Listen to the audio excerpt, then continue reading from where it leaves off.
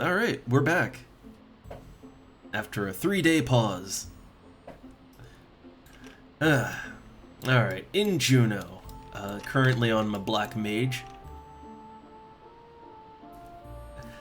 So I did some guild making over the weekend. Look at that. I'm not just hanging on 3 million anymore. 3,168,000. I didn't do as much guild making as I wanted to. But I fished like a champ for a while. I think I still have some things, like I think I maybe have 2 or 3 items in, like, just waiting to, it's either sold or it's waiting to sell. But got that going. Also, okay, plan for today. So I was thinking, I have more parts. Like, okay, I got my wizard boots, right? Which I might use them sometimes, but my human boots are a little better. Yeah, Saruta, like, it's, you gotta get lucky on the crescent fish. For the weekend I did Grimmonite, and there was only one time where the Grimmonite pool was a little too busy, and I couldn't get any. But for most of the weekend, like, yeah, I could just fish up as much Grimmonite and Bastor Bream and Norg shells, all that good stuff. And unfortunately, Norg shells have really devalued. They're under 6k now. For a while, Norg shells were like, they were right at 10k for a good amount of time. It was really worth it, but it's still, I mean, it's still worth it to fish up the damp scroll and the Norg shell. Like, the damp scroll is 3k, or that's what I sold it for, and then the Norg shell's almost 6k, so it's not bad. It's really not bad. It's still worth it, just not 10k worth it, right? But, okay, so I want to start my next artifact quest, or at least the coffer one, right? I want to start that one. The other quest, there's another one that starts in Windurst. That one does not require coffers, but it's a whole other thing. And so for the coffer quest, for that one, I don't think I need to be a black mage to open the first coffer, although honestly I would, just for caution's sake. And then for the other quest, you have to start it as a black mage because it's one of those rare times where the game requires you to use a ability. So my understanding is that you have to at some point use Mana Font, and that sort of triggers the quest to go forward. But once you do that, you can switch back to a different class to continue. That's my understanding. It's a little awkward. It's gonna be awkward, but I want to start up the quest here. I think it starts here. It's a Gooslem here, yeah. So I just want to get my quest started, but I don't think I'll do them just yet. I might hunt for coffers, or there's actually something else I have to hunt for. There's another thing. And let me just, I have some resources open. Let me just take a quick little look here and see if I need to go to a certain place. So, it looks like for my artifacts, so I'm gonna need to go to Garlage Citadel, which, oh, that's fun. I'm gonna need to go to Eldime, also fun. And then Davoy. Davoy, I think that one's fine. I don't think there's any weirdness with Davoy, but for both Garlage and Eldime, I'm probably gonna need help, right? Like I'm gonna need someone to open a door for me. Not great, but okay. What I was checking is I do not need Castle Astrosia for any of my artifacts as far as I can see. That's good. However, I need to go to Castle Astrosia anyway. Because I need spells. So right now, I'm level 52, right? At level 52, there's a spell that I could have that I don't have, and that would be Tornado. So Tornado is a spell that you get from Castle O, from the high-end Yagudo in there, which I'm not sure how deep I have to go exactly. Like, I'm not sure if I have to go past the password door or anything, but I know it's going to be deep in there. Yagudo prelates. So I need a scroll of Tornado, and also I need the high-end wind spells. And they don't cost, like, honestly, they don't cost as much as the high-end water spells. Like the spells you get off the Quadav, those go for over like well over 100k. What we're looking at for the wind spells is closer to like 60 to 70k, right? It's in the 60 to 70k range for all the spells, which is still very expensive, and I'd rather not pay it. But it's not 120k. It's not 200 or 300k. It's reasonable. I could pay it if I have to. I'd rather not, but I can. However, I would like to try and get the spells myself. I'd like to try. So I think that's what I'm gonna do today and see what luck I have. But I'm just gonna start up my artifacts. Just get them started. Alright, so if I talk to Gooslem, here we go. I was hired to craft armor for this shop, but all I ever do is watch over the inventory. I wanted to hone my skills repairing armor, but boy was I wrong. Armor is never repaired anymore. It's replaced! Yeah, there is no repair system in this game. Not so with the works of old. No, they were precious and were often kept for generations. Of those, the most famous were the Lost Hands of Borgerts. So I think I've already gotten the Lost Hands of Borgerts, but I guess I get to do it again. Alright, you've heard of Borgerts, haven't you? Yes, no. No, do you want to hear? No, thank you. I think I have to hear it. Okay, 30 years ago, the legendary craftsman Borgerts wrought gauntlets, one pair for each job. So great was his craft, they say he must have sold his spirit to fiends. His gauntlets were strong as steel, but light as a feather. But those masterpieces were lost in the Great War 20 years ago. There's Deadly Minnow. Of course, it's all hearsay. Much is told of Borgerts, but most of it's just legend. I once met a man who found a pair of Borgert's gauntlets. And where there's smoke, there's fire. The hands of Borgerts were lost in the war, but people say they now rest somewhere in a dungeon. Somewhere in a dungeon somewhere. Could have just not put that extra somewhere on there. Well, you can believe what you want, but don't go trumpeting to the customers. Now, I must get back to work. Back to work in the steel mill. Alright, that's about all I know. You can go search that dungeon for yourself if you've got nothing better to do. We artisans believe that artifacts like the Hands of Borgerts will still rest in dungeons across Vanadil. An adventurer like you should be able to find them. Alright, so we've done this quest before, but we get to do it again now as a black mage. So let me just check what the wiki says I definitely, like what do I definitely need to do. So I spoke to Gooslem.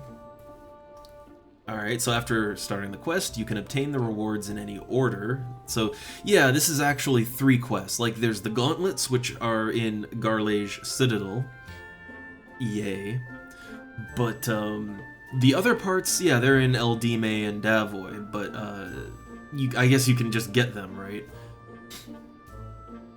So yeah, I need a Davoy key, an Eldime key, and... So Eldime, Davoy, and then, yeah, Garlage. So, I've gotten the Garlage key before. I've gotten all these keys before. So I can, if I can do it once, I can do it again. But real quick, hold up, my glasses somehow got fogged up. Let me fix that before I continue. But here's my plan, right? I want to go and get my spells, so I'm gonna switch to Beastmaster right? No matter what. But I'm thinking,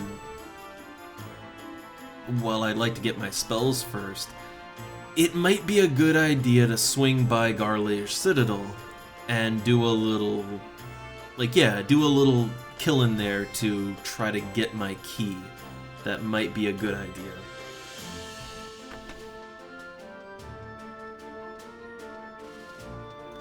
Alright, so yeah, I can do it in any order, but here's interesting thing. It says, so in the wiki it says you must have Black Mage as your main job when you open these coffers. And then it says, like, yeah, Eldime and Monastic Cavern. So apparently I don't have to be a Black Mage to open the one in Garlage, but I do have to be a Black Mage for the other two, for the optional ones, I guess.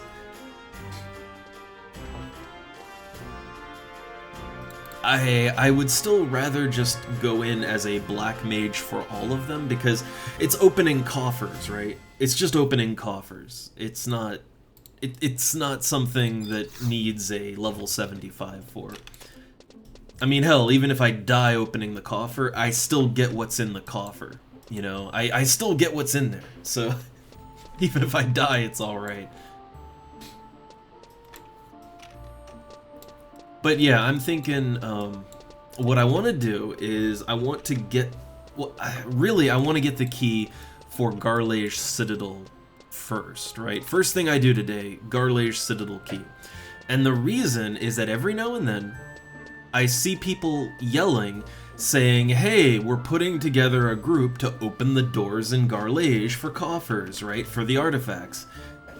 Looking for people, you know, 2 out of 4, right? And I see people advertising for that. And that's the time to strike, but if you don't have the key ready, then you're not ready for that. So I'm thinking, get the key, have it ready, and then yeah, if I get a, like, if I see people doing the door, then I have a chance to get in on that. Or I could start my own, right? But either way, I need the coffer key no matter what. So I'm going from a Garlage key first, get that, just have it ready, tucked aside, you know, and then I'm gonna go farm spells, if I can. And the thing is, the armor, so right now I have my first 2 artifact pieces, right? I have the weapon and the boots. The boots are level 52. So the way this goes is that the artifact gear, like, each piece is incrementally 2 levels higher than the last piece, more or less, as an average. So there's not really much point in me doing the artifact quests right now. I can't even wear it, right? Like, I can't even wear any of the other pieces, so there's no reason for me to do that yet. I should be ready for it, but I don't have to do it. More important is to get my Scroll of Tornado, to get my spells, right? That's the more important thing. And also, since my next ancient magic that I can use right now is Tornado, I guess that means I should have a Wind Staff, right? And that's actually the one, like, that's the one, right? That is the one staff that I feel like I should have in addition to Ice, because, see, the Ice Staff is nice, it boosts your elemental magic skill, right? Great, thumbs up.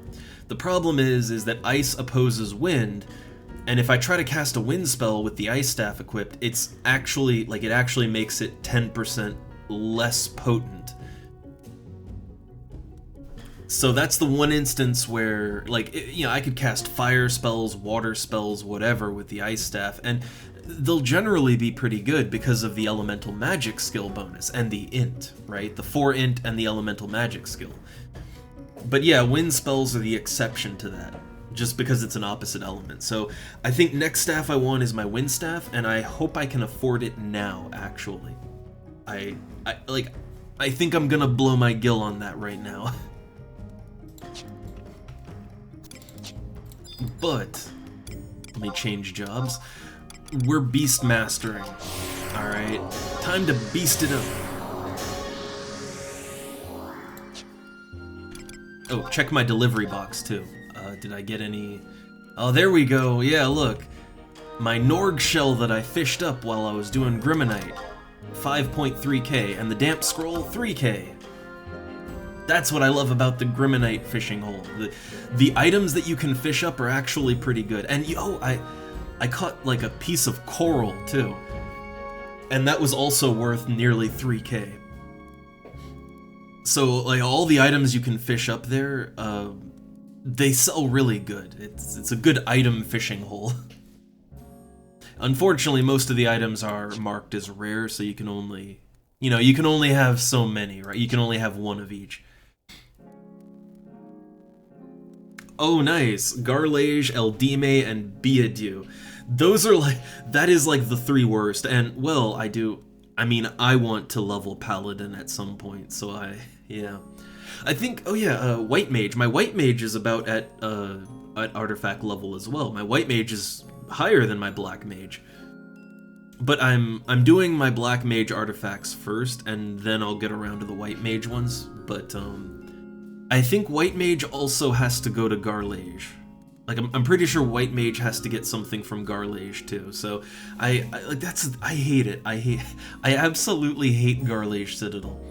I hate the door thing, right? I absolutely hate that you have to have, like, 4 people to open doors. It's the worst. But that said, yeah, I'm gonna have to go to Garlage a lot. I mean, I don't have to. The funny thing is, the artifact gear...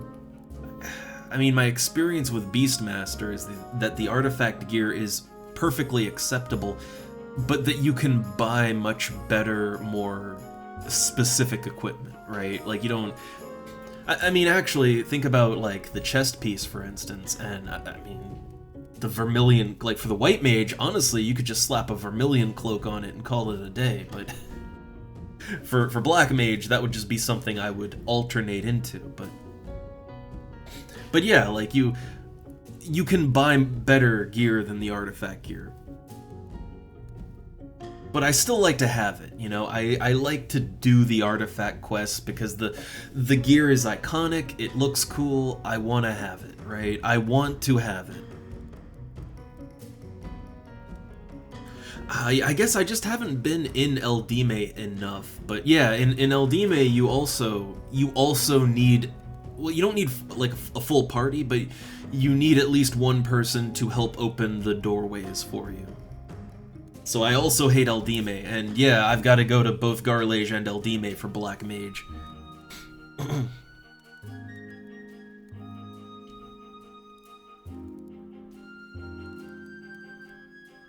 Yeah, I kinda... like...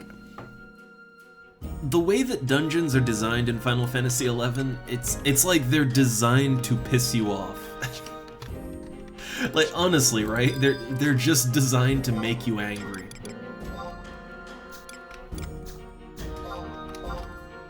Alright, so I got my Prism Powder, my Silent Oil. I'm gonna deposit some things here that I don't need in the moment. Got 2 inventory slots. Could deposit the pineapple juice here for right now. Thought I had more carrot broth than that. Like, I thought I crafted a bunch of yeah, like I crafted a ton of not pineapple, a ton of, yeah, carrots. Here we go. I got I have many excess F carrot broths. That's good. They were getting a little expensive on the auction house, so I just bought a bunch of carrots and I crafted my own, because I just have water clusters, so yeah, it's damn near free for me to craft them. Alright, so I got rabbits. I mean, I like the tiger pets, honestly, but I think the rabbit is probably best for, you know, if AoE happens, it's probably best to deal with that. Okay, and then I want to deposit all my pineapples. Not gonna be using them just yet. Alright, so I got pet jugs, I got pet food, I got me food. Looks good. All looks good. I got stealth items because I'm gonna need it. Alright. Okay, I can go in with this. This is good. Change to my my treasure hunting outfit. The classic.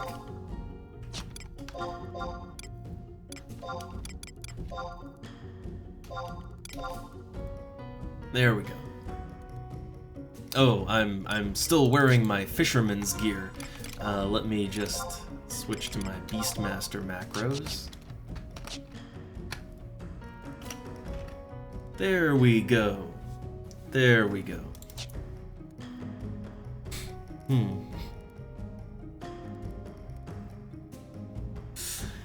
I mean, if you want to start on crafting and cooking is cheaper, this is true, and 200k could take you quite a ways in there, but I guess it's kinda, you know, do you wanna... Like, hey, as a mage, being able to make your own pineapple juice is pretty sweet. It'll really improve your quality of life. At the same time, I mean, do you have spells you're gonna need soon? Do you have equipment you're gonna need soon? You might want to hold on to that 200k. Like, crafting is entirely optional. It's not something you ever need.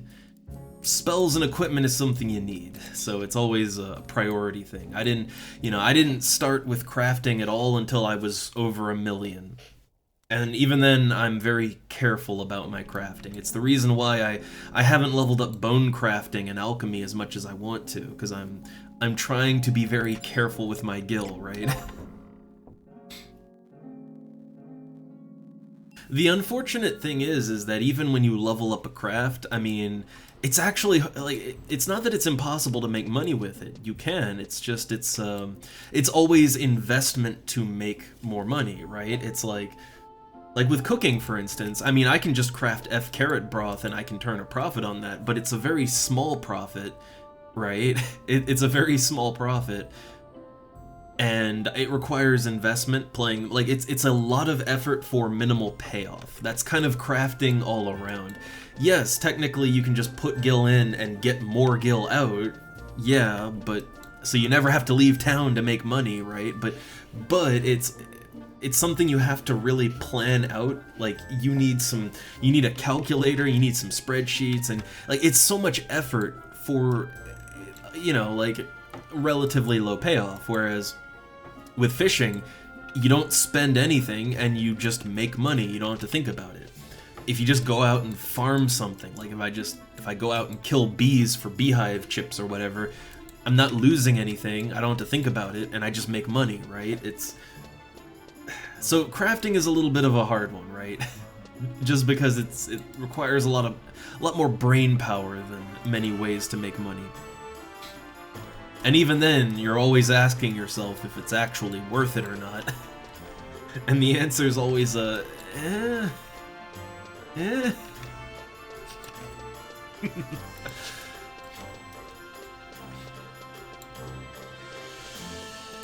Alright, so since I'm, after I get my Garlage key, I want to at least attempt to farm up my wind, my wind spells, right?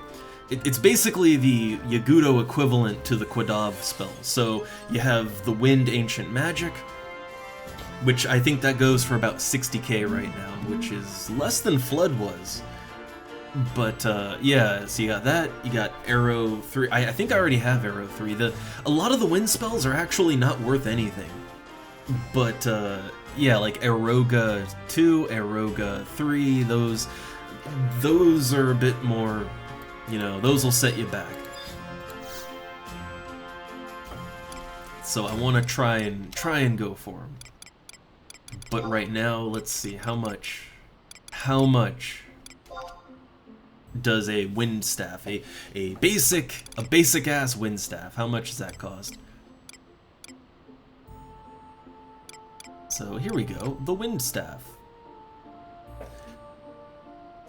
It gives you 10 evasion. That's nifty, I guess. That's nifty. So, okay, how much is it?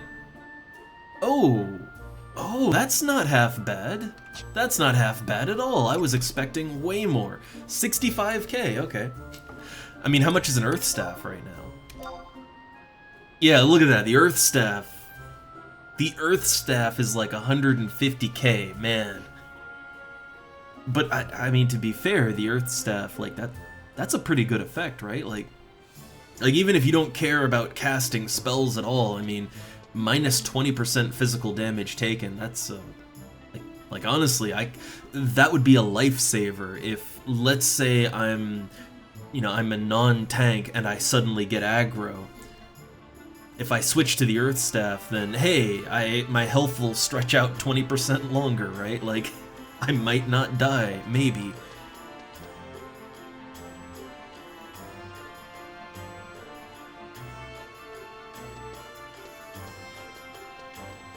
True, yeah, elegy for bards, right.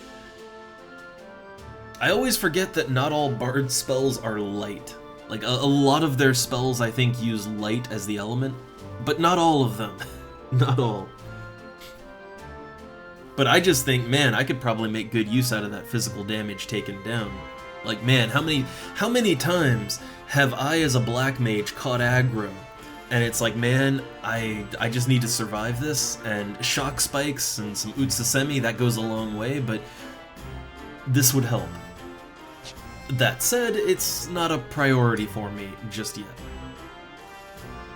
Also, yeah, look, the difference, even though the actual effective difference is moderate, like, look at that. For the HQ version, it's over 1 million. And that's why I'm not getting HQ staffs for a good long time. How much is the water? Oh, interesting. The water staff. Now I kind of wonder about this. Which one would be more effective? So the water staff gives 4 mind and 10 divine magic skill. What I'm thinking is, would it be more effective to, as a white mage, to use a water staff when I cast a spell like Banish or Holy? Would it be more effective to do that, or would it be more effective to use a light staff? Because Banish and Holy are light element, right? So a light staff would give 10% more potency, like more damage, and I think it helps with the spell's landing too. But I mean, would yeah, like the divine magic skill, would that? I don't know if that would even out. See, that's something I always wonder about, right? Is, yeah, like, does it just even out and it doesn't really matter, or I feel like the light staff potency. But this is also, I think this is also a really good example where the game is maybe, this is one of those things that I think Horizon could really work on, and it's that some of the itemization in this game makes absolutely no sense. Like, yeah, why would you put divine magic skill on the water staff, right? Wouldn't it make more sense? Like, what does the light staff have? Like, look, the light staff has this weird mishmash of stats that it doesn't even need. The cure potency, I understand that, but it's like, okay. Well, like, thematically it makes sense, right? Thematically it makes sense that cure potency is on the light staff. But other than that, like, do cure spells get anything out of the light staff? I'm not sure. I don't think so. So wouldn't it make more sense to just swap the two things around? Like put the cure potency on the water staff and then move the divine skill, move that over to the light staff, right? Like, wouldn't that make more sense? And it would, like, then you would actually have a pretty good white mage weapon, actually.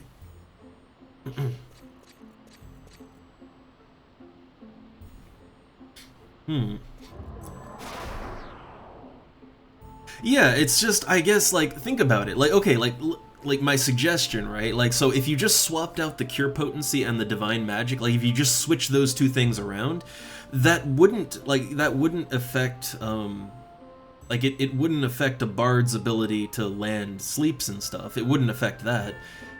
And it wouldn't really, like, it wouldn't make White Mage worse, because it would just mean that a White Mage would want to switch out to the Water Staff for curing instead of the Light Staff, and then use the Light Staff as sort of a, you know, that's if you want to go White Mage nuke mode, right? Like, it would work better, right? It would make more sense, I think. I mean, look, Horizon, like with the artifact armor and stuff, they're already swapping out some stats to make equipment make more sense. So if they're already doing that, I kind of feel like there's a lot of places you could tighten up the itemization a little bit, and it would work out better. Like, as long as it wouldn't negatively affect anything, then I feel like shifting some stats around would be a good idea. But how much is the water? Oh man, look at that. The water staff is like 200k. Man. Why it's so expensive? Okay. Well, I guess for right now, I'll get the wind staff. The wind staff doesn't cost too much. So it's about 65k, about that. Maybe a little higher.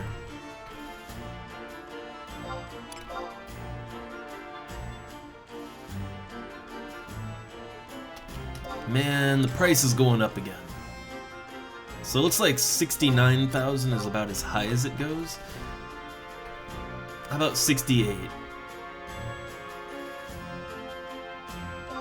I'm trying to spend as little as I have to. Man, okay, so I might not get away with going under 70k. We'll see. I think it's being pushed up to 70 again. Damn.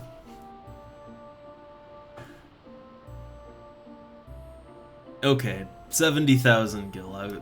It's 5k more than I wanted to pay, but all right, it's fine. It's fine. Okay, I got a wind staff. And I'm still 100k over 3 million. But you can see how quickly that gil goes, right? I still don't understand why a water staff is like 200k. I don't really get that.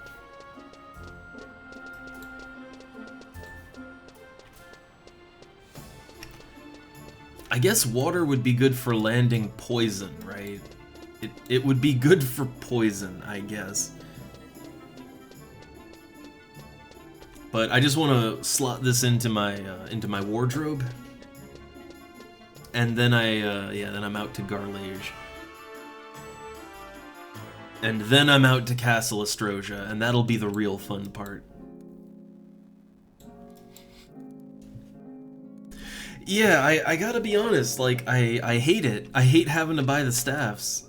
I mean, look, I'm playing my Black Mage even with just all my Black Mage needs is a Dark Staff and an Ice Staff, technically, but I'm trying to slowly flesh out my staff collection, you know? I guess the good thing is, those staffs are gonna get a lot of play, right? Like, those staffs get used in certain situations by most classes in the game at some point for some reason. So once I get a full collection of staffs, and yeah, I know there's the HQ ones, but really I'm good to just get the basic ones, alright? I'm good enough for that. I might go higher on some of the staffs, but not for a long time.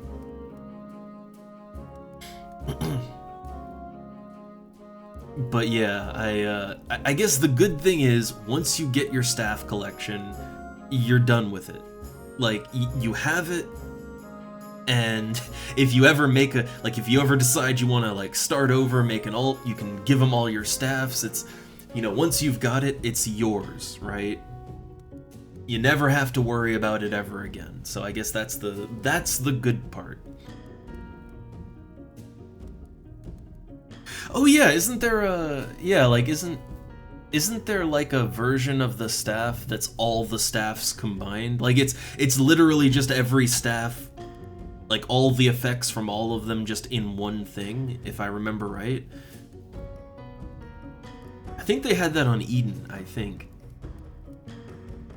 But I guess when that comes out, like, well, I guess when that's out, then that's all you need, right? Like, there wouldn't really be any reason to go back to individual staffs anymore.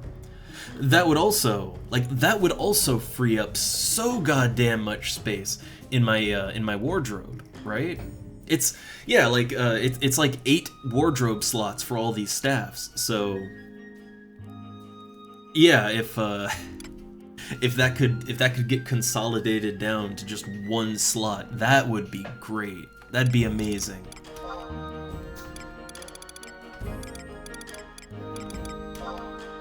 But I guess when that happens, right? Like when it happens, I guess it's just a matter of, well, time to quickly sell all of my staffs off, right? Sell all my old staffs off and put the money towards the, you know, the one good one, right?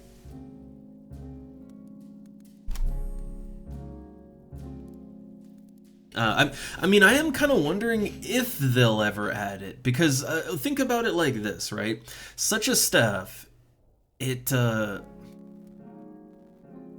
really does invalidate the gameplay of having to choose which staff you're gonna use and then, you know, swap around, and like it kind of negates a lot of gameplay. It negates some economics. It obsoletes a lot of it, really. So yeah, I am wondering if they'll add it, because I feel like it could have, and it did have, a bit of a negative impact on some things. Again, it'd be great for me because, well, I can save inventory space and I wouldn't have to swap out, you know, not as many equipment swap macros, right? It'd be great for me, but I don't know, it might not be the best for the game. Not sure.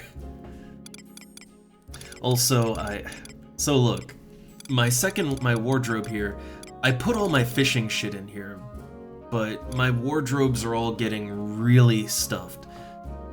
So I am really considering to just pull out, like, okay, the fishing gear, the basic, like the armor, the fishing armor, that can stay, because I use it when I'm playing super low level jobs, right? Like if I'm level synced under level 20, I just wear fishing gear and it works. But so I'd keep that in my wardrobe, but like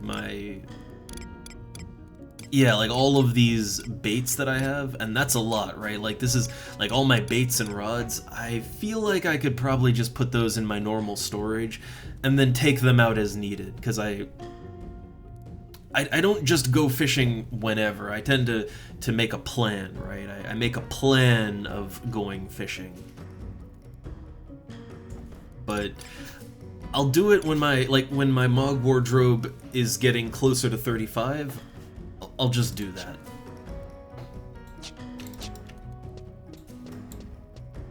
Alright, but for now, I'm 1 staff richer. Unfortunately, the staffs that I have yet to get, they're all kinda... They're the more expensive ones. Like, the staffs that I still need. Which, let me take a look. So right now, I've got... How many staffs do I have right now?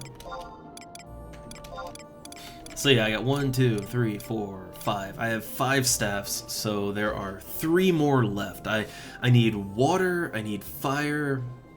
trying to think. Water, fire, and... what else am I... Earth, right. So I need water, fire, earth, and I think that'll cover it, right? That'll be all the elements. The problem is, yeah, those are kind of the expensive ones. Those are the ones that cost like 150k to over 200k. So the last 3 are the worst 3. Not looking forward to it, but We'll get him eventually. Alright, so I don't need to go to an outpost goblin. If we're going to Garlage Citadel, that it exits out through Port Juno, right? So I'm not gonna do the gates. I'm not doing that. But I'm gonna get my key and have it ready, and then I'll go and get my armor whenever I can.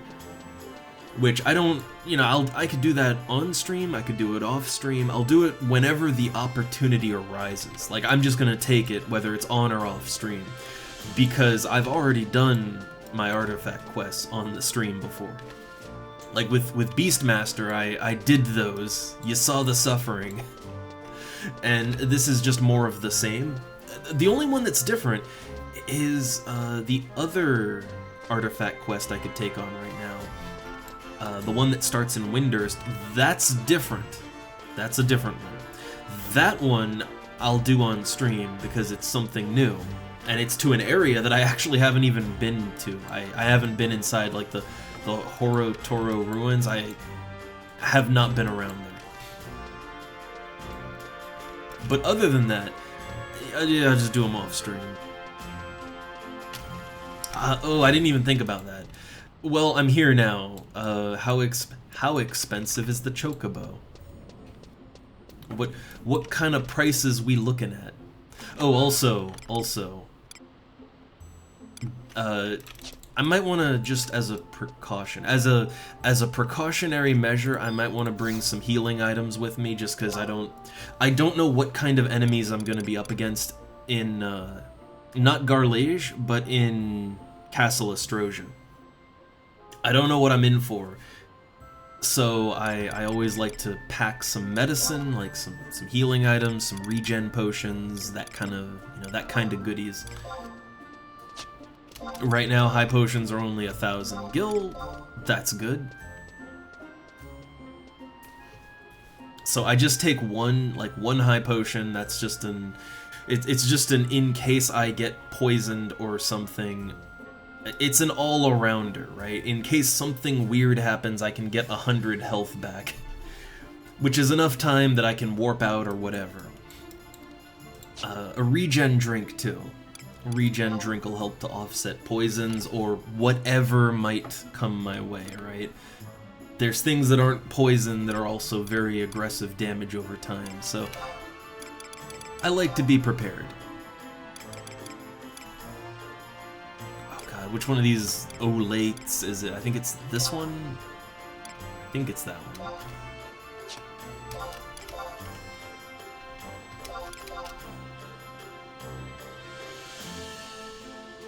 Alright, so just some very basic items, just as a precaution. Alright, how much is the chicken here? 855. Well, it's not 1,000, so that's something.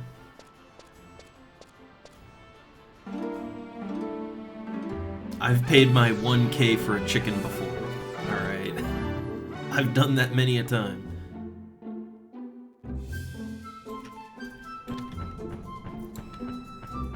I'm still over 100K into the, yeah. I've got almost 4K before I fall back into the danger zone. But I'm sure I'm gonna be buying a couple more spells. I'm sure that when I go for another staff, it's gonna drop. It's fine. Oh yeah, when it comes to the crags, nah, I fully expect a 1K, right? I just expect that. Also, since this is where you'll really see it, there we go, up that draw distance.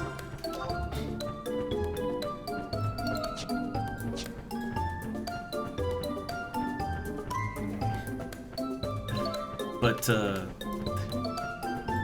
yeah, man, goddamn staffs. And spells. I'm tempted. The thing is, I hate Castle Astrosia, right? I hate that place. And I'm really, really tempted to just buy the wind spells, since they're not as bad as the water ones. Like, the The water Black Mage spells, yeah, they go well over 100k for multiples of them, but... So I definitely wanted to farm Quadovs for that. However, the Yagudo ones, they kind of cap out around 70k. They don't... Like, nothing borders into 100k, not even close. For me, I would think that the Yagudo farmed spells would be worse, but I guess... I mean, I think people farm Yagudo for other reasons, too, so maybe they just have the spells, right? It could be that, I guess.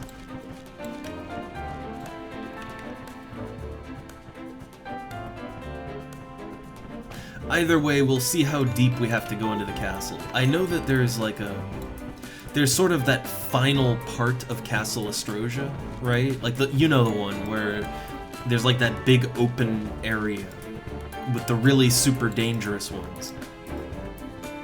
I'm hoping I don't have to go that deep, because if I have to go that deep, that means I have to go to the password thing, right? Like that means I have to go through the password trapdoor. And man, I am really not down for brute forcing my way through 3 layers of password protection. I'm not I am not down for that right now. Like that, if I have to do that, then it's like, fuck it, take my 60k, right? I'll just buy Tornado. But if the prelates are, like, if they're before that area, then that's okay.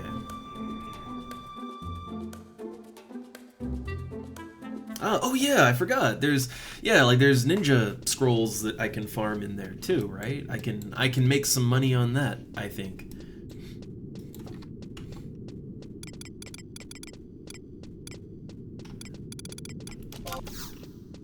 Let's call a beast.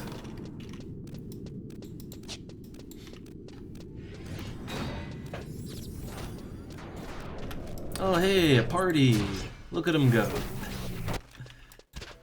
Alright, so I'm trying to remember where, so, okay, to get to the mobs for coffer keys, I think it's just a matter of dropping down into the basement, and there's like in sort of the south section of that, I think there's enemies that drop keys, right?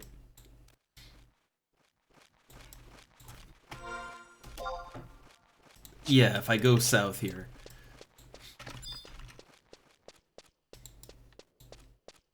I'm not sure if the beetles will want to fight me at 75.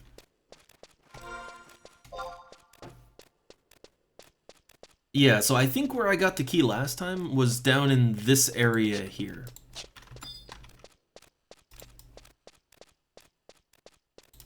Alright, looks like the beetles don't aggro me. Oh, I think these enemies do virus, don't they? Or the evil weapons don't, but there's another type of enemy in here that does virus. Totally does virus. So yeah, I think the vault weapons and the over weapons, I think these are the coffer key mobs. It's been a little while since I did this, so let me just check real quick. Like let me just double check that. Yeah, overweapon, vault weapon, tainted flesh. So those are all in this little section, I think, and they all have a very low chance to drop the key, but that's okay. Get in there. I'm gonna eat my myth kebab.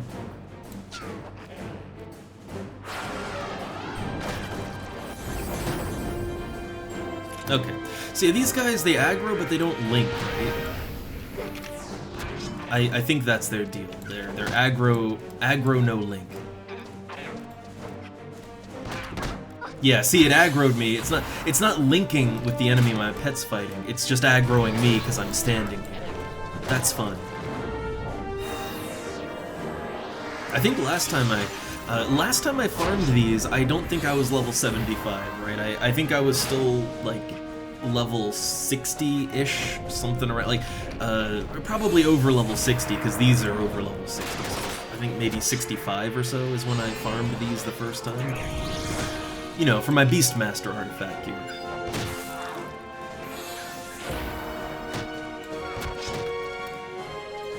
So it should be much easier this time around. Much easier.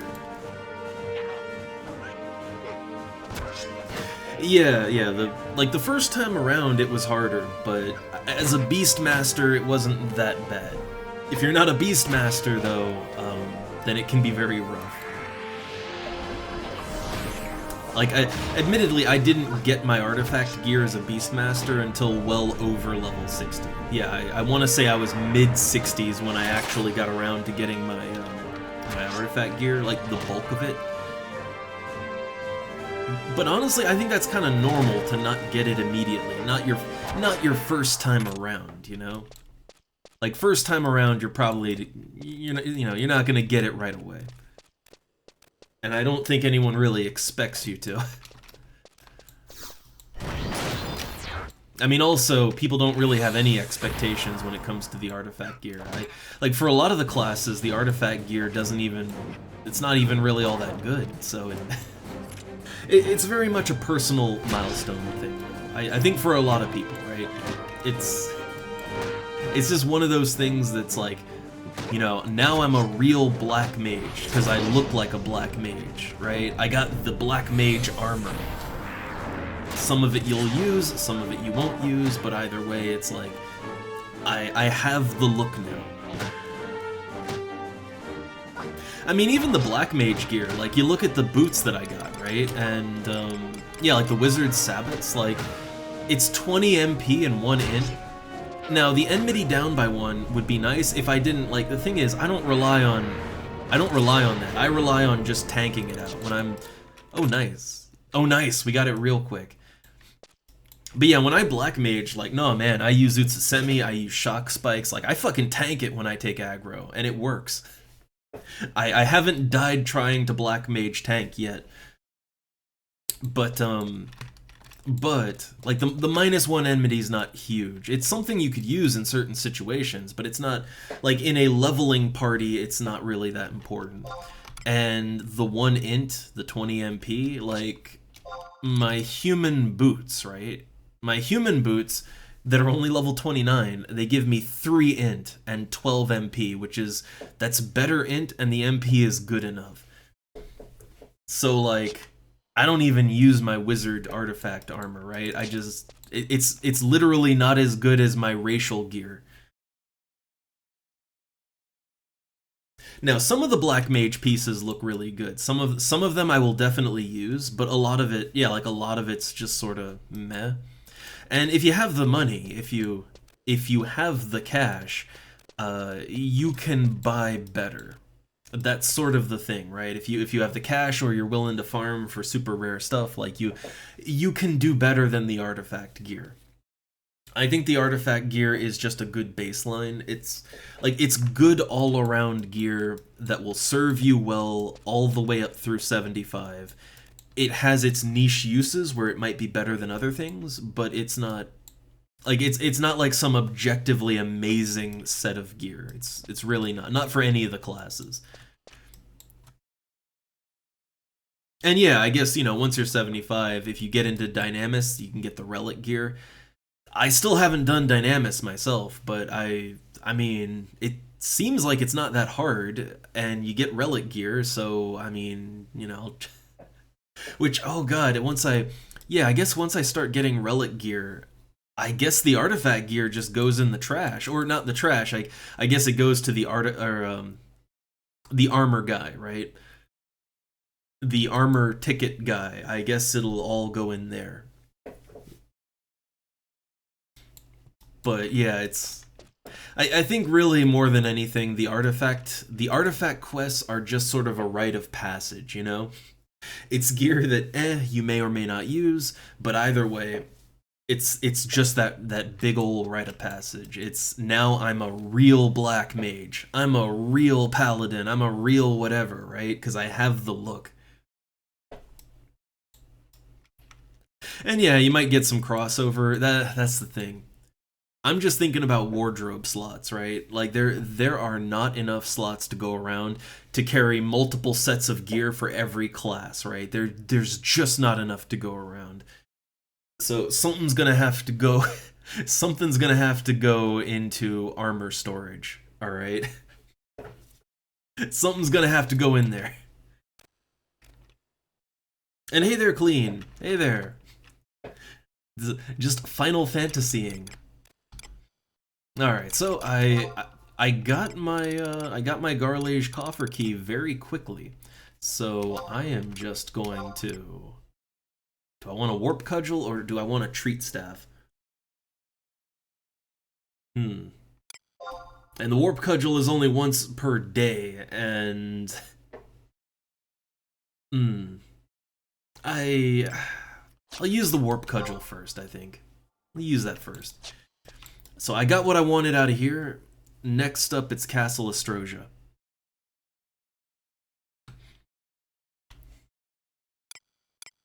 Alright, so just waiting on the timer for my warp cudgel. Honestly, I thought it was going to take a lot longer to get the Garlage coffer key. When I did this the first time, it took me a whole hell of a lot longer to get my key. And not because not just because I killed them slower, but it took me like dozens of kills to get the coffer key. So I got lucky on that. Let's hope I get so lucky farming my wind scrolls, right? Let's hope I get a, let's hope I get a tornado and an Eroga 3 drop in the first 10 minutes, right?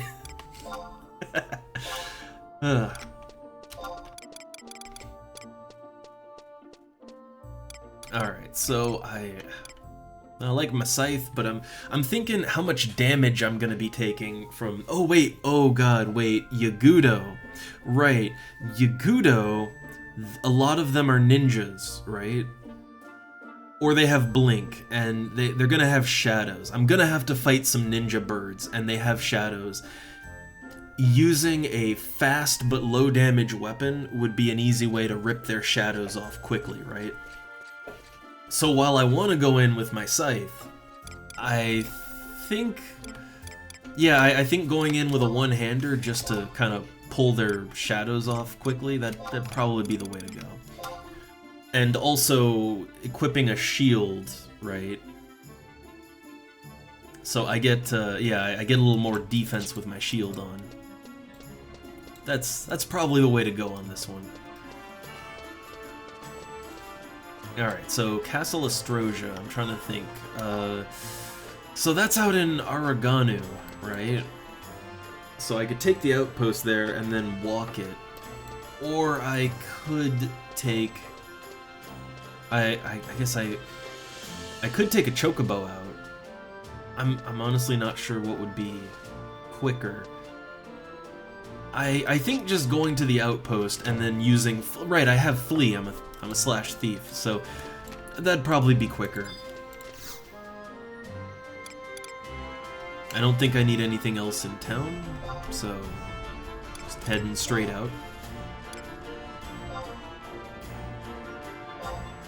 Yeah, so that coffer key, that was nice and smooth, right? Now, yeah, I still need coffer keys for Eldime, for Davoy, but I figure I can get those kind of whenever. The reason I wanted the Garlage key is just because I see people advertising for it to go through the gates. If I see someone doing that, I can join in, and I'll have my coffer key ready, so, there's that.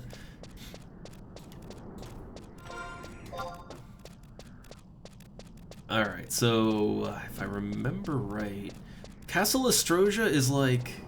It's at the end of the spine here, if I recall. I might be wrong about that, but I think it's like at the end of the big spine thing, I think. I really don't go to Castle Astrosia whenever I can help it. I went there for... I went there for the... It was part of like the... Was it rank 4 or... The Magicite mission, right? I went there for the Magicite mission. I went there for Limit Break 3. And then I just stayed as far the fuck away from it as I could, right? I just stay as far the hell away from Castle Astrosia as I possibly can. I'm not a fan of that area.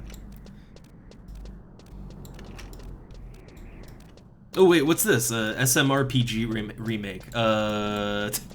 Acronyms. I'm really bad at acronyms. I'm really bad at kind of filling the blanks in. But clearly I haven't heard of this.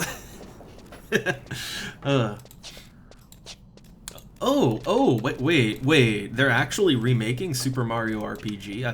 I thought there was like some kind of legal issues, or I thought there was some reason that it would never happen ever. But if they're actually like remaking it and it's like actually good, like I don't mean none of that lazy shit, right? No lazy shit, and no let's cater to a modern audience and completely forsake the people that actually like the thing. As long as they're not pulling that shit, I'd be down. I would in fact be down for that.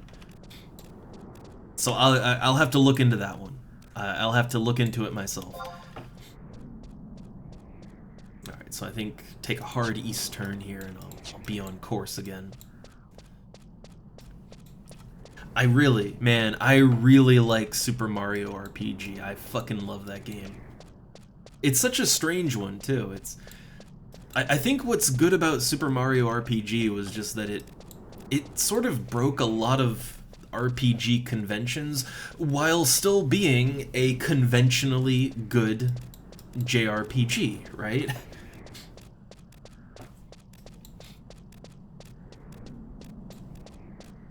Ah, okay. I mean, the attack timings, I will admit, like, with the attack timings, it was very difficult for some things, right? Not for all of them, but for some attacks, it was really hard to tell when you're supposed to hit the button to, you know, to do your critical damage, right? It was really hard to tell for some things, so I would appreciate that. And the spells too, right? I remember spells in that game also had a timer, and like for some of them I just could not understand when you were supposed to hit the button. Yeah, so like I would very much appreciate some help with that. That's one of those modern inclusions I can get behind, right? And I don't think that really hurts anything either. All right, here we go. I see Castle O in the distance. So I'm on the right path.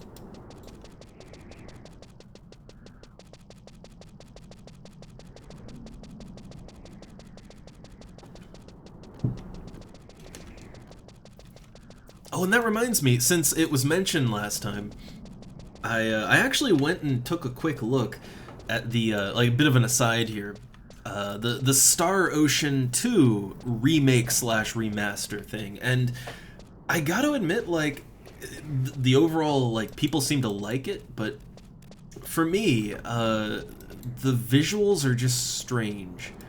Like, from what I can tell, looking at, like, the video and screenshots of it, it has these masterfully modern 3D environments, right? And then you have, like, very pixelated 2D characters to move around in it. And I know that the original Star Ocean 2, I believe it had 3D environments and then 2D characters, right? But I think it worked with that. Again, Star Ocean 2 is not my favorite by any means. I like 3 better. But 2, like, from what I played of it, and I still need to play the whole thing, it works a little better there because you've got, like, chunky pixels and chunky 3D, and when you mix the two together, it works. But if you have, like, crisp, clean, modern, sleek 3D graphics for the environment, and then you have the chunky pixels running around that, it feels strange to me. Oh, I thought there were at least some sections of Star Ocean 2 that were 3D. Like, I thought at least some sections of it were actual 3D, but maybe I'm remembering wrong. I mean, they were 3D renders. Like, that was used a lot in the PlayStation 1, but yeah. Yeah, the overworld. And I remember that looked okay. That looked fine. You know, it's like I've seen this style done and done well. I mean, think about Daggerfall, right? Like Daggerfall uses 3D environments, and hell, if you play with Unity, it actually kind of looks weird, but that's why there's texture packs now. But you get what I mean. Chunky pixels and chunky 3D, they tend to work well together, but when you take pixels and then you put them in a really crisp, clean, like, you know, HD yeah, very well rendered 3D modern environment, it looks strange. It looks really off. Like, that's a problem you see with Daggerfall Unity even. And people actually made like texture packs to kind of try to make the two things merge a little better, but to mixed results. I mean, I'm sure that if I play it if I played it long enough, I'm sure I'd just get used to it, but it's one of those things where I'm a really visually oriented person, and like, just looking at it, it's like it makes my head hurt, right? It's too much of a clash of styles, but I could get used to it, I suppose. The thing is, I don't know, I wouldn't really buy it just because I own Star Ocean 2 on PlayStation 1. I have the discs, pristine condition, and I can just play them, right? So I don't really feel compelled to buy a remake just because cool idea, but I have the game already, you know? I think remakes are really good for people who missed out on the original release. And, you know, for stuff like that, it's like you either have to go through the effort of emulating it and, you know, playing it through your PC, or spend a lot of money to, you know, to get an old console and everything you need to play, right? So I do think remakes and all, I think they do serve that purpose of getting people who missed the boat in, but I don't think I need this one. There's some remakes I totally want. Hey, I want that Dead Space remake, right? Because that looks pretty awesome. But other games I don't really feel compelled to do that.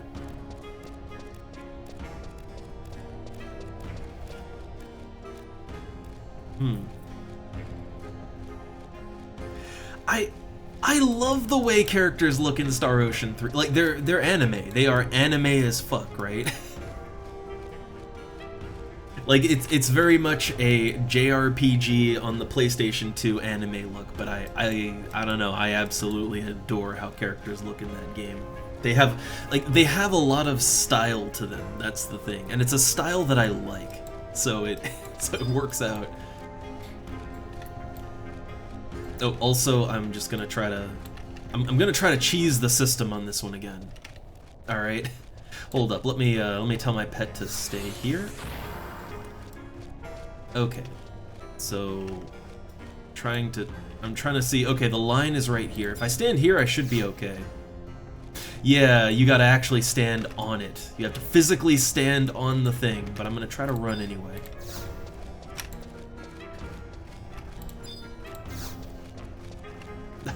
I've cheesed this before. I can do it. I can do this. I know I can do this. I can pull it off. I know I can do it. I can fucking do it. They really don't want me to do it, though. They really... I think I have to stand maybe in the middle, right? I swear I've cheesed this before. I swear. I swear to you I've done it. Okay, there we go. Turns out that was actually the right lever this time. But yeah, I don't know, like, I guess I'm a little biased on it, but for me, Star Ocean 3 is a damn near perfect game, alright? Damn near. I hate the twist at the end, but I've come to accept it. But for me, like, Star Ocean 3 is just such a perfect experience. I love playing through it every now and then. It's just... I love it. I guess that's the thing about style, right? When it comes to stylistic choices, yeah, it's one of those things where you either love or hate a style. Kind of like how I can't I cannot stand World of Warcraft style, right? Like, everything about the characters just, I don't like how it looks, but yeah, there's other people who swear by it, and they just love it, and it's super nostalgic to them, and yeah, I get it, right? Everyone has their own standards and tolerances when it comes to style. To me, I don't know, I think games do better when they have some kind of visual styling to them that isn't just like, this is just realistic modern graphics, right? If you think about the games throughout time, right, old and new, that have been released that have just, this is modern game with modern graphics, and that's it, and yeah, like, they don't tend to stand out very well, you know?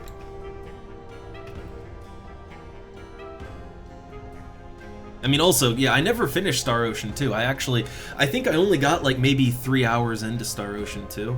I really need to go back to it. But see, that's the thing, I have the original game and everything, so I mean, I might as well just continue playing it, right? Alright, so I'm trying to think which way I need to go. I know that you can go this way, and there's things there. I think this way works too, right? I mean, it's okay if I dead end. I can, you know, I'm level 75. I can get around the easy parts of the castle nice and quick.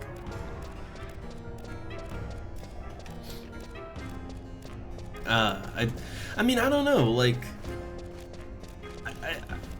I can't really remember much about Star Ocean 2's basic combat, but I mean, I played Star Ocean 1, and I didn't even play, like, I know that they made like an official sort of remaster remake of Star Ocean 1. I didn't play that. I played the Super Nintendo version with a fan translation patch, right? That's how I played Star Ocean 1. And honestly, despite all that, I really liked it. Like, I thought it had good smooth combat, good story, like, it was good. And I played a jank-ass version of it, right? But it was fun.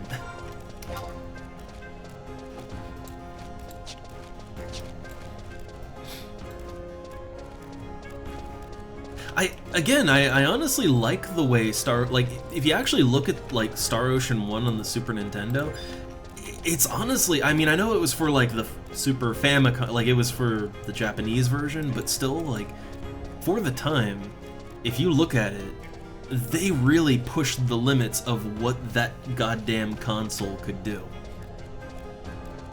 To me, it looks beautiful, right? As it is originally, it looks just great. And no nostalgia there, right? No nostalgia for it. It's just, it looks great. Very good pixel art. And the combat is very fluid, too. So I don't know, maybe I have more of a tolerance for that kind of thing, but either way, my general thought about a game is that I like to play a game in its original, like the way it was originally intended. I like to play it like that in its purest form as possible. And I like to play it and play it through, if I like it, right? I like to see if a game is actually just good on its own without being kind of, you know, without being all fancied up. I like to see if it's good on its own. Okay, that's not gonna aggro. But once I do a good run through, then I attach the bells and whistles, right?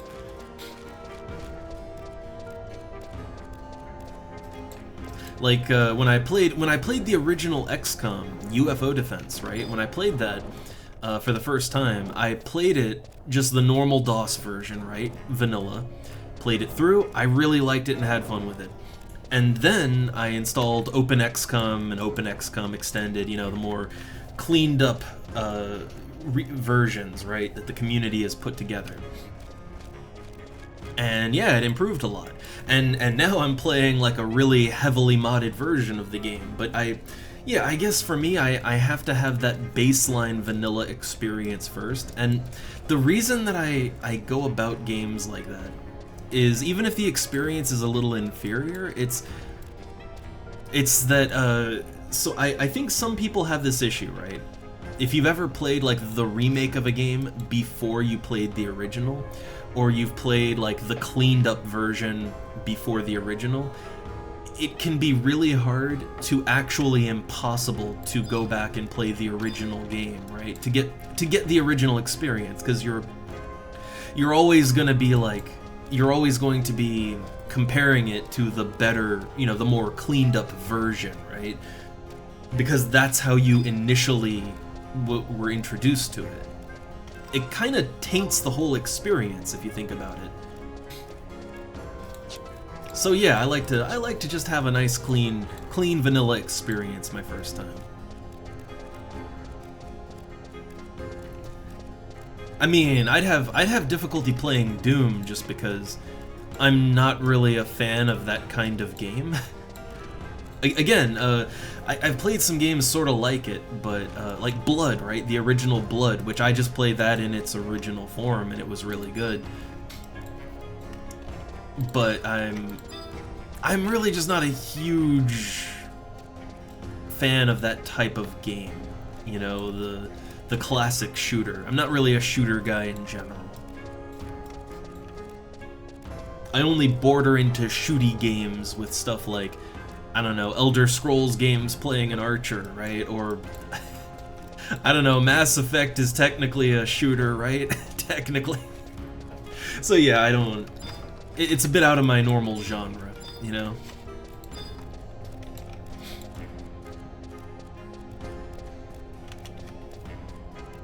So I think really that's my bigger problem, is that it's just not, it's not my kind of game, not my genre. Like, and it's not a, you know, not old or modern, it's just I'm not a huge fan of the genre overall.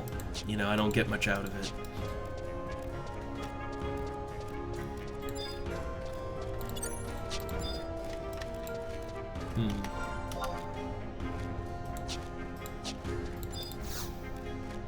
Oh, it's locked. Right, you gotta use the torch stand. I'm not sure I'm going the right way, or that the enemies I need are gonna be here, but I'm trying, right? Like, let's... I know there's 2 ways into this castle, right? There's 2 ways, and this is one way I know.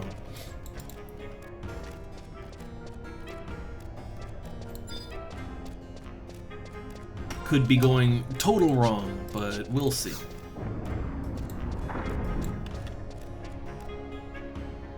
So where does this put me? The altar room. Oh, I'm getting a cutscene here. Was I on a quest for this place? I don't remember being on a quest for this place. It's Hook Knocks. Well, apparently I've just stumbled onto some plot. Huh. Alright, Hook Knocks. I can't believe this happened. If anybody were to find out, poor Hook Knocks would never be able to show her pretty gobby face in public again. Adventurer, how long have you been standing there? You heard nothing, right? You hear something. Hook Knocks, cut out your tongue and feed it to Pet Coeurl, Miffy. Just kidding. Coeurl's name is Brutus, not Miffy. Just kidding. Hook Knocks won't hurt you. I'm Adventurer, just like you, only a lot cuter. You can call me Knox if Hook Knocks is too hard to pronounce with that funny shaped mouth of yours. Oh hey, we found Knox. Alright, what is Hook Knocks doing here? Well, I guess I can tell you. Just last week, yours truly got her hands on some juicy info about huge shipment of riches sent to head honcho of this place from some bigwig in East. Hey, we've all heard stories of Eastern Empire's solid jade futons, ruby chandeliers, and gold-laden chamber pots, and I'd bet my baby Brutus's collar that this Yagudo's treasure is just as tasty. Ah, I didn't know. I didn't know there was like a naming convention to that. I mean, I never really thought about goblins as being male or female, but I guess they reproduce, right? So, all right. Let's see. So I rushed down to local auction house and bought all the Agudo feathers on sale. Then I use old Muckvix's world-famous super adhesive animal glue, now safe for children, to stick all feathers to Hooknox's pretty figure. I looked just like one of those overgrown crows. Or is that undergrown chocobo? Anyway, Hooknox made it in here, no sweat, but once I got in, that's when I started to sweat, and that's when Yagudo Disguise started getting all itchy and scratchy. Hooknox couldn't take it anymore, so I ripped off feathers, and then that's when Adventurer walked in. So what do you say? Feel like teaming up with a cute Gobby on quest for fame and riches? But you don't feel good about stealing from Crazy Yagudo? But just think of consequences. If Yagudo sell treasure, they get gil to buy sharp knives and pointy swords. Then they take knives and swords and use them to poke out your eyes while you sleep. I don't know what I've stumbled into, but sure, okay, I'm in.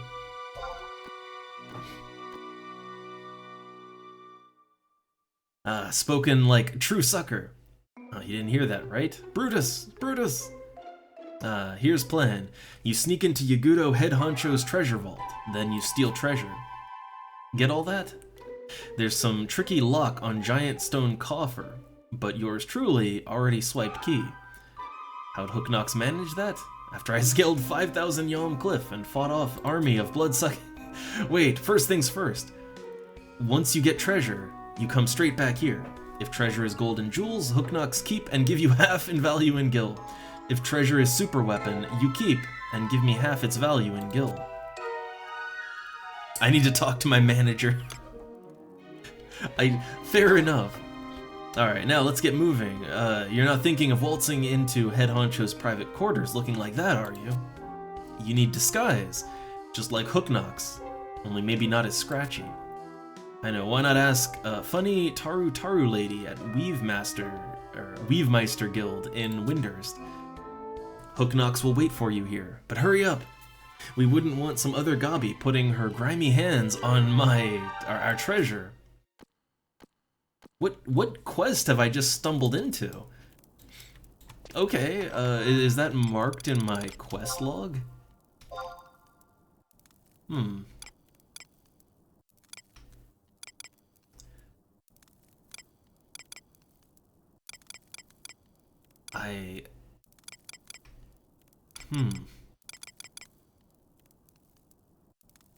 Yeah, I don't know. Well, apparently that happened.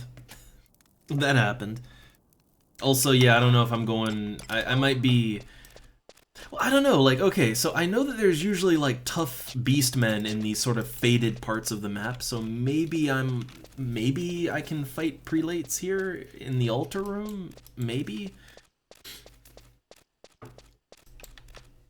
We'll see.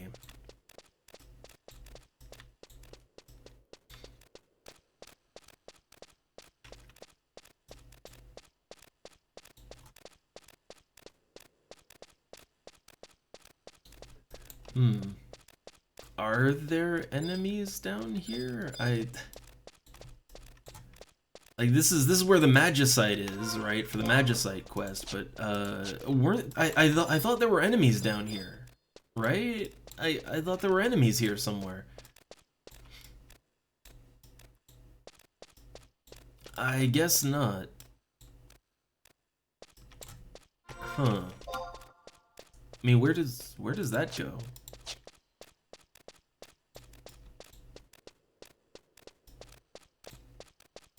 I'm honestly just sort of curious now to see where this goes to. Does it exit, like, does this just exit back out to like outside of Castle Astrosia? If so, it might be... Yeah, there's a big drop off here.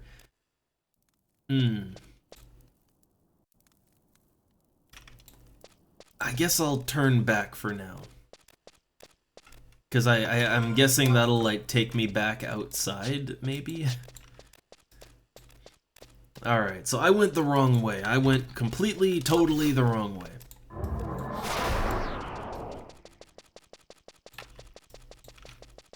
Alright, well...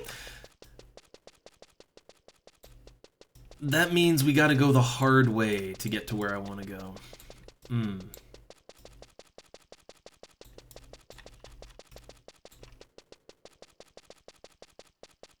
I was hoping we wouldn't have to go the hard way, but I guess that's where the hard Yagudo are, right? Well, alright. But also, yeah, you know, I will say, to kind of go back, wind back a little bit, I've been pretty hard on, like, FF11 myself lately. Been getting into it, and I mean, I like it. It's a fun game, but, I mean, there's even just other MMOs I'd like to play, but also, I mean, there's other games I would like to play. For the stream, I kinda...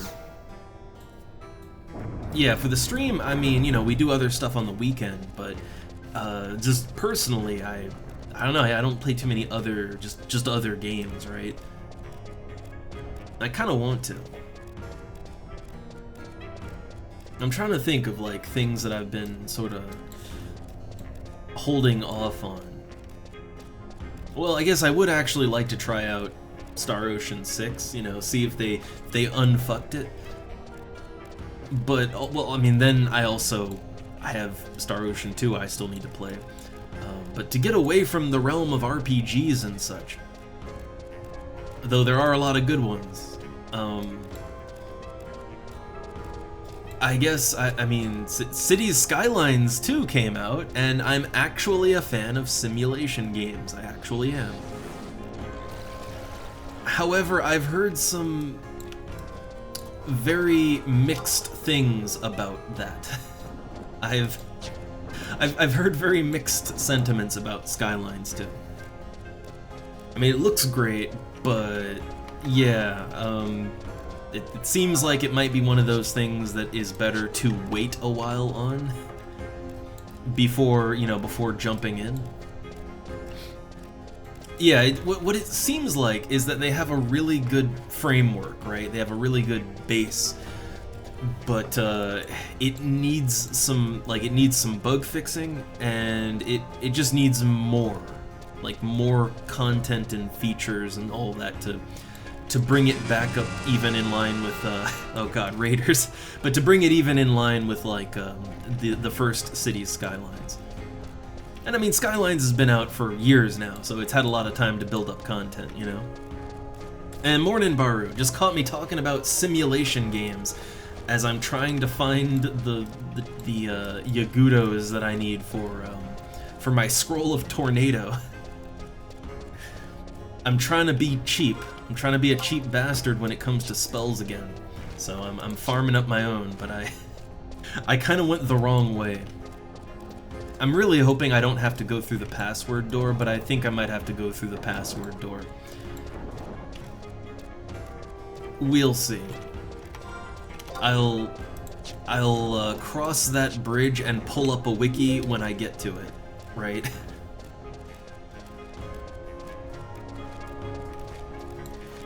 But yeah, since we got some time to kill as I make my way back, right? So I think I've gotta... let's see, which way am I going here? Right, gotta go back here and then work my way back around to the other section. While I'm doing that... and thanks! While I'm doing that, we just kind of got into a bit of a discussion about, like, yeah, City Skylines, and I guess simulation games as a whole, but... yeah, I'll give Skylines 2 a year. By that point, the bugs should be smoothed out.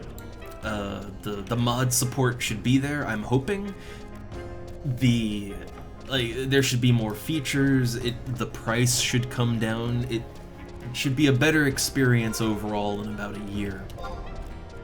So I'll just wait on that. In the meantime, the original game is still really good. Very solid. Oh, beer mug cat. That I like that one, and the emotes. All right, so if I remember right, I think where I need to go is that door right there. Like, that's a start, right? Got to work my way there. So I gotta get to that door on the far side, I think, and then that goes through there. Yeah, the enemies are all still weak to me, so I don't have to worry about aggro until we get to the real hard shit, I think.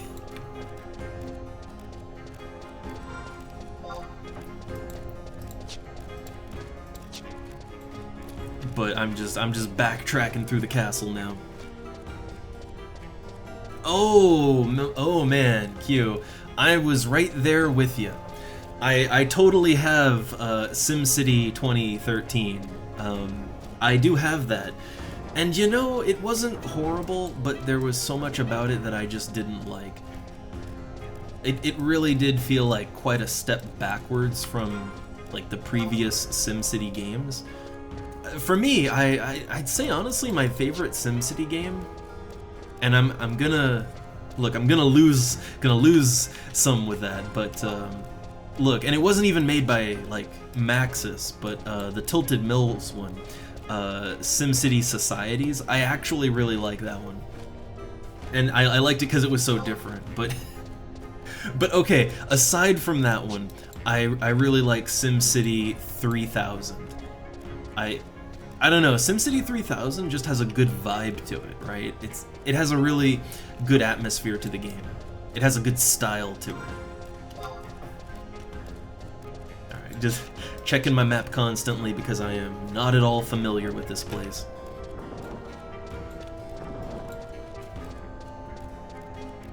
I mean, I also played the hell out of SimCity 2000, but 2000 is really basic, and I had SimCity 2000 on the PlayStation 1, which that is most certainly not the ideal way to play it. Most certainly not. Oh, right, hold up. There's like a password part here, right? Not a password, but a lever puzzle. Right. Okay, so from left to right, it's up, up, down, up. Up, up, down, up. Just gotta remember that. Also, flee! Oh, I'm gonna need flee. Oh man, I shouldn't have popped it. I'm actually gonna need flee in a little bit. For a certain thing, but I guess it's okay. It's only on a 5-minute timer, that's fine. Oh yeah, I had the original Super Nintendo SimCity as well. I like that weirdo, like the weird looking guy with the green hair. Like he kind of made it fun. he made the game fun. I had Sim Earth on the Super Nintendo too. That one, man, Sim Earth is a very complex game. I would stick to the PC version for that one, but the Super Nintendo version had its fun too.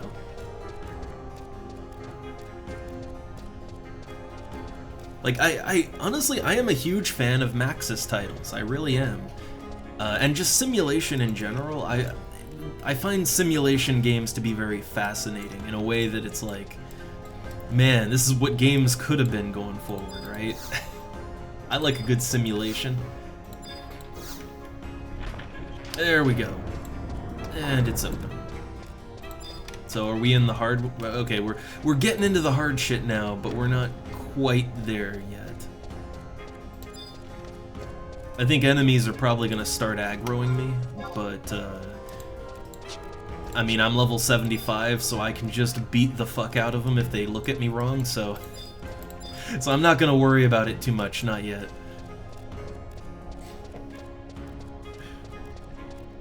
Look, I go into this castle, I own this castle right now. Oh, treasure chest.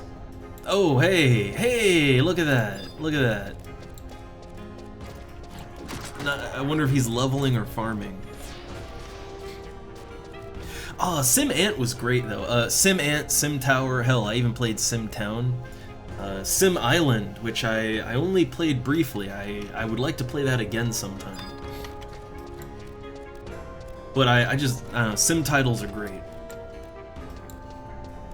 But Sim Earth was, it was one of those games that doesn't look great, and it's very, very complex, but it's very fun to just play around with and kind of create your little planet and then try to get a civilization up to, you know, up to sentience, and then get them going and oh, technology and then they just nuke themselves, right?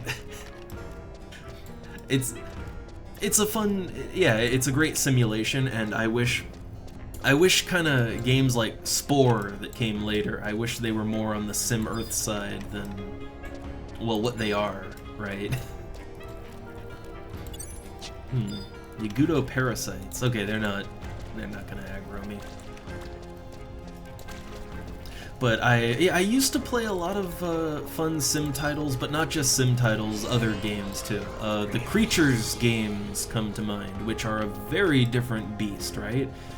They're a very different beast, but they're intense life sim games. Like, very, very, very complex, a lot to them. I really should play some of the Creatures games on stream sometime again.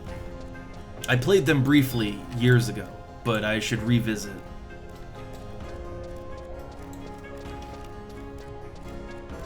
And also, I want to say this, as a long-term Sims fan, right? I loved the original Sims. It was a good game. Like, mechanically, it was a good game. It had gameplay, it had challenge, it was a solid game. The Sims 2, I'd say The Sims 2 is honestly perfect in terms of a balance of difficulty and gameplay and just being kind of fun to play around with. Like, the first game, it's actually hard sometimes, and it's hard to play around and just sort of have fun with it, because the game will beat you down if you don't play good. But The Sims 2 is much more lenient about that. At the same time, it's also kind of, you know, it's a little, can be too easy. Some mods can help make up for that, though. Can definitely help make up for it. Ooh, hey, look, I think we're getting into the, I think these are the appropriate level of Yagudo.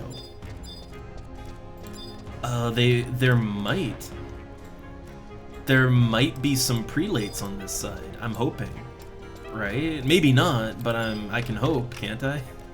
I can hope that the right Yagudo are here. Probably not, but it'd be cool if they were.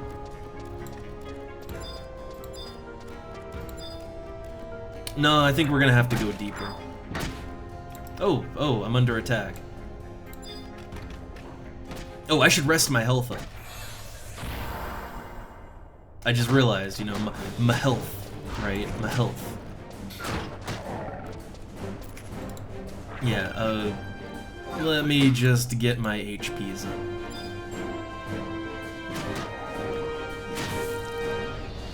Yeah, these enemies actually hit kind of hard. Also, would I just be banished to the Shadow Realm if, maybe for one of the weekend streams, right? If I just mix in some Sims 2. I honestly really would like to play The Sims 2 again. It's kind of my, I mean, I don't know, I like The Sims 3 a lot as well. I feel like The Sims 3 is probably the height of the simulation, but 2 just stands out to me. It just stands out as being unique to play. But maybe instead of Starflight or instead of XCOM one day, maybe we do some Sims 2 or something.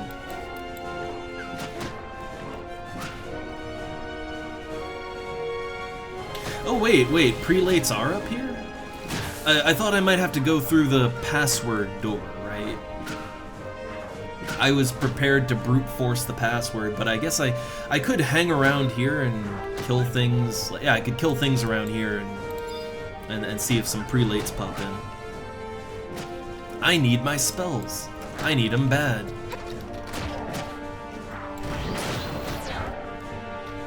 Oh right, thank you for reminding me. I literally always forget that Beastmaster has wide scan. I literally always forget that. But real quick, let me just yoink. I want to try and see what I can steal off these guys. 9 gil.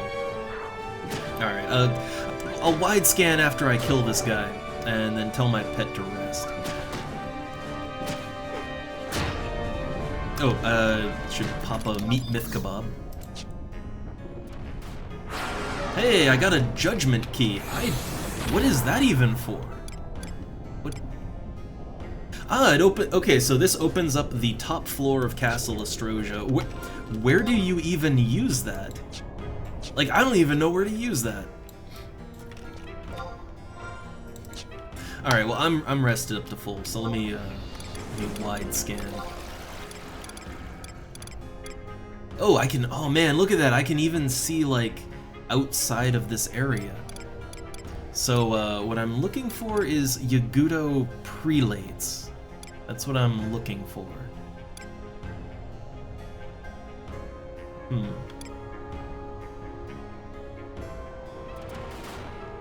I'm not seeing any. But there's a lot to wide scan here. There's a lot to look through.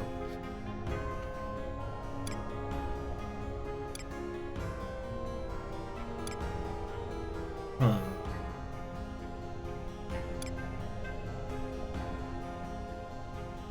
Let's try not to miss anything, but I'm not seeing any prelates so far. Though this, like, if you look at the density of mobs, like, man, it is packed in here.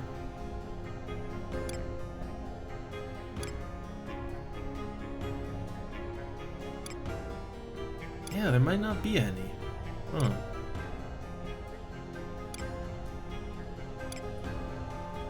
Well, it would be unfortunate if someone else was farming these. That'd be very, very unfortunate.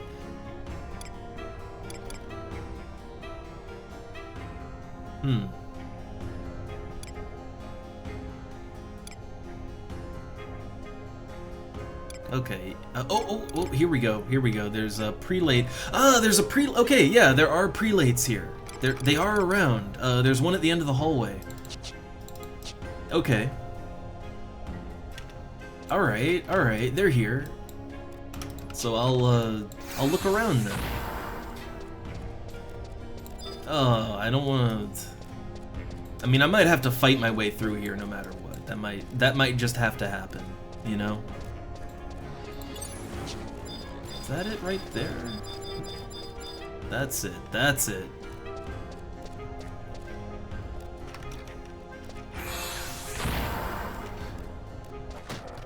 Man, I love that these guys detect by sight. I really love that. Like, man, birds are goddamn stupid. I love it. I'm just running, loudly running right behind them. They have huge ears, but I guess they just don't use them, right? Oh, there's another prelate! Yeah, okay. We're in the right spot. Thank God, I don't have to go through that door. Sorry, I developed some trauma from that door, right? I did the legwork. Like, I did everything to open the door. Like, I did the password, right? I found the parts of the password. I did. And then, like, when I had to do my limit break, right? I found all the parts for the password. I had it all there ready to go. Oh, I'm under attack by the assassin. Alright, we're gonna be fighting two at once. Oh, it's doing Stonega 3. But yeah, I did everything to get the password, but then the day rolled over on me. And I lost it. And that sucked. I'm gonna pop a high potion here. Maybe get out of its range, too. Might be a good idea.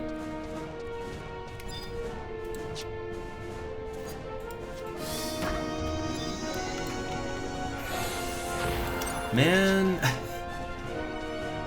Wait, my pet's not coming to me. There we go.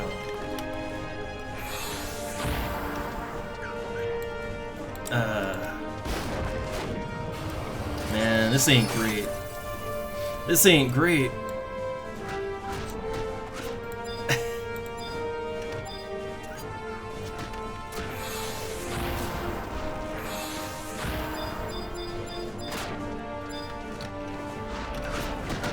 Alright, I do have pet food Zeta that I can use. I have that. Alright, this thing is wasting time casting Flood, that's good.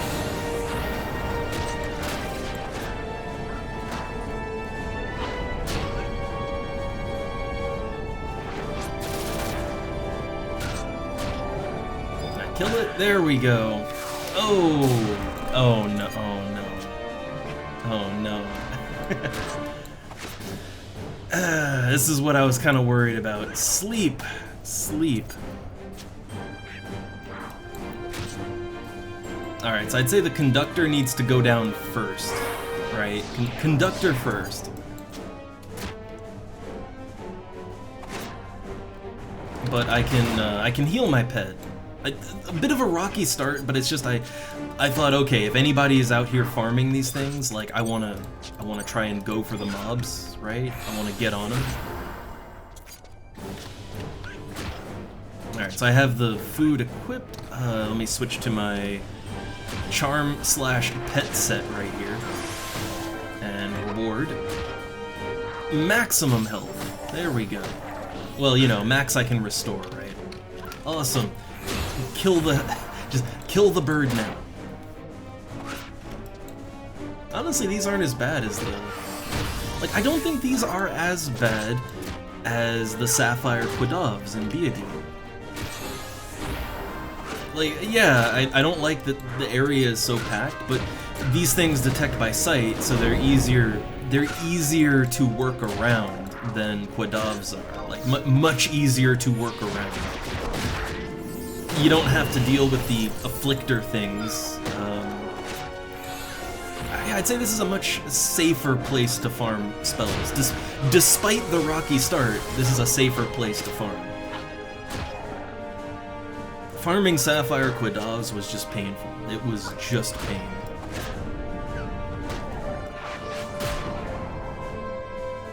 And I can't be sure, but I think these guys die a little easier too. I don't think they're quite as high level, actually. Like, yeah, these things are like 65, 67. I'm pretty sure I was fighting some, like, level 69 Quidovs in Beadu. So I think these are actually just a little weaker too.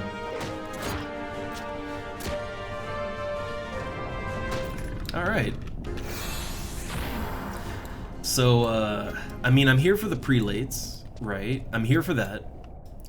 But I'm thinking there's probably some other loot drops that I might get from the assassins and maybe the bards. I assume they have relevant scrolls to their class, right? I assume. So I might be able to come out of this with a little gill on top of the spells that I want. So the spells I want is, well, Tornado. I'm level 52 Black Mage, so I need Tornado now, and I'd rather not pay 60k. Eroga 2 and 3 are also very nice. I'm not sure about Arrow 4. I'm not sure if that's a really expensive one either, like a 60k one or not. But yeah, there's like 3 or 4 spells that I want from this place, but the main one is Tornado. If I can come out of this with Tornado, I'll be happy.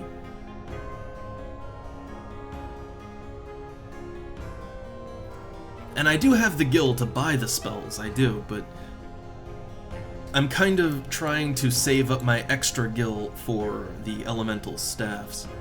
And I mean, I also want to get deeper into crafting, so I'm kind of trying to save up some money to you know, get back to crafting again. I'd really like to get back to crafting. I enjoy crafting. It's just really expensive. Ooh, more prelates. Okay, so we gotta check the side rooms. Prelates may be in side rooms. Question is, can I pull the prelate out?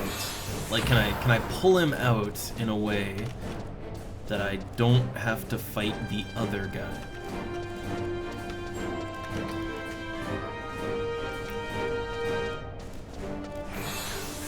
Oh, also, I guess it's a black mage, so does it...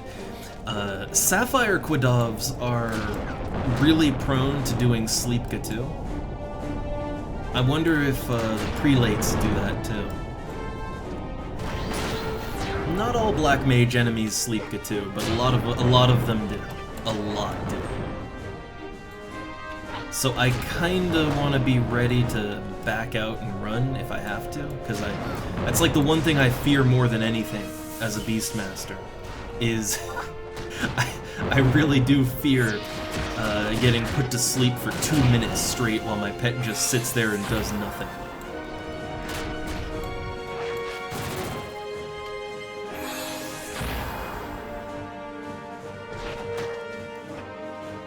Wait, I told my pet to do Whirl Claws, but it just didn't. Like, it was stunned. I see. It had a stun effect on it. Oh, Water G3! No thank you. Oh, okay. I did a triple attack, and it's done. That's good. Had me very worried, but no, I do. Like, look at that. It barely hurt my pet. I think Yagudo are just easier to kill. I think. Yeah, I don't even need to rest it up. Like, let's just keep going. Keep going and keep the area clear. I'm just going on the assumption that these enemies drop good things, so I'm gonna fight all of them. I'm killing everything here. He's gonna jump in. He's gonna jump in there.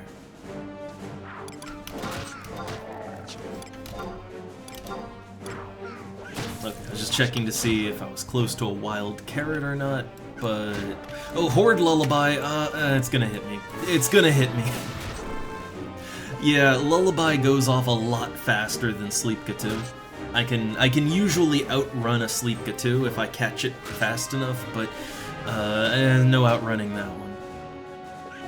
The good thing is it lasts for less than 30 seconds, so it's not nearly as bad.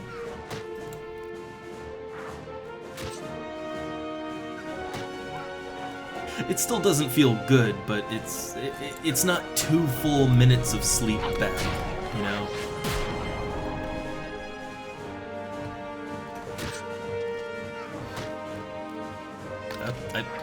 Oh, there we go. I was still in the pet command window. I see. That's why my sneak attack wasn't going off. Here we go.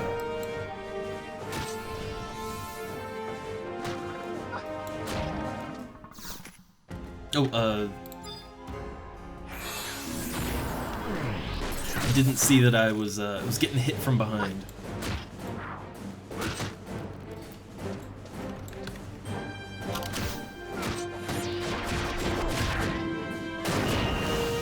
Ooh, a nice, that is a nice rampage right there. 750.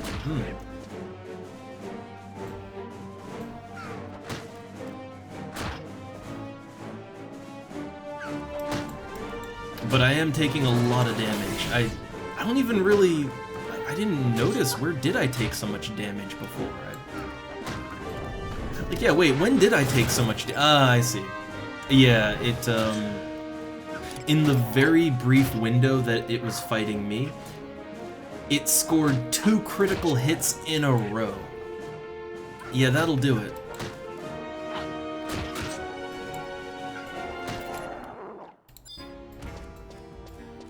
Ooh, I got a Castle Astrosia coffer key and a scroll of Warding Round. Warding Round. I've never even heard of that spell. Like, never even heard of it. What is that exactly? Warding Round. Level 73 Bard. Enhances resistance against Curse for party members within area of effect. That's probably not worth very much. I feel like that one... That's probably junk loot. But I'm hoping it at least sells for something, like, you know, to an NPC, right? Like, maybe I can NPC it for a couple thousand at least. Usually high-level stuff, at least NPCs for a decent amount. At least.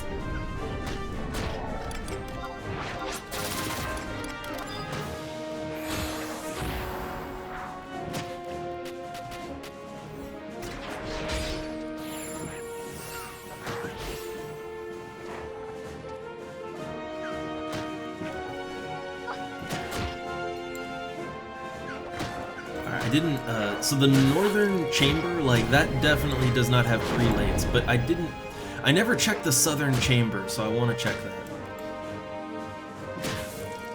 If I can get close enough to look at it. I mean, I guess I could wide scan, it's just, I find wide scan is a little, for me at least, it's a little hard to actually use. There's a lot of junk in the filter. But I guess there's less here now, right? Yeah, see, look, it's it's targeting everything around me before it goes to the things that are actually close to me.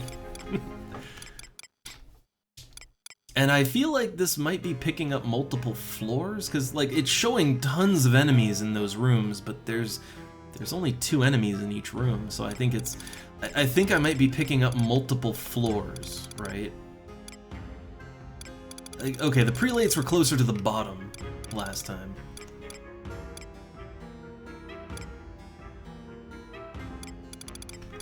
Okay, so there are definitely more further in. Like, they're definitely deeper in. I'm assuming that everything to the north is, like, that's, you gotta fall through the password trap door for that, right? I'm pretty sure.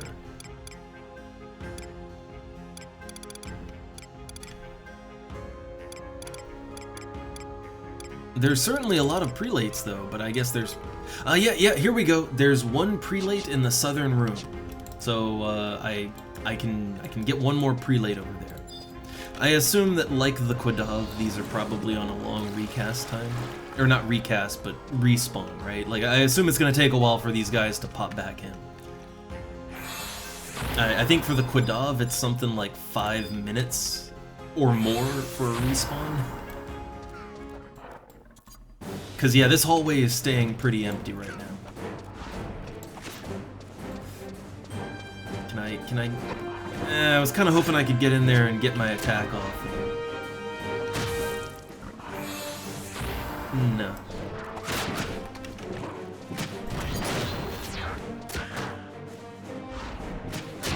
I know, the excitement of grinding out mobs for spells, but...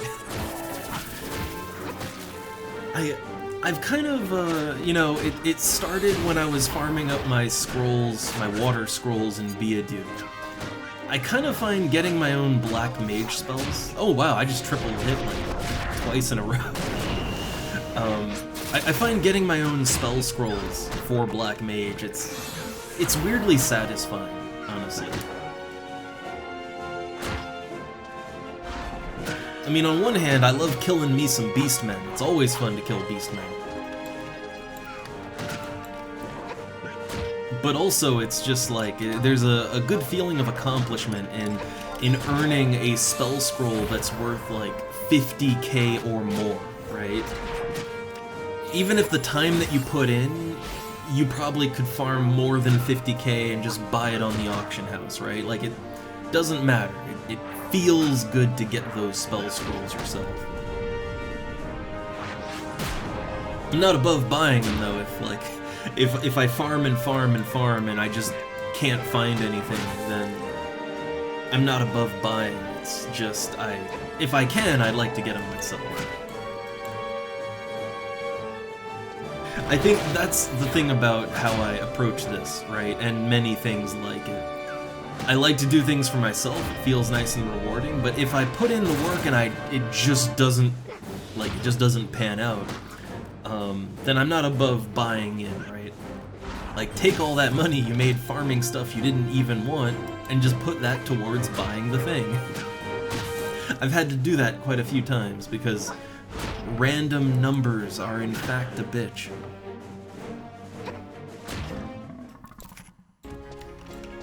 Oh, second, where even are the coffers here? I honestly don't even know where the coffers are, or if it'd be worth my time to go out of my way for them. Let me guess, the coffers are probably like, they're probably in the part of the castle I would rather not go to, right? Oh, why'd I tell it to stay? No, I want it to follow me, there you go. There you go. I want it to get out of where it's at. Oh, it just did sleep too. Oh, crap, that's a new one. Yeah, my pet's asleep. Oh no, sleep Katu. Oh my god. Oh my god. I've been hit with the real hard shit.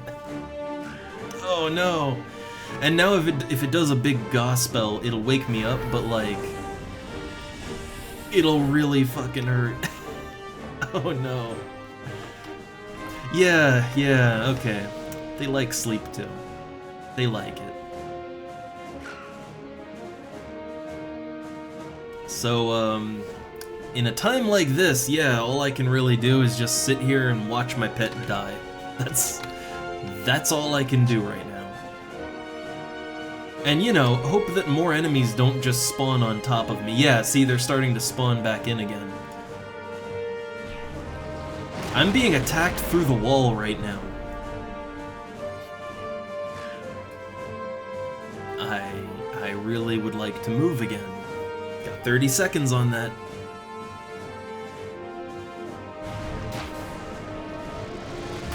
Oh, it's doing tornado. Yeah, I accept that the pet is gonna die, but like, oh god, yeah, they're respawning.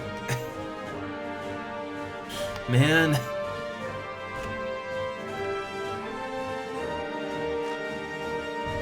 And there goes my pet.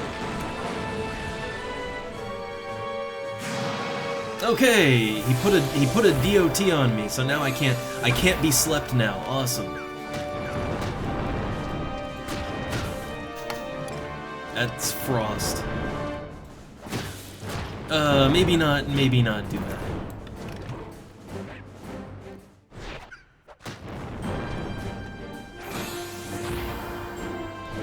Yeah, so his Frost deals 3 damage each tick, and I've been inflicted with it for like 2 full minutes, so yeah, it would be a good idea to not take even more damage if I can help it.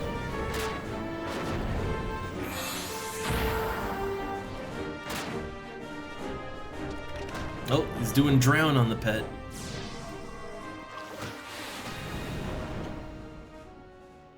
So now my pet can't rest either.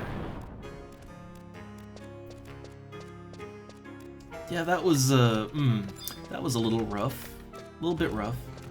Do I dare go for another prelate? Like, look, things are gonna spawn in, right?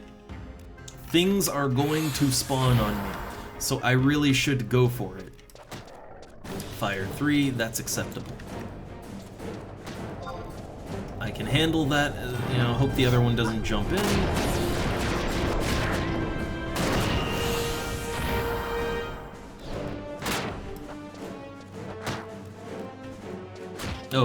Oh, it's on me. Oh, that's not good. Turn around.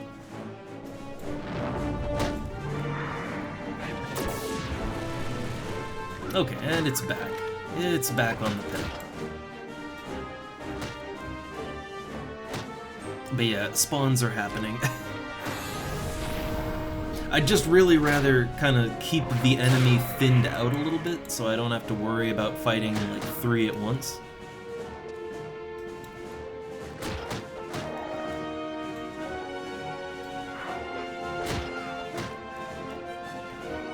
I guess the good thing is that as long as I keep the enemies thinned out, there's always somewhere to rest. And the little hallways between the little small room and then the big main hall, some of those hallways don't have enemies in them. Some of them. Oh, I got a scroll of Arrow 3. Hold up, I'd like to rest a little bit first, if I can. So, what level's that one? That is a level 59 Black Mage scroll, so I will need it. I don't think Arrow 3 actually costs that much though. I think Arrow 3 is the one that's worth only like 5k. That one's, that's not one of the spells I'm here for, though I won't pass it up. I mean, it's one, you know, it's one less scroll I have to buy, even if it's a cheap one. Look, I'll take 5k savings. Alright, I'll take that.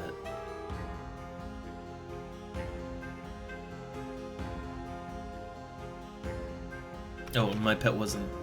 It had drown on, so it has not been resting.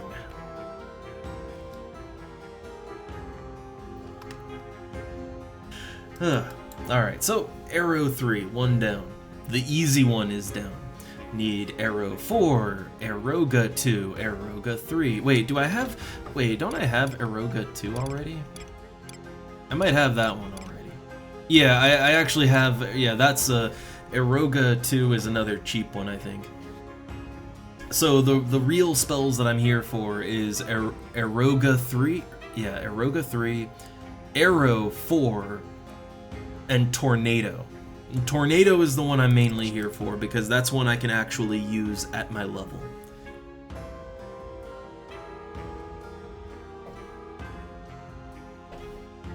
I need more of those big ancient magics, which so I actually did a little soloing with Black Mage. I've been soloing as a / Beastmaster, but I thought, oh, let's mix it up and just go / Summoner for more MP, right? And I found that it was actually really effective to just to lead into a fight with, you know, ancient magic, like lead in with freeze, and that would take off like half the enemy's health. And then I'd just either sleep it or bind it and just cast more spells and kind of wear it down like that. I feel like if I had 2 ancient magic spells that I could alternate between, it would be super MP intensive. But if I could do that, like, that would be a really effective way to just drop enemies, right? Without having to fight them too much. Like, I don't think spamming ancient magic would go too good for me in a party or anything. They're just way too costly. But yeah, I think solo, there is a lot of value in just ending a fight before it even begins. Like, even if it costs a ton of MP, right? It's very non-efficient, but I don't know. I feel like there's a lot of cases where it would be good to end fight before it starts. Either that or, I mean, really, I stand by my idea of going Scythe with Black Mage when I'm solo. Hear me out, right?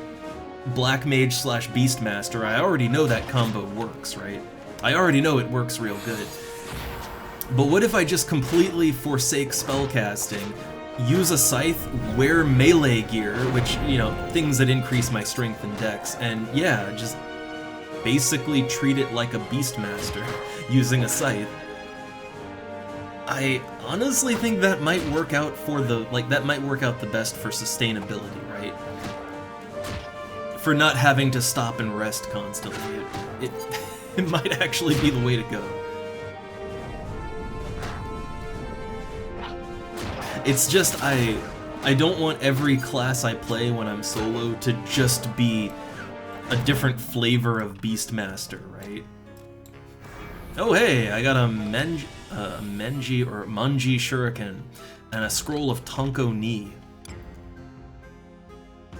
Ah, that's the invisibility one, right? I don't have that one. No idea. No idea how much that one's worth, if anything. And then I got a Shuriken. I would assume it's not worth anything unless you have a stack of Shurikens, so I'm just gonna assume that's vendor trash. And yeah, no, I need to buy a Scythe, right? And a Scythe for a Black Mage is gonna put me back like 50k. That's why I didn't do it. Is because, you know, I'm trying to save up for my staffs, right? But I kind of want to see how well a melee Black Mage would actually work out. I have a bunch of Scythes for Beastmaster, but like none of them are Black Mage compatible. Wrong outlets, wrong ports.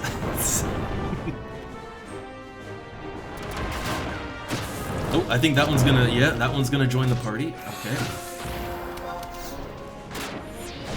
Ooh, Faux Requiem. How much does that do? 5 damage a tick, and oh, it's ticking for 3 minutes. Oh, that's good. That's great. Water G3. Back out, back out. See, I know how to fight spellcasters, okay? I know how to do that.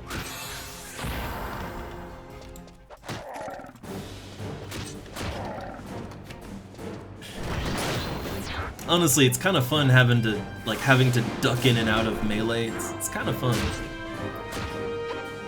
Oh right, he put me to sleep, but I can't be put to sleep because he also poisoned me with Requiem. Good. Those rare times where it works out.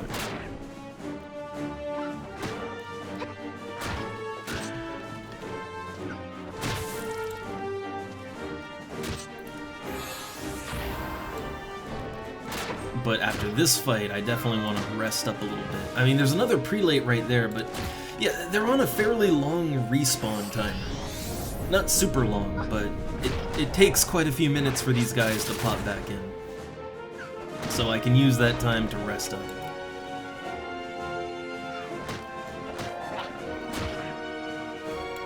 Also thinking to switch back to my scythe.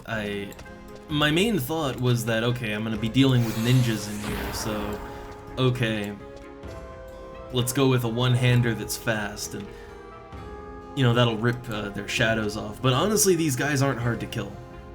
None of them are hard to kill, it's just there's so many of them. There's just so goddamn many of them. That's the issue.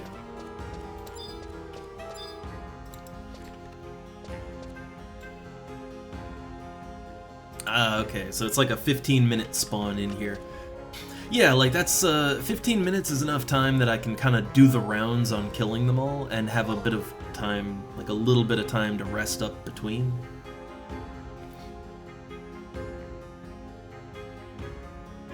I still think that this is significantly easier than fighting Sapphire Quadovs and Beadil. But I think a lot of the challenge with those was that you kind of have to fight them right in the middle of the afflictor things that curse you. So you always have to have mute on, right? And sometimes, you know, the timing on that gets a little dicey sometimes, because you can only reapply it once it's done. So there would be moments where I didn't have mute on, but the Sapphire Quadov is up, and I gotta, you know, other people are in there too, so I gotta go for it, so... And then I get cursed really hard, and I have to rest for like 5 minutes. I mean, also, that's just a one-shot from a Sapphire Quadov too, if it casts a spell on you while you're cursed that badly. So not having to deal with that whole mechanic, it makes farming these guys much less painful. Oh hey! I was a little too close. Just a little bit too close. Let me try and pull him back then. Oh, he's casting Tornado. Right, I mean, he has the same casting range as a normal caster, right? So if I stand outside of 20, he shouldn't be able to hit me, right? Like, I'm at 27 here. Yeah, okay. I mean, I think, I mean, Beastmen have the same casting range as a normal caster, right? Which is 20. 20's casting range. Hoping that one doesn't spot me.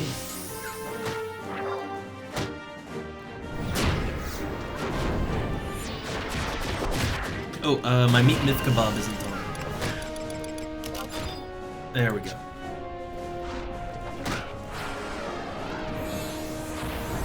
Also, yeah, I said it before, but the fact that these guys detect by sight instead of sound, it makes them so much easier to navigate. So much easier to navigate.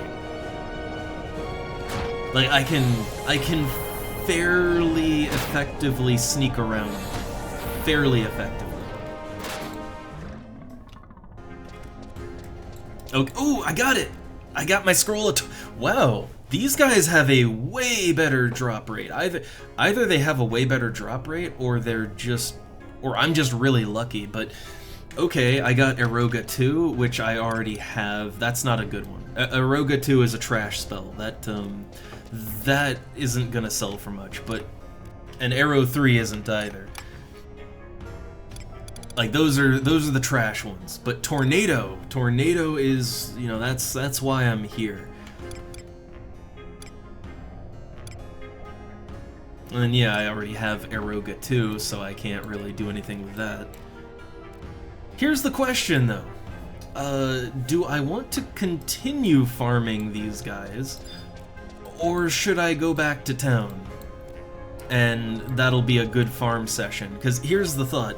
The scrolls that are actually worth something, like, they're marked as rare, right?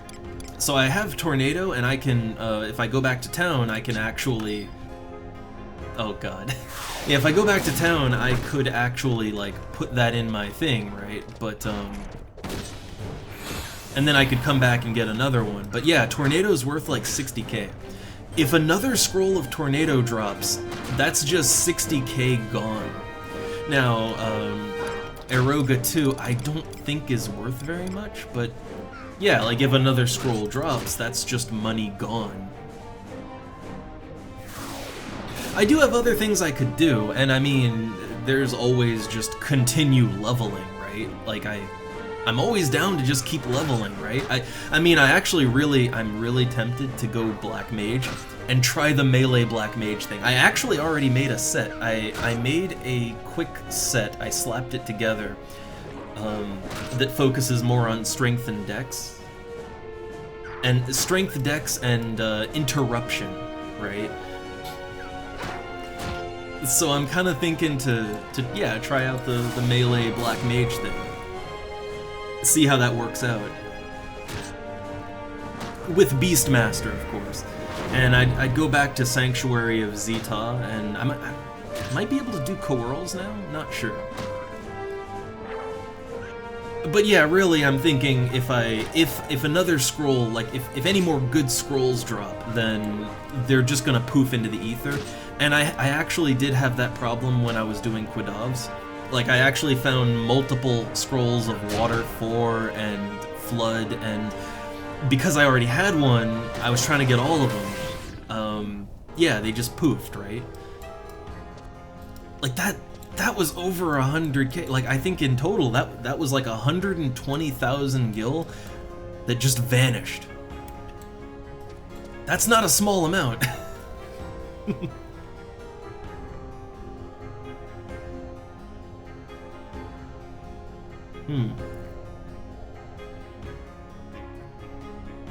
Yeah, I mean, I need Eroga 3, that's the big one, and Arrow 4. I'm pretty sure you can get Arrow 4 here as well, and Arrow 4 is also worth something.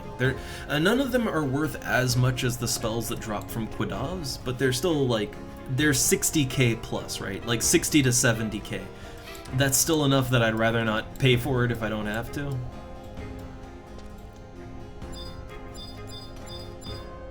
But yeah, I am kind of thinking, it might be good to just...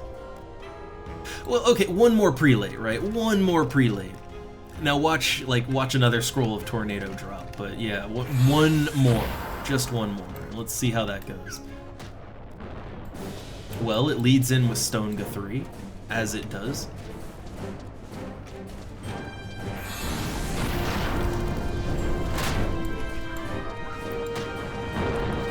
But yeah, let's go in hard. Try to kill it as quickly as possible.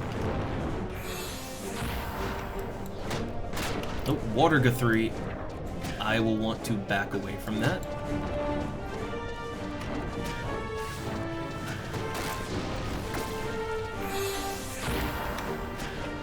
But once the prelate goes down, I figure, okay, like let's warp on out of here.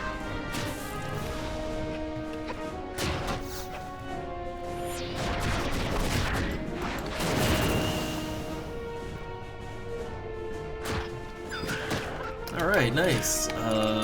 Let me equip my treat staff too. Nothing dropped, right? Yeah, nothing dropped out of that one.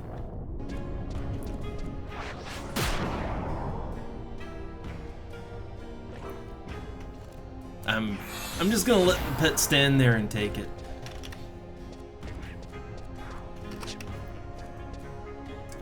Since I didn't directly engage that one, yeah, I'm pretty sure that once the pet goes down, that oh, it can't rest anymore. It's fine. I don't think he's gonna die before I warp out. Here we go. Yeah, treat staff too. Like, look how fast that fires off, right? Like, it needs the equip time, but once it fires off, it really fires off.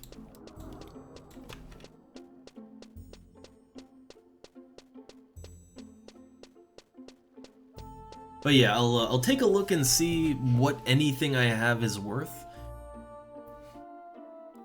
I mean, I don't have to check so the Scroll of Arrow 3, I don't think that one is marked as rare, so I can just keep that on me right now, and it's not, you know, it's not something that'll be a problem to have. I already have Eroga too. I can't remember how much I paid for it. I can't remember.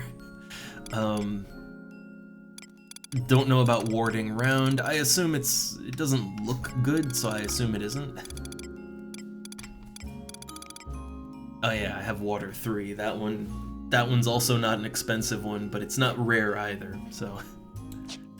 My inventory is all a little bit of a mess right now. I have a lot I could get rid of, but I'm bad about it. Okay, so I'm gonna switch to Black Mage Beastmaster, and you know what? If I can, I'll try and get a, yeah, I'll try to get some kind of scythe. There's only like, there's only 2 scythes I can use. Neither are really particularly great scythes, but they're also just not, they're not always for sale is the thing, because they're not great.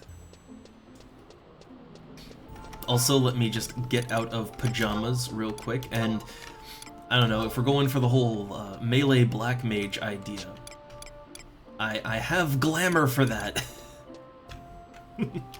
Well, I mean, okay, this will lock me in for my staffs, right? Yeah, I'll make my staffs all look the same. The normal look.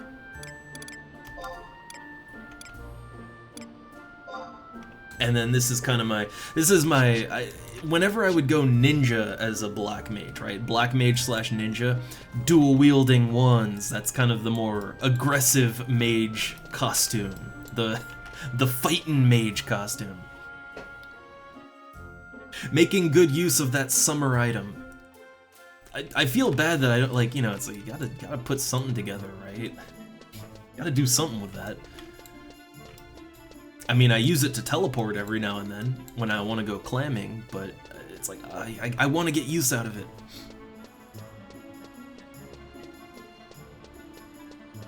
Well, this is gonna be for soloing, right? It's gonna be for soloing, and when I solo, I only fight easy prey. Like even as a Beastmaster, that if I want to, I can totally kill enemies like 3 levels over me, but I don't, because that's a waste of time. Like even as a Beastmaster, no, you fight easy as hell enemies that you can just annihilate, right? That's how you do it. So no, it doesn't matter if the skill's bad. You don't need good skill. Also, my scythe skill is capped from Beastmaster, so I don't even have to level it up or anything. My weapon skills are as good as they're gonna get at the very least. I wouldn't I wouldn't do this in a party. In a party, I feel like, you know, it'd be better to rest your MP up and use your MP wisely. But I want to spice up my soloing, and I also don't want to have to rest when I'm soloing.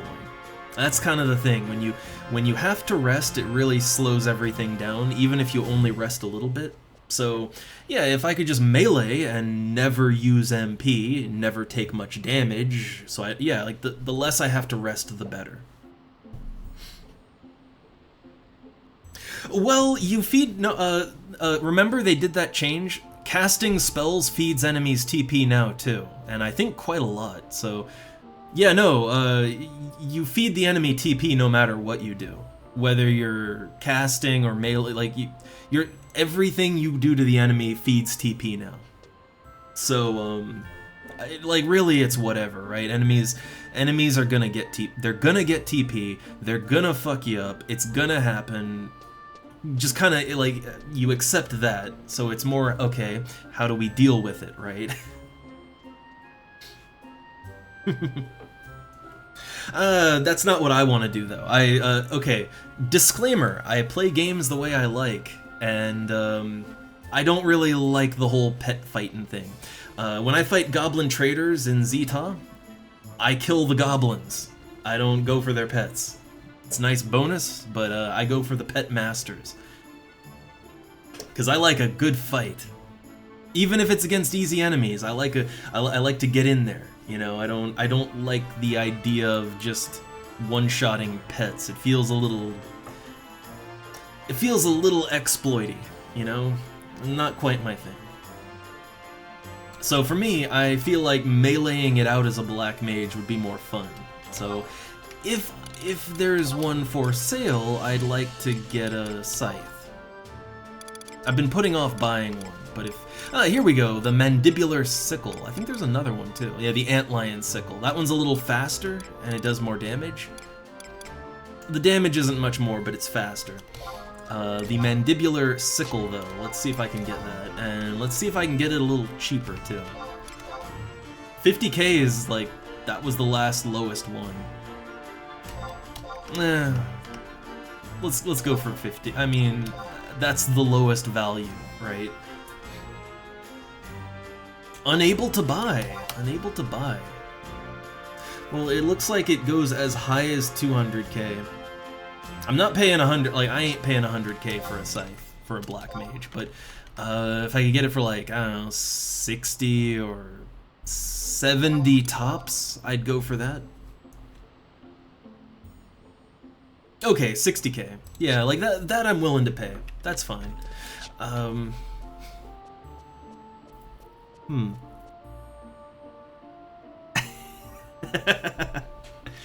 don't know, it's just like, look, with a lot of games that I play, I've come to this realization over time that if you just do the thing, right? If you do the thing that everyone does, that it's what you do for maximum effect, I find with so many games, it just makes the game less fun.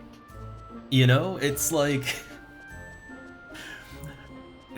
I'm here to have fun, right? And it's like, okay, well, I can do what's fun for me, and maybe it's not the best, and enjoy my time playing the game, which should be the point of a game, or I can just do the thing and hate it, not enjoy my time, actively want to quit, but, like, you know, that wouldn't be very fun. It wouldn't be a good use of my time, right?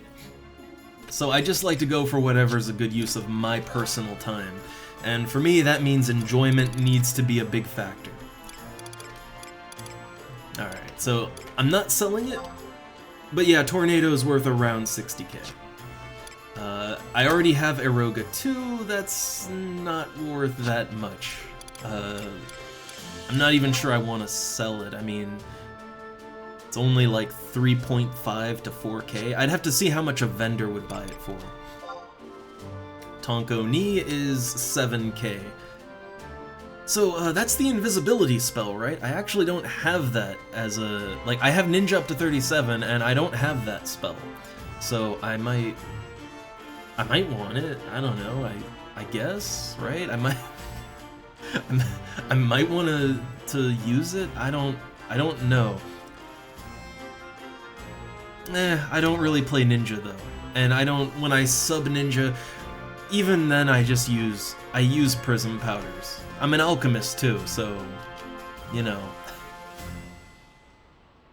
Wait, before I sell any of them, I want to see how much they're worth. Oh, 900 gil, good. Okay. Great. Great. Okay. Yeah, let me see what all this is worth to an NPC.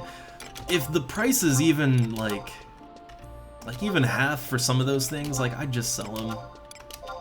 Just to get them out of the inventory, you know?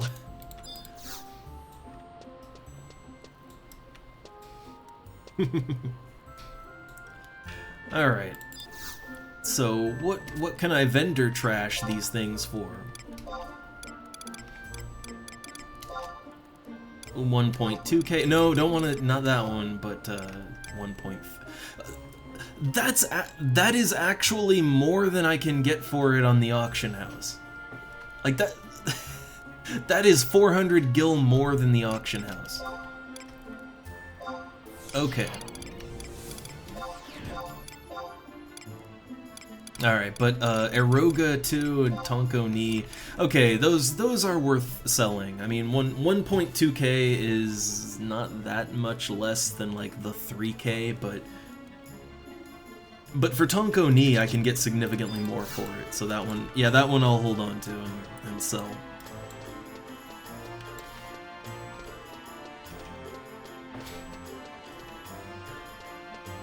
But I don't know, like whenever people kind of come in with like build suggestions, I get flashbacks to when I would, like, whenever we do City of Heroes, right? Which is a game where it's all about builds, just having fun with them. And yeah, I make a character and people are like, oh, it'd be, you know, you gotta fit in hasten and whatever else and like all the things, right? And it's like, oh, I'm getting none of those. And you can, like, I can feel them twitching behind, like their eyes are just twitching behind their screen, and it makes me feel all fuzzy inside. I love it. Alright, so Eroga 2. Let me just lowball this right here. It's not worth that much anyway, right?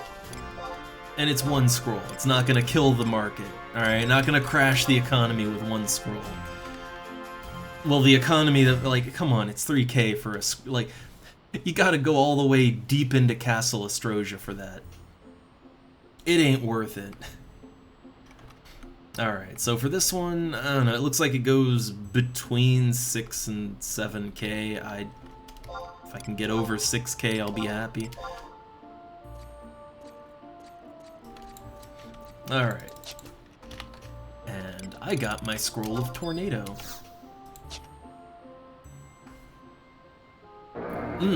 How much does Tornado cost? Freeze costs 307, and that's like... that is more than half my MP when I go /Summoner. Tornado is 322. Now, I would most certainly hope that for the increase in MP cost, I hope it has a relevant increase to damage. I hope. Again, I feel like Ancient Magic... I think I actually mathed it out, right, with Freeze, and, you know, one Freeze does slightly less damage, right? It does, like, maybe 200 less damage than casting Blizzard 1, the basic Blizzard spell. If you cast Blizzard 1 10 times, which costs a little less MP actually than one Freeze, it'll do like 100 or 200 more damage, something like that. So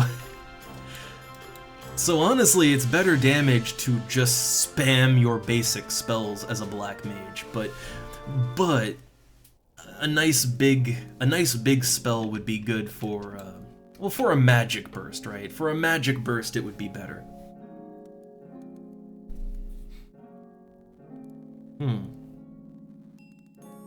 Yeah, I don't know. I feel like an Ancient Magic would be good if you can somehow line it up with a magic burst. I feel like that would be pretty awesome and worthwhile damage.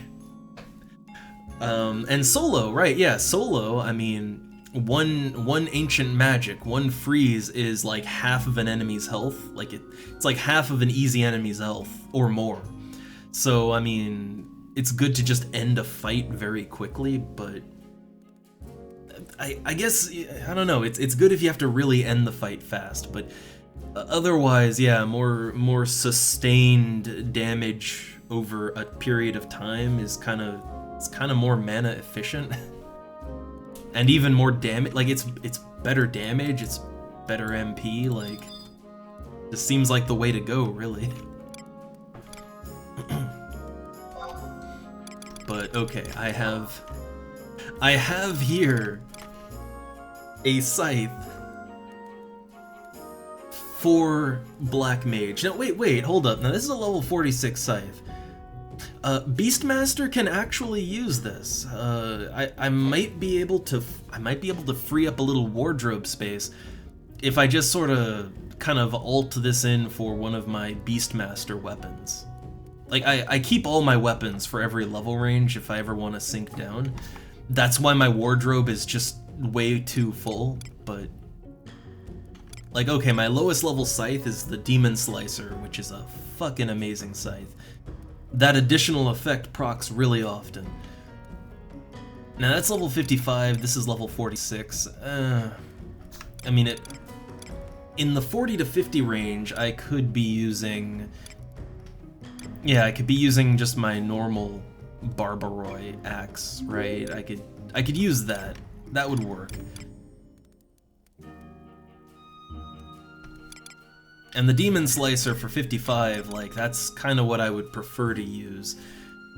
But I don't doubt I could sell my Demon Slicer off and I'd get the money back, right? I'd get the money. And to be fair, I haven't used my Demon Slicer in quite a while. I haven't used it in some time. I do have a level 56 Darksteel axe. Like, I don't really care which weapon I use. I like Scythe a little bit better. But, you know, I like to have all my old weapons when I sink down. I don't know. Demon Slicer did me well, but just for wardrobe space, yeah. Can take that out and put in the Mandibular Scythe. Can use it at a lower level range too. It's not as good, not nearly as good, but it's fine. It's also just I haven't used my Demon Slicer in a very long time, and I have other various weapons at that level range that I could use as a Beastmaster if I'm sinking down to, I guess, pre-60, right?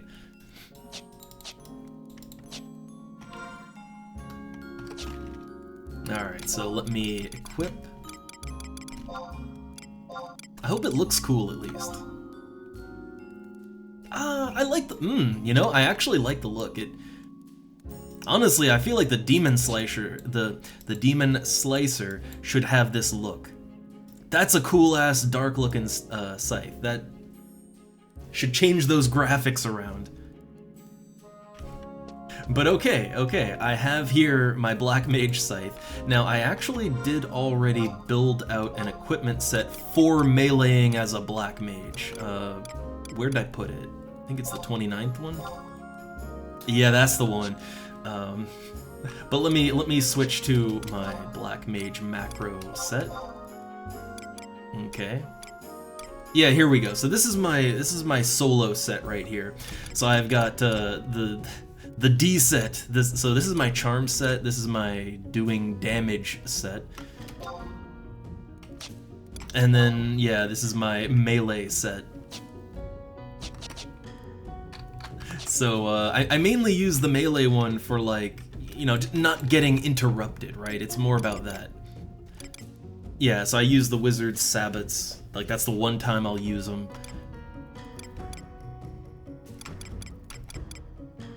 But yeah, look, I have plus 11 strength and dexterity right now. Oh, Vexus, XCOM went well. We didn't really make any huge progress, but, you know, no setbacks either. Hoping to make more progress the next time around.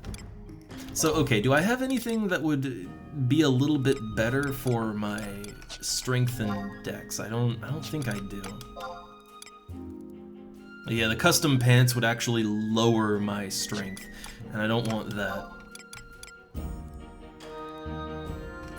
Custom vest would give me more HP and vitality, but I don't. Yeah, I'm trying to not fully compromise my int, right?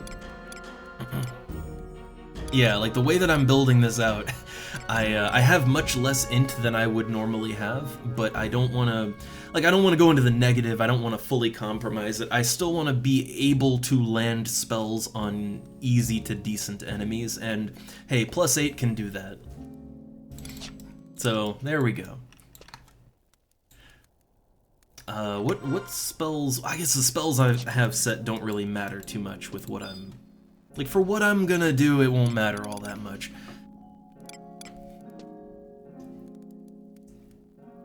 Alright, so I'm gonna deposit some things, and then let's go field test this out. I'm gonna stick to meat myth kebabs for my food, and we'll see how this goes down. I'm curious, honestly. I feel like such a setup, if Red Mage could use a scythe, would work out better, but I don't know, like slash red, or honestly, Black Mage slash Thief. Oh my god, I could triple attack just like I do on my Beastmaster with a two-hander. Oh god. Again, for weaker enemies, that might actually work out. Okay, let's see. So I'm just depositing the Garlage Citadel key is for later. I don't even know what to do with the Judgment key, but I got one, so I guess I'll just keep it, right? I got an Astrosia coffer key. If I go back there, I guess I might use it. We'll see. And then the rest I'm just gonna put into storage here. This is all, it's Beastmaster things, though I am keeping the meat myth kebabs just for my little solo adventure, right? Okay, everything else looks good. Oh, it's a new week, right? It's a new week, so I could recharge my Emperor Band. I still have one charge on it though, so I don't want to do that until it's empty. So I am still gonna prepare to party up, so yeah, just in advance I'm pulling out all my pineapples, my water crystals, just getting all that ready to go, you know?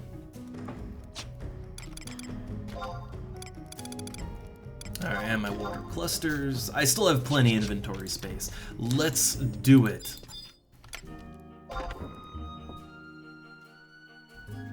And yeah, Vexus, XCOM is kind of my forever game, but I do hope to beat it at some point.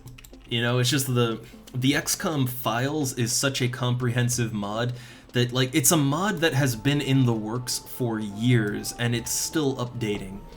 So it's one of those things where there's just always gonna be new content, right? There's always gonna be more to do. They keep adding things as I complete the game, and it's almost worse than an MMO in that way. But it's still fun, I like it. I would like to move on to the next strategic RPG though, like, I don't know, I'm down for a run of Final Fantasy Tactics or something else, I don't know. Anything else, right? Oh, hold up, before I head out, I'm selling off my old Demon Slicer. It served me well. I had many a good times with my Demon Slicer, but honestly, yeah, like there's even better scythes that I want to try for. There's like the Scarecrow Scythe that I would love to get that for my Beastmaster, right? I'd love to get that. It does even more damage than the one I have. And it gives double attack too. Stacking double attack with triple attack would just be beautiful, I think. So yeah, this one, it was good for level 55, but I have other weapons I can use at that range. Oh no, the price has gone down. That's fine. Just want to kind of get my money back a little bit on it, since I did just pay quite a bit for a Black Mage Scythe. Ooh, 30 BST solo. I think that would still be Kufum Island. I think 30 would... Yeah, like at level 30, I think there's still... Like, there's level 30 enemies on Kufum. I think, like, the crabs and pugils and maybe the leeches, like, that would kind of be what you'd still be fighting. As long as no parties have claimed up the ones you're going for, it should be fine.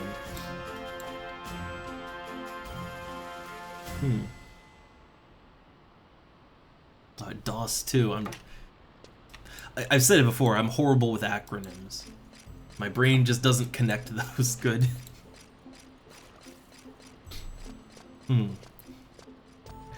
But also, man, best FF game. I don't, like, I'm trying to, okay, look. I know it's unpopular opinion, or maybe people have come around, I don't know anymore, but I still stand by it. Every now and then, I replay Final Fantasy VIII. It's just kind of my favorite for one reason or another, right? I like how it plays, I like the junction system, I like playing cards even when it's not appropriate to do so. Drawing magic is my jam. I don't know, I like the setting too. So, okay, for me, FF8 would be the best, but okay, close second this one, alright? Divinity Original Sin. I've only played the first one back when it was just called Divine Divinity. I really like the first one. I haven't played any of the other ones though. I think I briefly tried to play like the second Divine Divinity, but I didn't like that as much. And I haven't played any of the kind of more modern, just when they dropped the divine part and it's just divinity. Alright. Go to Twink Sticks, and I think I've just been kind of killing things around Zeta. That's just been my go-to, so I'm just gonna keep doing that. Yeah, FF8 wasn't my first. My first was on the Super Nintendo. In the US, it'd be Final Fantasy II. Everywhere else, it's Final Fantasy IV. For me, that holds a special place in my heart, and whenever I just see the look of it, you know, the animations, the art, the sound effects, anything, it's very nostalgic to me. I love that one. That would be my first proper Final Fantasy game. But my first Final Fantasy game was Mystic Quest, which is not even a real Final Fantasy game, but I still love it. Has awesome music. But yeah, I don't hold 7 in as high a regard as many people do. It's a good game, but it's not like, I don't know, I feel like people look a little too fondly on that one. It's good, just not, you know, not my favorite. And then I never, like, I did play and beat Final Fantasy IX, but I don't know, it never really clicked with me. I didn't like that one as much as the others. And I'm not even sure why. Alright, so let's see here. Let me switch to Charm Set. Yeah, I have a Charm Set. I have a Charm Set as a beast, as a Black Mage Beastmaster. Alright, so let me see if I can accurately charm one of these things. Level 45, go for it. There we go. Alright, and switch back to the melee set. Yeah, there we go. Wait, I had plus 11. Oh, it's the Meat Myth Kebab. Right, it's the Meat Myth Kebab is why my strength was so high.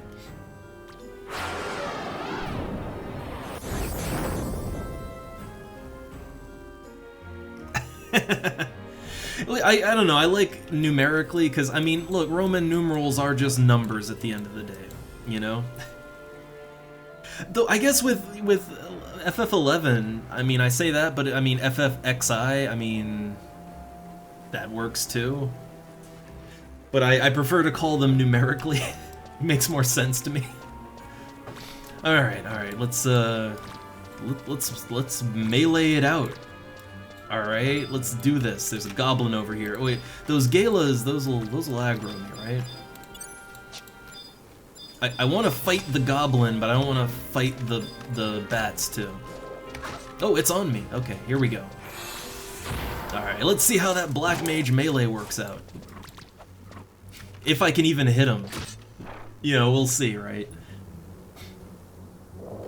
If I can level up some more, I do have better rings for dexterity. I can get more accuracy if I can just level up some more.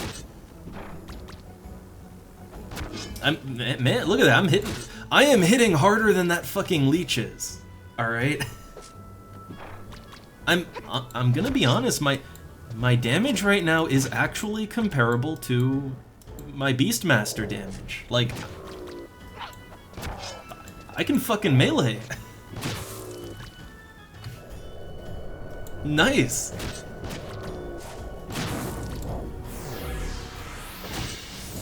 And my spells still land, which is a nice bonus. What level's this goblin robber? Yeah, he's only 42, but this is the normal level range I'd fight enemies when I'm just solo. Man! So yeah, no, if you actually wear melee equipment, you can hit hard as a black mage. Also, my cat just woke up. He just woke up meowing instantly. He's hungry for food, I think. So I'm gonna play around with that some more, but well, my cat is not gonna leave me alone until I feed him. He's like, he'll get right up in the mic meowing if I try to ignore him. So let me tell this thing to just sit back and rest a bit. Yeah, there he goes. So okay, I'm gonna get a safe distance in case it uncharms. Right? I need to rest up my health anyway, although I can drain it, but still. And yeah, Q. FF8 is easy to break, and it is fun to do that every now and then, but it's also just, it's fun to play with the junction system. So okay, real quick, a quick AFK, and then we'll get back to testing this out. But quick AFK, because yeah, cat is hungry. Cat is very, very hungry. So, 1 sec.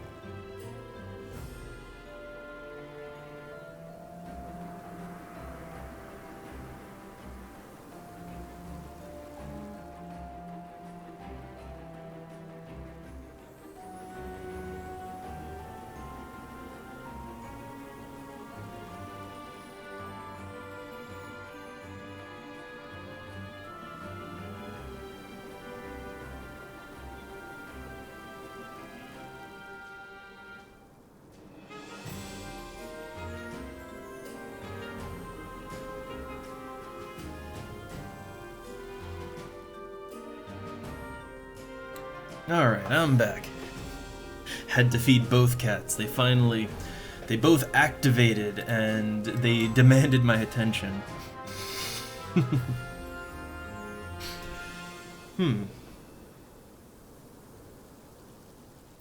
But yeah, I don't know. Look, when it comes to FF8, I'll just say, I feel like it's one of those games where a lot of people don't quite get how the gameplay systems are supposed to be used, and that can make the game seem more complex or difficult than it actually is. But once you kind of get a handle on it, it flows pretty good actually. It feels good.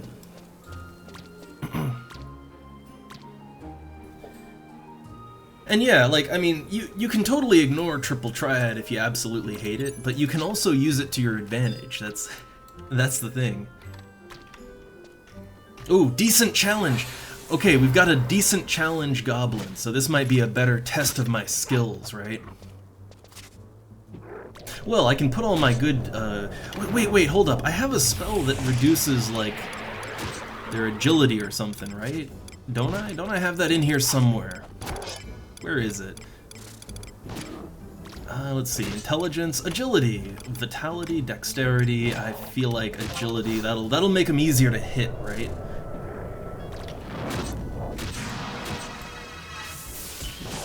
Not sure how well that'll land with... Okay, it lands just fine. Ooh, good. I have access to the same weapon skills I have as a Beastmaster. Awesome. I even have the AoE. Nice.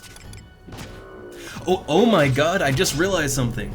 A lot of the Scythe weapon skills, they use int. They actually use int instead of strength. So, well, having a decent int and strength right now, like, how much damage does this do?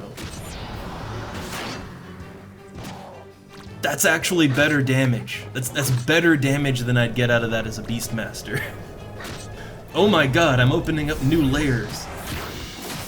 Unfortunately, I'm doing a little too much damage right now, so let's end it.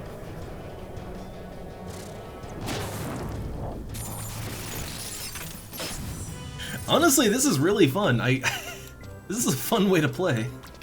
Though, unfortunately, this is, it's not really doing a good job of being more sustainable than, you know, how I was playing it, right? The problem is, I'm actually dealing so much damage that I am pulling aggro off the pet.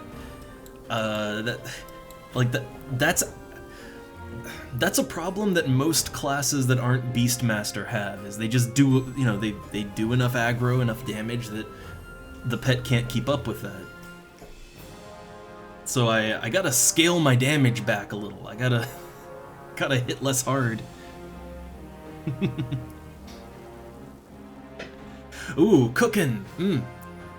Nothing really amazing lately. And we actually kind of forgot, like, we kind of completely forgot on Saturday to get, like, groceries. So, Sunday we just ordered out, because you can't buy groceries on Sunday here, you know? Stores are all closed.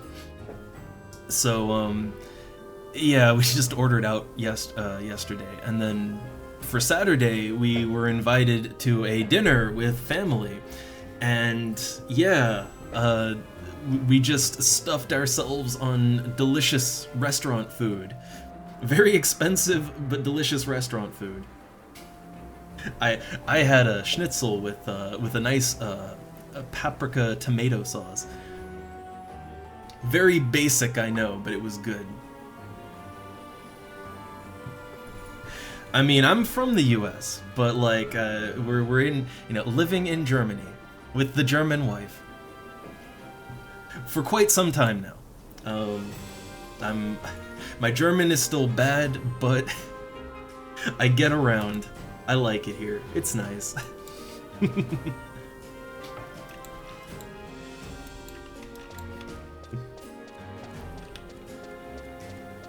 And yeah, no, I like a good schnitzel. Funny enough, I like that more than the wife does.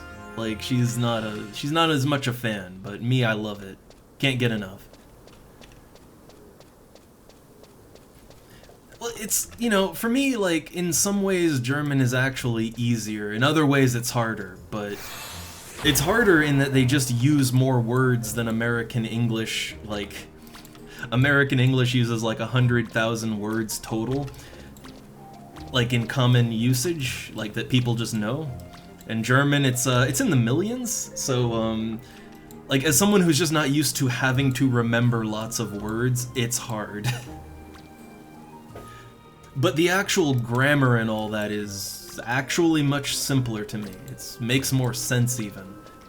So I have all the basics down really good. It's just, yeah, I cannot remember so many words, because like in my native language I can't remember that many words, right? American English didn't prepare me for this. That's the problem.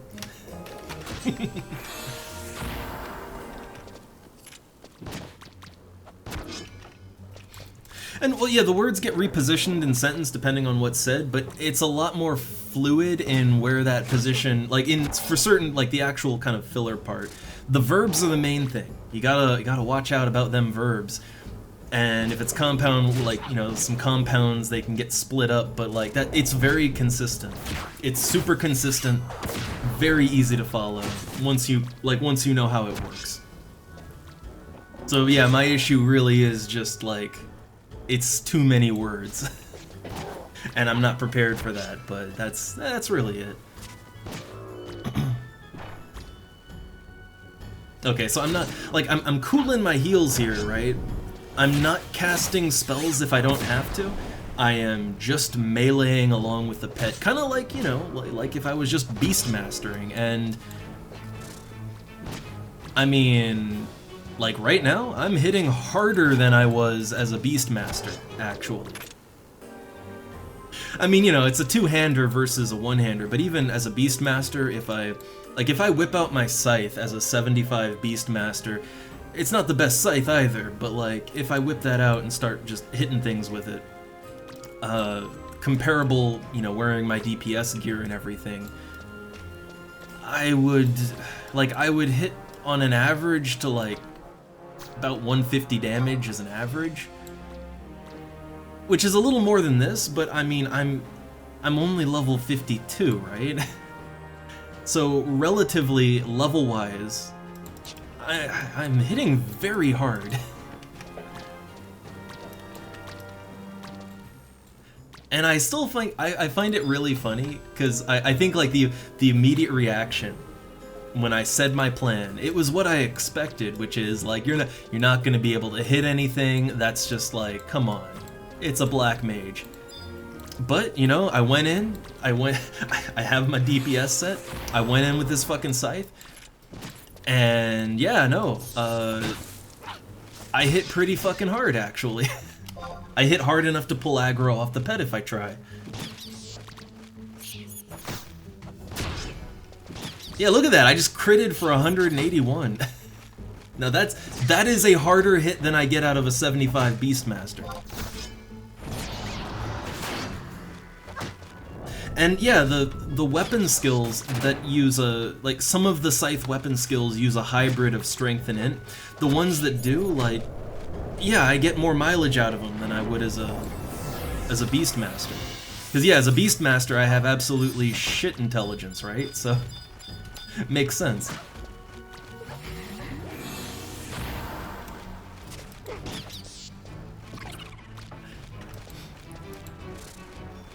I might wanna put shock spikes on myself. I might wanna do that. It would, when the pet decharms, when, you know, when I do too much damage, it would minimize the damage that comes into me.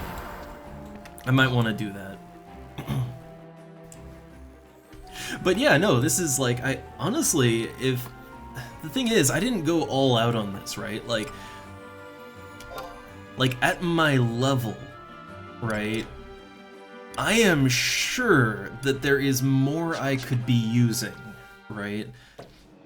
Like, I am very sure that I could, if I look hard enough, I'm pretty sure I could find something for the head, the body, the back, the pants. I am very sure I could find something that would give me strength and or dex, right? So I could go harder, right? I could go even harder into this. But for a first attempt, pretty nice.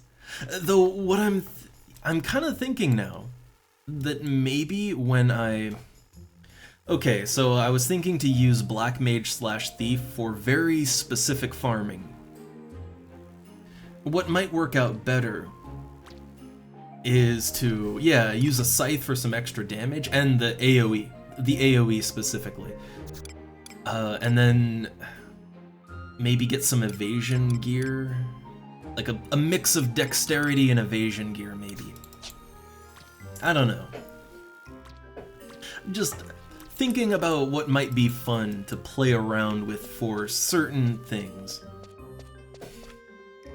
I just like that this actually works, and you know what, I think this kind of proves something, which is, yeah, like, I know how much damage I would deal relative as a Beastmaster, And yeah, like, Black Mage has less skill in the weapon than a Beastmaster even. And I'm I'm somehow hitting harder, which is weird. It might just be a really good scythe for what it is, for the level range. But yeah, like, that tells me that weapon skill doesn't matter if, to a certain threshold, right? Like, if I was trying to fight enemies that are over my level, I would have a very hard time to hit them without a lot of accuracy / dexterity increasing equipment. You know, eat that sushi, right? But for enemies that are decent or less, yeah, weapon skill doesn't really seem to matter, like, at all. Like, I hit fairly accurately no matter what. I'm not even... Like, I could go way harder on accuracy, too. I'm using strength food, not accuracy food. So, yeah, like, if you're just soloing, it doesn't really matter too much. That is, if a Black Mage can do it, that tells me it doesn't matter. Alright, I want to pull this golem out. They do aggro, right? I thought they aggroed. I thought they aggroed. Maybe not. I know they aggro to magic, though. Yeah, there we go. I know that makes them angry.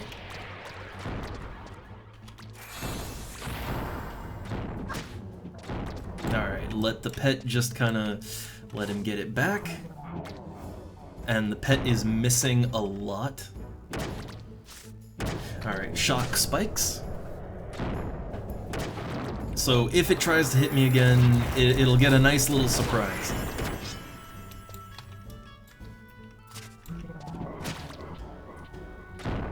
I forget if these guys can be poisoned or not. Maybe don't do that. Yeah. I'm having a hard time with aggro again.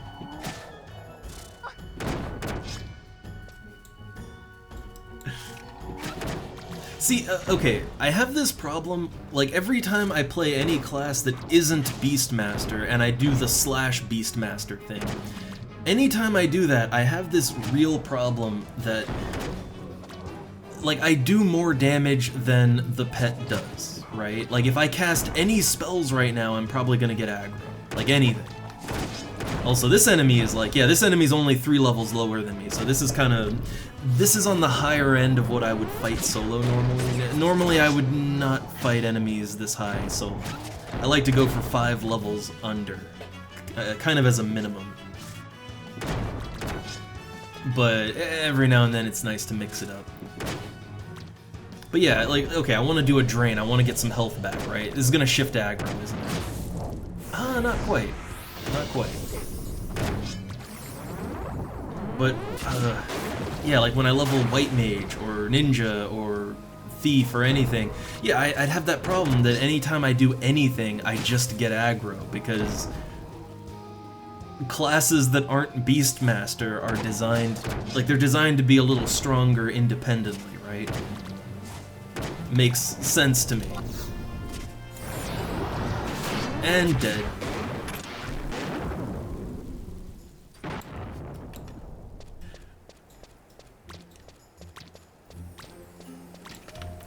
But no, I'm liking this actually. I'm actually having a ton of fun with this, so I think I think I will actually keep that melee Black Mage set macro, and I think I'll expand on it in the future, even.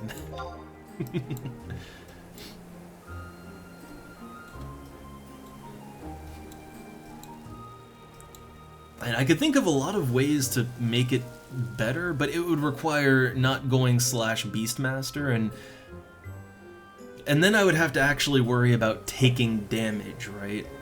And there's ways around that, but like, I guess if I had really high evasion and I could actually wear slightly more defensive gear, yeah, that could work out.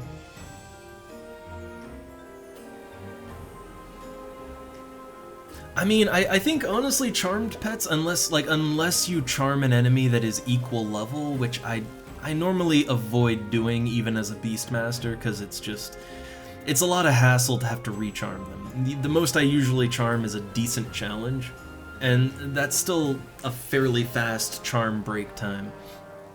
But Yeah, I guess it would be kind of the difference there. Like, a jug pet is always your level. The jug pets just tend to be a little better at holding aggro. But not necessarily, right? I think it's more just that, like, non-beast masters are designed to deal their damage and everything personally, right? Like, as a black mage, I can hit hard with spells, right? As a beast master, you're designed to do your damage. Yeah, you do have decent personal damage, but you're mainly designed to do the damage through your pet. So aggro isn't as much of an issue there, you know? Like, I have this issue no matter what class I play that isn't Beastmaster if I sub it. But in terms of actual effectiveness, like a charmed pet, honestly, a decent charmed pet is not that much worse than a jug pet. Not really. It's comparable. Main issue is I can't tell it to do things. I mean, I can use the sick command. I think I have that, right? Yeah, I do. Oh, that's gonna pull the fly, isn't it? No, okay. So yeah, I can tell it to do the sick command, but I don't have access to the ready command as a /beastmaster.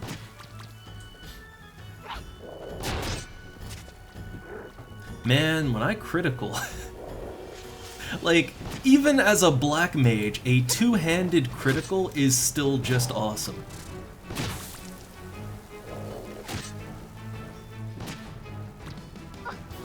Alright, it's bomb tossing a lot, so I want to get my health back. Yeah, there we go, get a good drain in. Oh no, invisible scythe. I'm pantomiming wielding a scythe. But no, honestly, honestly, right now, this just feels like I'm playing Beastmaster, but if I feel like it, I can drop a bomb on enemies with my magic, right? And I'm down for that. Like honestly, I am down for that gameplay. Like, I enjoy Beastmaster, I really do, and I want to play Beastmaster more. It's just at 75, it doesn't really fit into too many parties. So if I can get the same gameplay out of Black Mage, but also do all the Black Mage things, I am so down for that.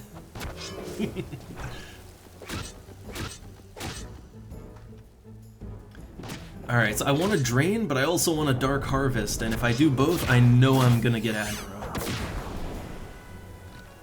Look, I didn't even do anything and I'm getting aggro, so... I think answer is put shock spikes on. That's the answer.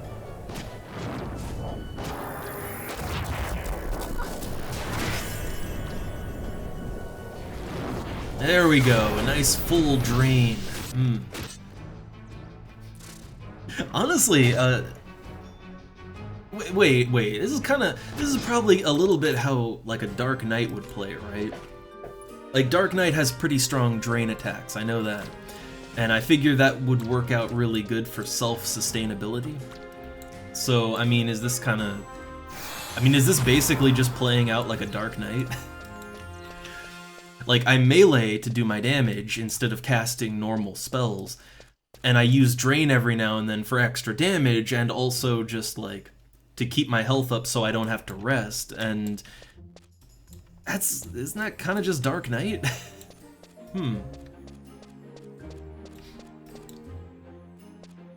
I mean, if it works, I guess. If it works, it works. Now, I've been avoiding that one just because if my Parasite pet, if it drops on me, then I'm gonna be fighting two enemies at once, and I don't like to do that. I could kill the pet first and then go for the trader. Could do that. But they like to spam their pets. They like to do that. It's one of the reasons I don't just fight pets, right? It's because enemies tend to just respawn their pets constantly. And it feels a little like, yeah, like you're skipping out on spawn timers there.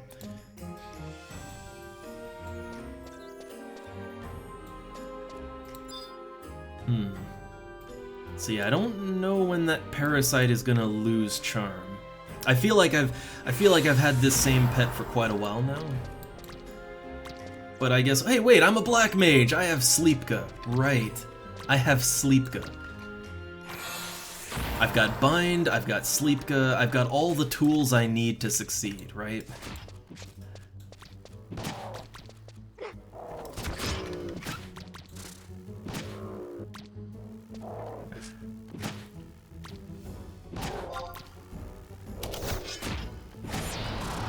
Yeah, that was a mistake. Too much damage. But hey, look, he gets the old stun now. Oh, this one, oh, this is a slightly tougher goblin too. I think I want to keep shock spikes on, so I'm just recasting that. Ooh, Goblin Rush. That's gonna do a lot to the pet. So, let's see, do I wanna... My pet's health is low, do I wanna drop a big spell on him or not? That's the question. Because that pet's going down no matter what. Let's do like a basic blizzard, try to get aggro back. Oh, well... I just parried.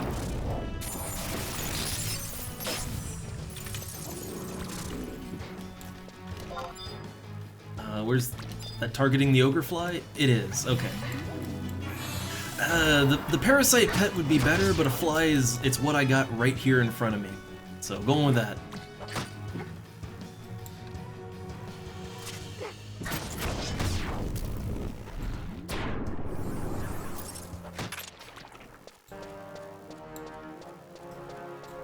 Alright, nice, nice. Honestly, I think what helps is that as a Beastmaster, I already kind of capped out my melee skills and all that, like both offensive and defensive. So I think having kind of as high a skill as I can have, that really helps. I'd assume that's kind of the problem with most people who would just pick up a scythe as a black mage and go to town. I feel like the main issue you'd have is that if you hadn't been meleeing up until that point, well, you're just gonna be like level, I mean, this is like the lowest scythe I think you can use. So yeah, you'd be level 46 and your melee skills all around would just be terrible, right? So it would probably feel a lot worse than it needs to be just because of that. At least I figure that would be the issue. I mean, that's kind of the same issue as if, like, as if you went Beastmaster with an axe until you could use something like the Demon Slicer at 55. And then you switch to Scythe and it's like, oh man, this can't hit anything, and it's like, Scythe skills 0. I feel like, I mean, look, when I first started playing Black Mage, it felt really bad. Okay, I didn't really take to Black Mage for a long time, and that's because early on, when my elemental skills and everything, when they were just horrible, I could not hit anything, right? I couldn't hit shit. Like, my spells did not land ever. And it felt bad. It felt like what is happening right now? My int is good, what's going on? Like, for a long time, I thought Black Mage just sucked, right? Because, nothing landed. But then, then eventually I managed to cap out my elemental skills for the level, and, oh man, suddenly, my spells land. I'm not doing a fire spell for 2 damage now. Oh my god. Night and day difference, right?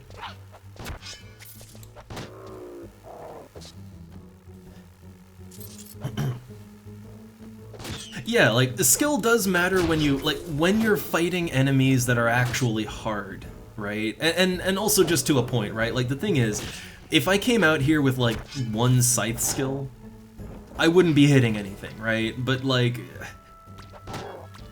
the thing is that even though Black Mage doesn't have as high of a scythe skill cap as other things, you know, for enemies that are only easy and decent, it's more than enough to have, you know, like, the skill I can have is more than enough, you know? Like, there's levels to how much skill matters. That's one thing. I find that at a certain point with certain enemies, it just doesn't matter anymore, but, yeah, like when you're in a party, right? When you're in a party, and you're a black mage, and your skills are way under where they should be. Like, I don't just mean a little, I mean like a lot, right? When your skills are a lot under where they should be in a party, and you're trying to cast spells on enemies that are like 7 levels higher than you, it feels really, really bad.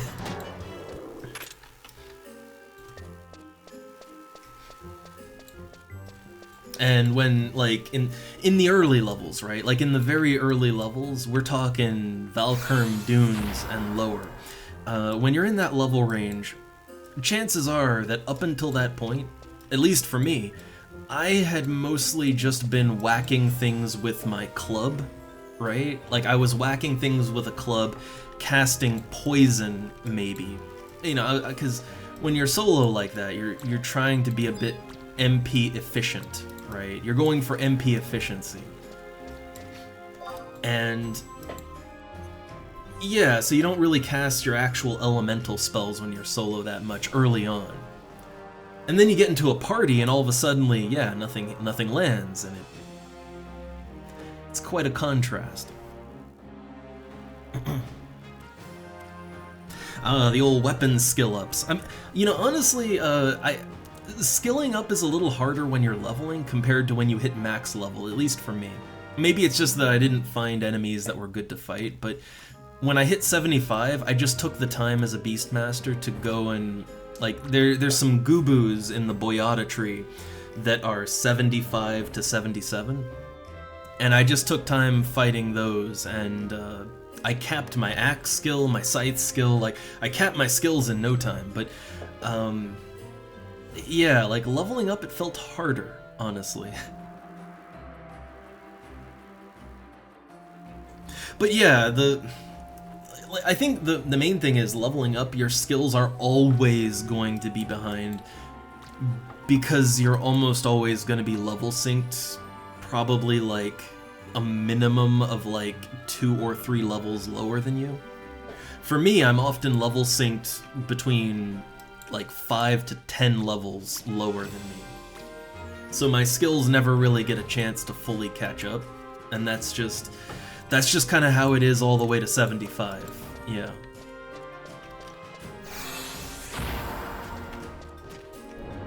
I know, yeah, Red Mage trying to enfeeble early on. I mean, anything trying to enfeeble, because debuffs are really good in this game, but yeah, with any class, it just sort of, it feels very bad trying to land them when you haven't really been skilling for that, you know?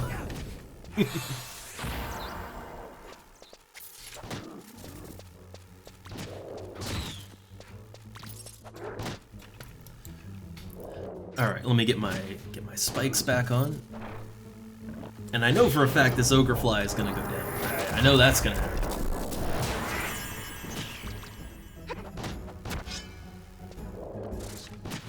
So I think I'll avoid putting any damage over time on, just because I might have to, you know, I may have to put these things to sleep, right? I may have to do a nice little sleep gut in there. Man, 1 critical, that's all it takes, huh?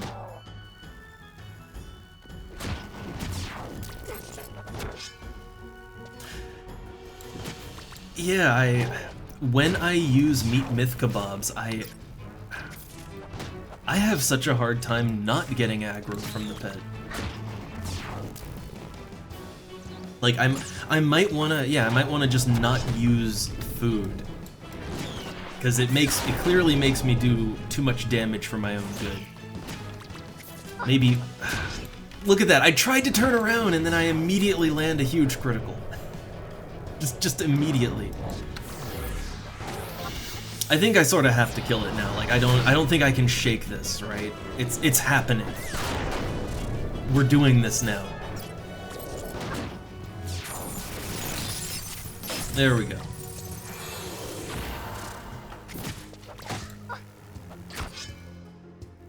Honestly, that would, like, I think, like, doesn't, like, EverQuest kind of does that sort of thing.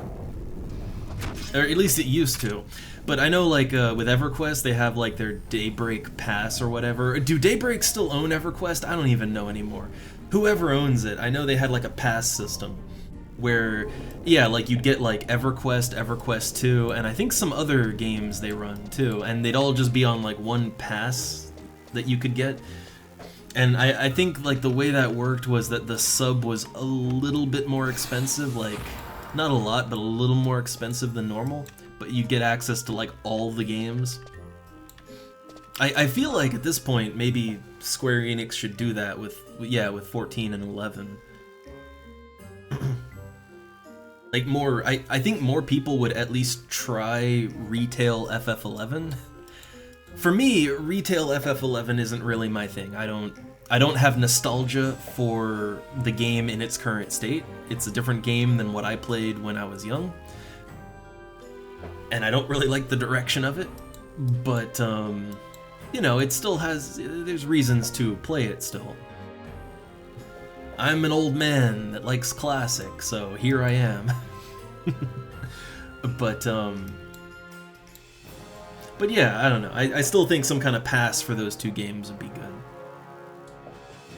People might try, they might try Retail 11 and get a little interested, but, you know, just think it's, oh, it's just more FF14. It might at least push them, nudge them in the direction of classic servers, maybe. Oh yeah, I want to do that, Q. I actually, one day, I want to do a RuneScape stream because because they have RuneScape Classic, and I'd like to try it. I never played RuneScape. I'm down.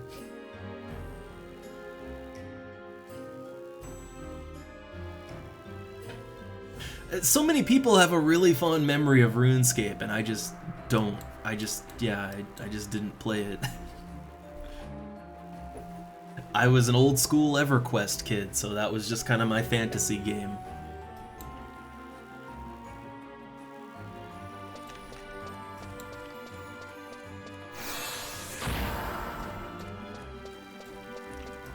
I mean, what I'd really like, though, speaking of classic things, I would really love it if someone would just scrap together a classic EverQuest 2 server, like just vanilla EverQuest 2 as it was when it first launched, because I actually really liked the game back then. But EverQuest 2, well, much like the original EverQuest, it's had so many changes done to it over the years, it's unrecognizable, and, you know, I'm not interested in the current version. Oh, the old buying GF. Look, people did that in every game. Like, the thing is, it's not just nostalgia. It's really not. Like, here's a good example. I have no nostalgia for World of Warcraft, but, like, I mean, honestly, most of my life I hated it because it killed so many other MMOs that I loved, right? So I was bitter about it. I hated it, but I've decided to give it a chance on a private server with Turtle WoW, right? Which Turtle WoW's like Horizon here. It's vanilla World of Warcraft plus, right? Doing their own thing, and man, that's a popular server. And I played it. It took a while for the game to click with me. But once I got to doing dungeons as a healer, it clicked and I liked it. And yeah, I have no nostalgia, but I really like how that plays, right?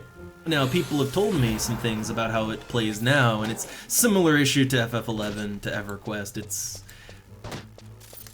like the flow of gameplay and all of that isn't quite for me.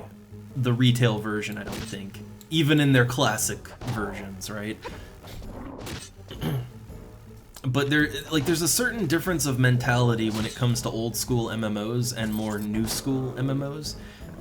There's some fundamental different ways that you approach them, right? It's not just about the look, it's not just about certain things, it's a fundamentally different way of the game flowing and what it means to the players, too. And hey, look, I'll at least do a Project 1999 stream sometime. Again, something I'd like to do this week, actually, because I actually like Project 1999. I can handle it. But no, so for me, a lot of these old school MMOs, they're just much more social, but in a different way than, you know, people say games like FF14 are really social, but for me, I find not really. Or they're social in the way that a Second Life is social, or, you know, it's social in the way that getting on Discord is social, right? It's social divorced from gameplay. It's, you know, there's the social stuff and then there's the game, and they're two separate things. But if you look at games like this, right, what fundamentally separates this from something like 14 is that the social gameplay is actually gameplay. Like, the social game is very integrated with the gameplay. If you want to get anything major done, you need a party. If you want to level up in a timely fashion, you need a party.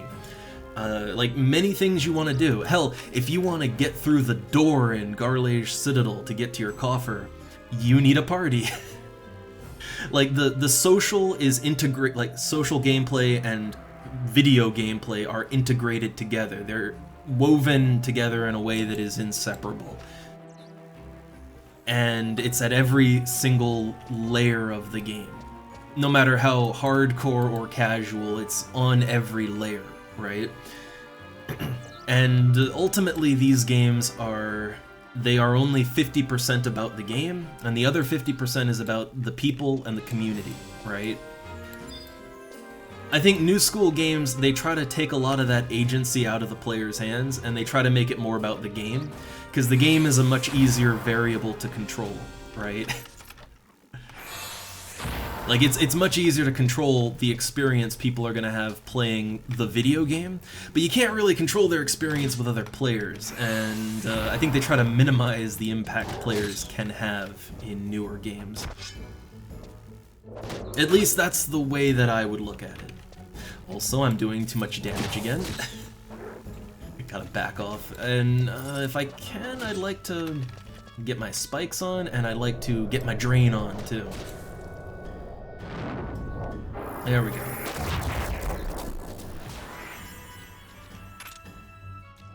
Let me try and grab up a new pet. Charm set! There we go. Get the melee set back on. And I think the goblin's gonna... yeah, he's right behind me. Okay.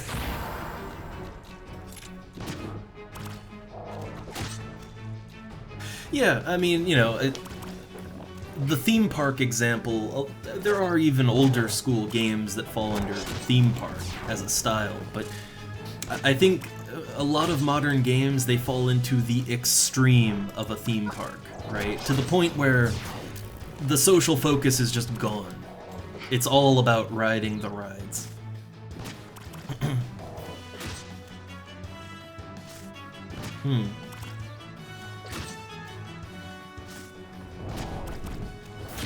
And also, yeah, 14 used to be more social. Like, I played FF14 back in 1.0, and I played it all the way up till Endwalker. Like, the game just changed more and more to a way that I didn't like.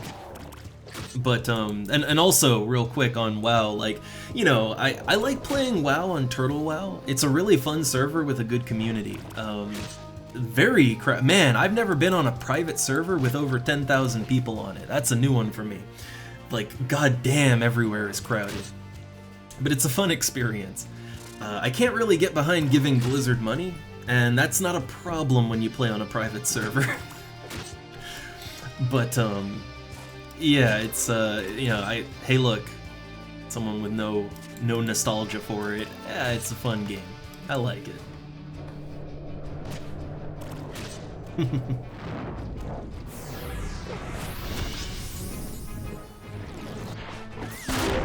God, I cannot stop getting aggro.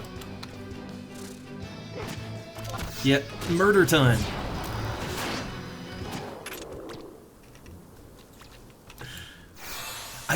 Yeah, like, I can't use meat myth kebabs. I too strong. Black mage too strong. I gotta Yeah, I gotta go foodless if I don't want to take aggro.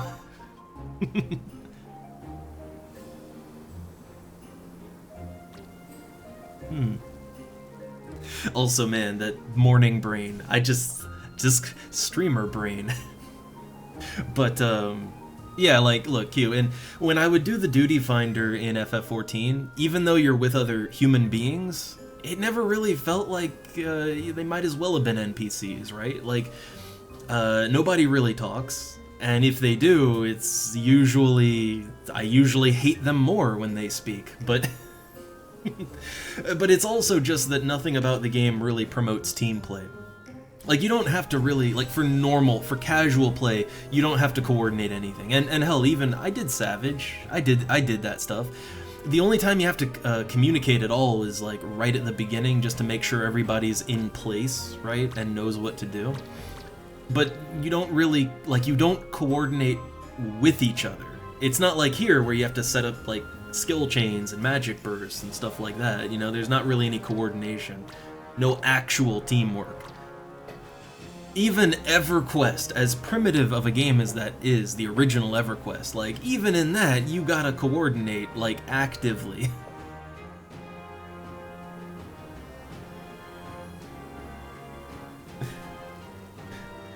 Like, that's the thing, even old games that are very simple, they usually had something you had to, like, actively coordinate with other players, you know?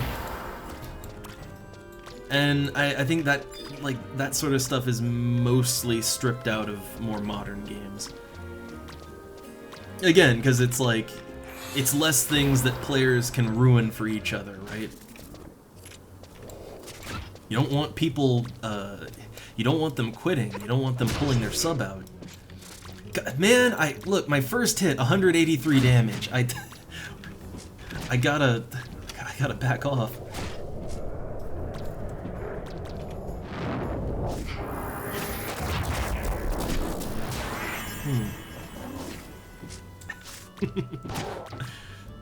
Okay, so hopefully I gave the... No, man, one more... I really can't do anything without pulling aggro. Okay. Hopefully I'm good now.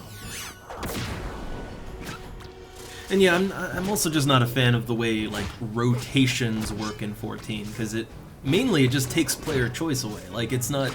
Like, in this game, right? Like, look at all them spells, right? Look at all them spells I have. I'm not constantly cycling through every spell I know, right? That'd be insanity. But no, like, I use the spells and abilities that are appropriate in the situation, right? And it's on me to decide what I want to do and how I want to go about doing it, right?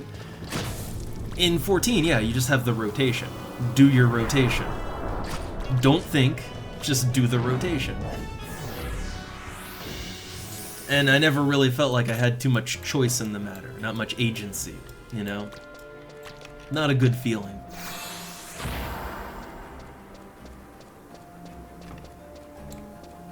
And yeah, Q, like, soloing, I mean, you know, like, hey, right now, I mean, it's fine.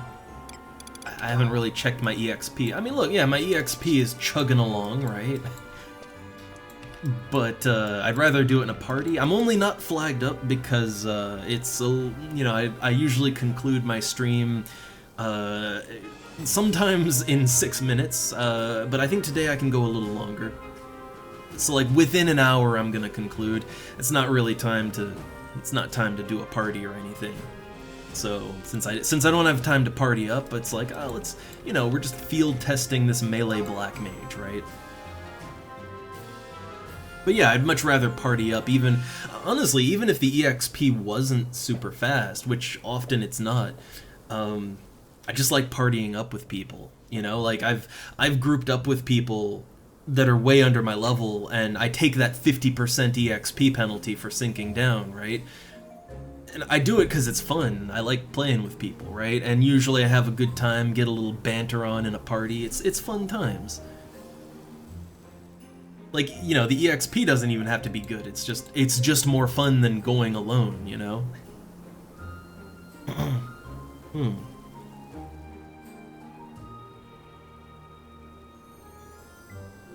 Hmm.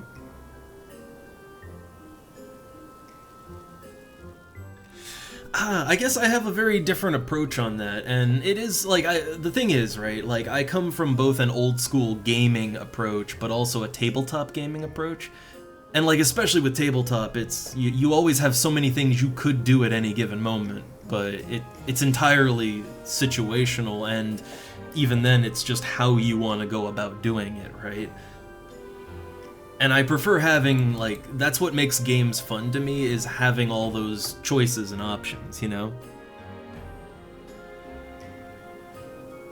I mean, I really like Guild Wars 1 as well, and Guild Wars 1 has, like, it's got, like, hundreds or thousands, like, it has tons of skills that you can use. It's just, you can only have a certain amount of skills on your bar at a given time.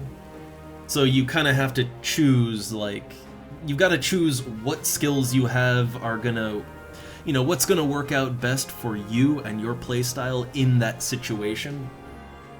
Like, that's kind of how you have to go about it, as I remember. But, like, you have a choice, like, you have hundreds of skills, right? It's a lot to narrow down what exactly you want to choose.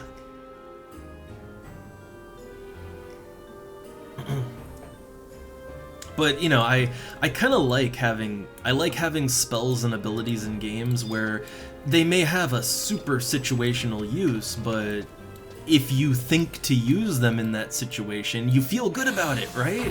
Like, you know, you could have some obscure skill, but if it comes through just once, every now and then, you feel good just for even remembering you can do that, right? Again, tabletop games are a lot like that too, you know? It's like, oh right, I can do that, and then, and you know, you feel good about it, right? It's that's the feeling you want in a game.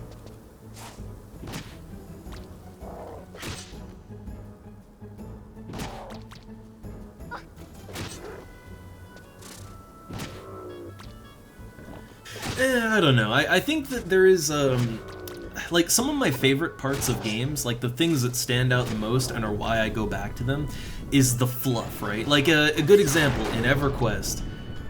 So in EverQuest, original EverQuest, as an enchanter, enchanters have a lot of spells that are pure fluff, right? So one of the things an enchanter can do is they have lots of illusion spells.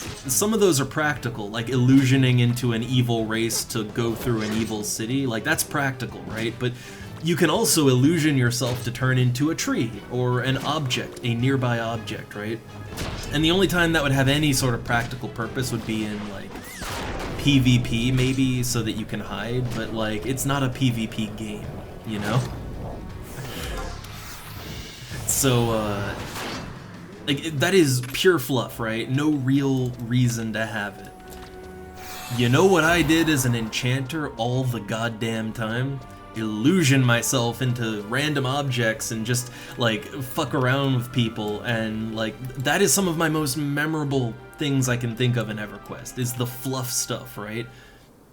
Or, oh, Necromancer in EverQuest has a spell that all it does is it allows you to type, like when you type in chat, your text comes through your pet, right? Through your skeleton. So if you charm a skeleton, and then like you have it stand in a certain spot, like in a newbie zone, and then you start talking through the skeleton, it like you could mess with newbies who like, they're like, oh my god, what's going on? Is this an event? And you know, like that stuff really stands out to me, but it's pure fluff, right? You could say that's wasted development time, but things like that, they make the game stand out from every other game where it's just standard fare, right? Like, it really is it's those fluff things that make games stand out as being something a little different, a little unique, right? Because every game, every RPG has the standard stuff, right? And technically anything beyond that is wasted development time, technically, but it helps to kind of keep people's interest. I mean, it's also kind of the same with tabletop games. I have a lot of different tabletop systems, and man, there are some that are really simplified to the point where it's it's like it's almost video gamey in how straightforward and how little options you have, right? And sometimes that's what people want to play, but you know, that those games tend to not stand out too much. They're not the things you go back to constantly, right? It's the convoluted, stupidly complex systems like Champions or something. That's what keeps you coming back.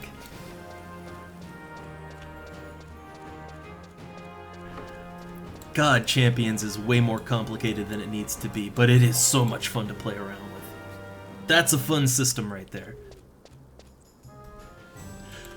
The MMO of it, not so much. But the tabletop is pretty good.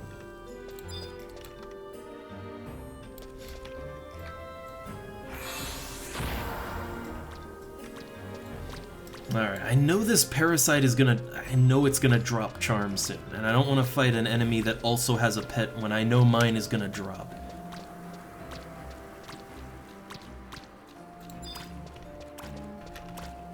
Alright, go for a nice, decent challenge. Slightly tougher, but it's only one goblin.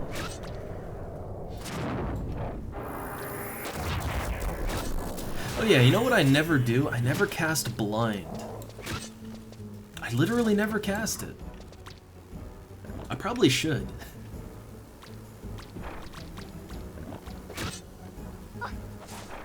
Oh no, the missing. Again, I could go much harder into the dexterity / accuracy. This is just kind of my very basic black mage melee setup.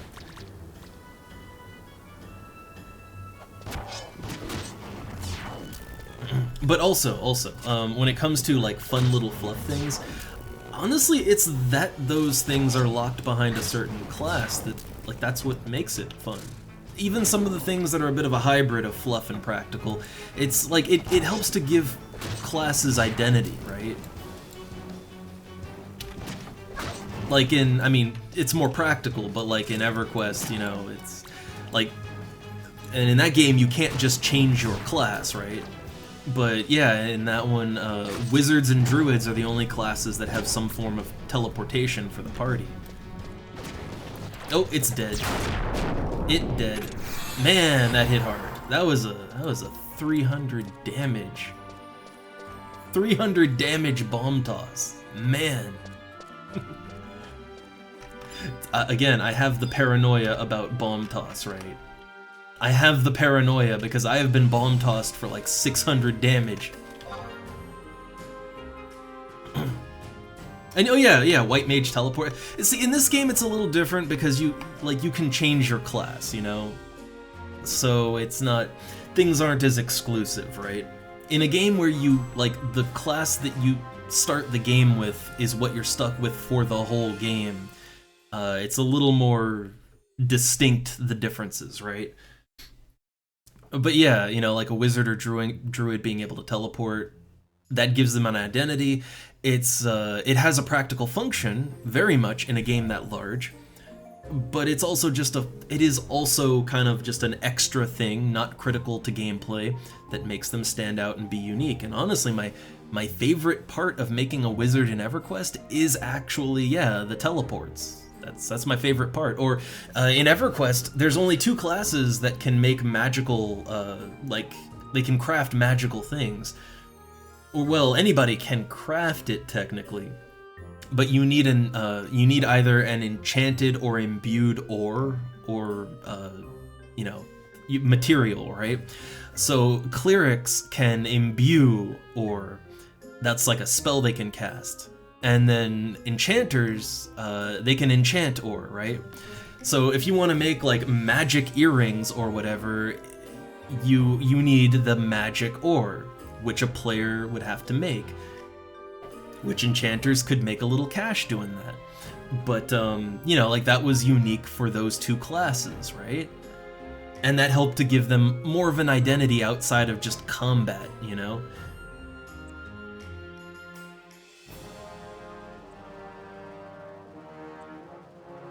Well, yeah, I mean, that is the problem of a game like that, is, you know, oh, like, not suited for that certain boss or whatever, but I never got into the high-end rating in EverQuest. I was a very casual player, and for normal content, didn't really matter what your class was. But, yeah, I don't know, like, the fluff stuff is really what stands out. Or, to go real old school, Ultima Online. In Ultima Online, I mean, that was just such an unstructured game, but the most fun things to do in Ultima had nothing to do with the combat system at all, right? It was, I don't know, it was go out and tame a sheep, and now I have a sheep that I can shear for wool, and yeah, I could just buy the wool, or, you know, whatever, but like... But now I have a pet sheep that's a wool factory, and I can make clothing all the time, and oh, and I can dye it all kinds of colors, and oh, there were books in that game. You could buy books and a quill, and you could actually write real books in the game, and notes and whatever, and they were persistent. There were player-run libraries. Like, a player-run library has fucking nothing to do with anything, right? But, like, that's the stuff that stands out. It's stuff like that would keep people playing because they'd have fun just playing around with these systems, right? Like, there's only so many times you can go to the graveyard outside Britannia and farm liches, right? There's only so many times you can do that, but, you know, settling down, starting a farm, right? Having some sheep and a guard zombie, that's, again, nothing to do with anything, but, like, that'll keep you there. Build me a boat and go fishing. Nothing to do with anything. But that's what kept me around for a long time, and the community around all that. But yeah, it's very much just a, you know, different gameplay styles for different games and for different people. Mainly I don't like homogenization doesn't have to be a bad thing, but it's also, I don't want every game I play to be homogenized, you know? Like, I don't want every game to just be more of the same. Everything is balanced just right, and I know what to expect. I don't want that to be every game. I think niche games that serve a specific purpose and a specific community, I think that's very important. But, you know, variety. At the end of the day, you want variety of games, right? All games should be allowed to exist.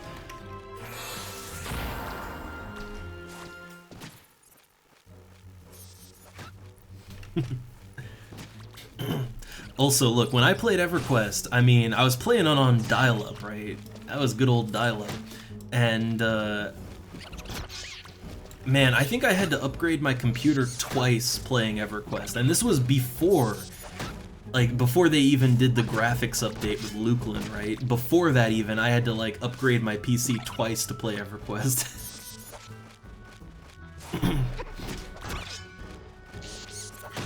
Well, I think the thing is that, like, nowadays, I think we have a lot of ability to play whatever games we want if we're willing to put the work in, right?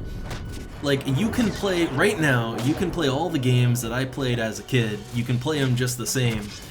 Maybe even in a bit of a better format now, but either way.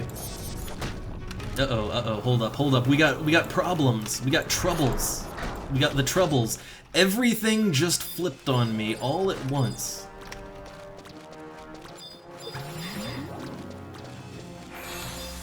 Oh, I might die now. Probably gonna die now. That was just poor timing, honestly. Just really, yeah, that was just really poor timing for a charm break. Oh, look at that. I think my EXP though should still be good. Like, I don't lose that much at 52 still. And I do have that bed that reduces my EXP penalty. Yeah, I still have way more EXP than when I started grinding, so I'm doing good. That was just me, like, I knew that pet was gonna break charm. I didn't know when, but I knew it was coming soon, right? And I was fighting right in the middle of where I knew a goblin spawned, so I should have been a little more attentive about that. That was my bad. But again, I came out of it with more EXP than when I started, so that's still doing good. The main thing is proof of concept, right? Black Mage Melee fucking rocks. Like, comparatively, I hit just as hard, if not even harder, than I hit as a level 52 Beastmaster. I mean, hell, the attacks that I'm doing are comparable to my level 75 damage as a Beastmaster. Which is just, I don't even know how that works, but... but yeah, like... the proof of concept works. It works really well. If anything, it works too well. I do so much damage, I outclass the pets, and that makes me get aggro. So I might want to think about how I approach combat, but no, damage-wise, it's fine. Works good.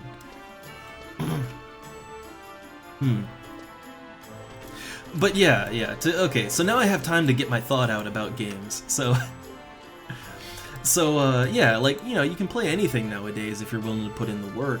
There's only a very few games that just don't work on modern PCs, and you really gotta put in the hard work to make them go, but... yeah, like, gaming is in a good state.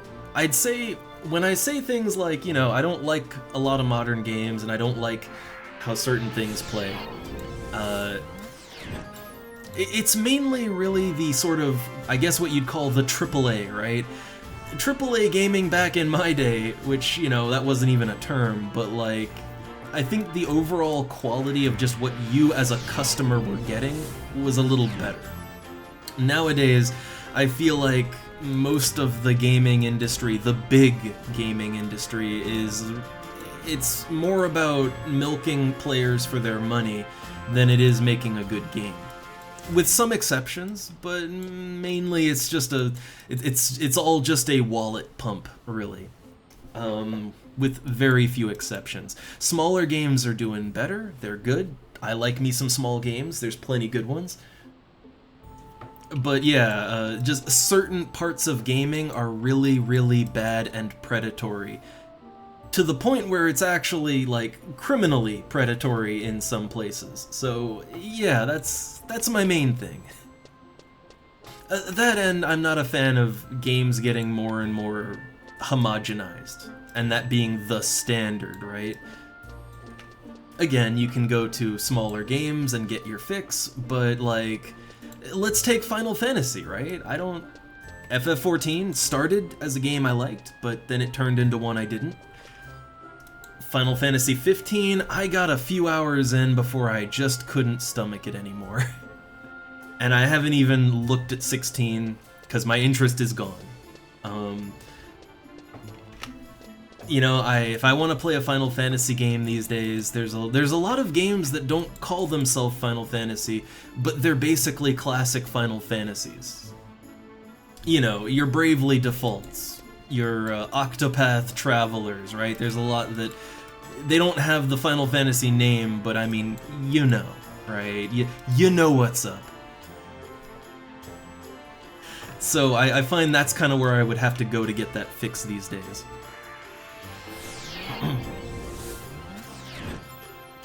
So I think really what it's more a matter of is that a lot of the big franchises, I guess you can point to specific franchises, right? Whether it's Final Fantasy or Elder Scrolls or whatever.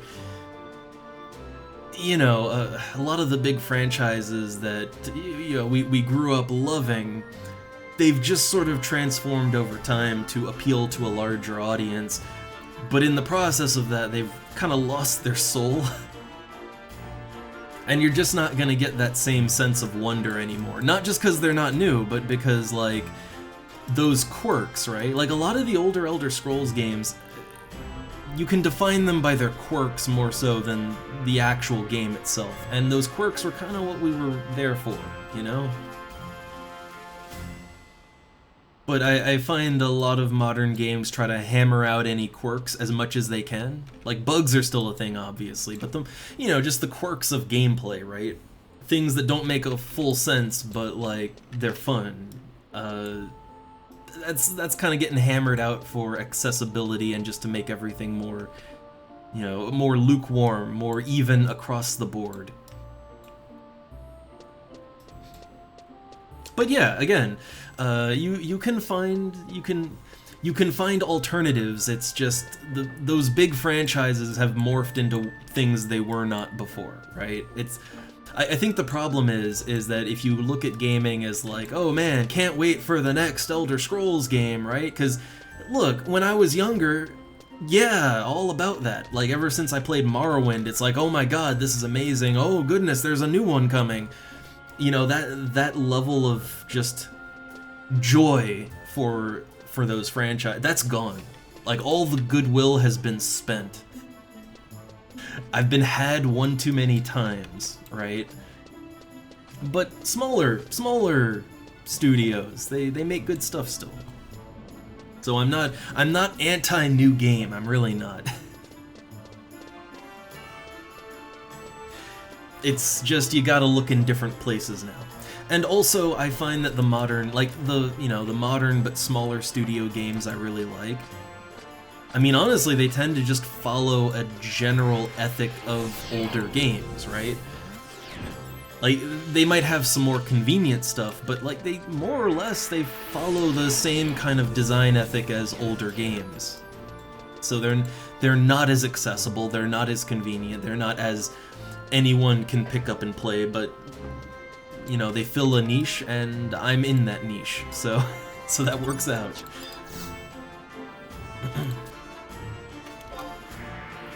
I mean, point no further than Dwarf Fortress, right? Which I am horrible at that, but I am infinitely fascinated by it. That's like, man, I want more of that. And, well, I have more of that. RimWorld is like a more accessible Dwarf Fortress, and I'm better with that, but they all fascinate me, right? But I think that would very much fall under the not very accessible category, right? No matter how much they try, you're not making that accessible, right? But that doesn't matter. It's good all the same. All right, do I want to go out for more punishment? I mean, honestly, I'm having fun with my melee black mage. I'd say my the only place I messed up there is that I really should have been more careful about the time on my pet. I should have kept shock spikes on. I do feel like I need some better defensiveness, though.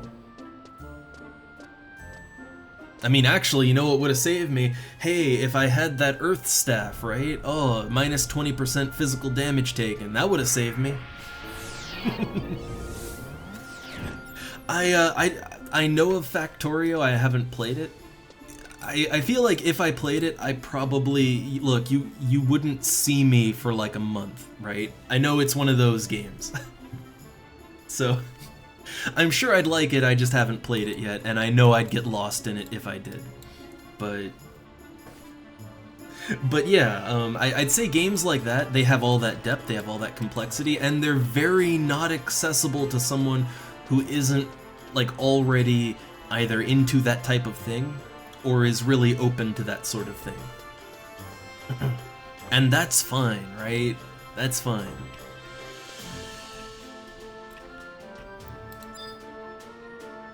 Alright, I kind of want to go in for another round. I kind of do.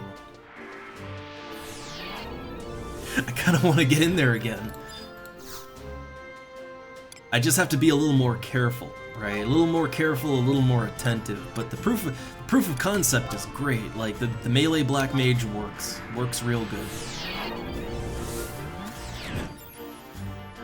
Well, that is being, like, look, for a lot of people, if a game doesn't look and play exactly like what they think a game should look and play like, which is every other game, then it's inaccessible to them, right? For a lot of people.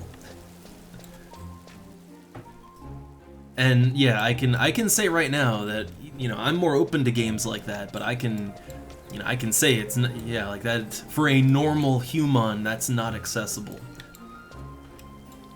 Yeah, there's layers to accessibility, right? Like, look, you know, there's a difference between, say, I mean, actually, for layers of complexity, I would directly use the comparison of Dwarf Fortress to RimWorld. And I think RimWorld is kind of generally a little more popular with people who aren't fully deep in there, who aren't all the way on the deep end of the spectrum, if you will. But, yeah, like, RimWorld is basically just a slightly more streamlined, simplified, and user-friendly Dwarf Fortress with a sci-fi coat of paint. And I like RimWorld a lot. I do get into that easier than Dwarf Fortress, and most people do. And that's the difference of accessibility, right? Even RimWorld is very inaccessible to a lot of people. It's complex as hell, but, you know, layers, right? There's levels of that thing. It's not just, you know, the shallow end or the deep end. There is an incline to get there, right?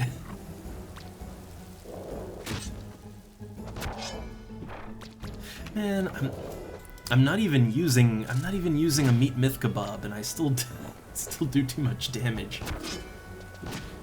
Yeah, like I have nothing buffing my strength right now, and I'm still hitting for near 100.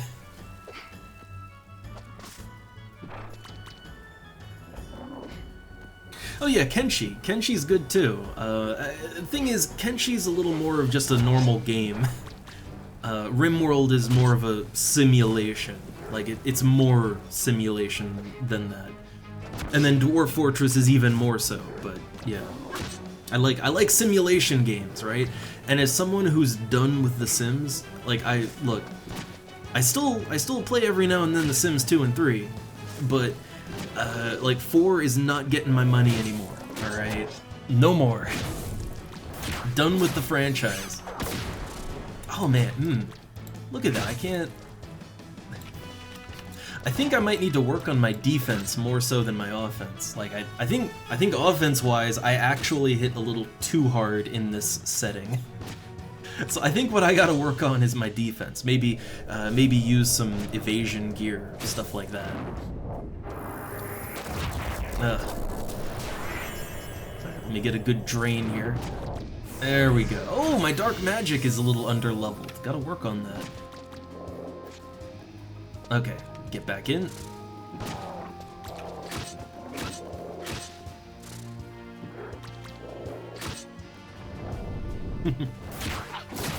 I mean, there are several Sims alternatives in the works, but nothing solid yet.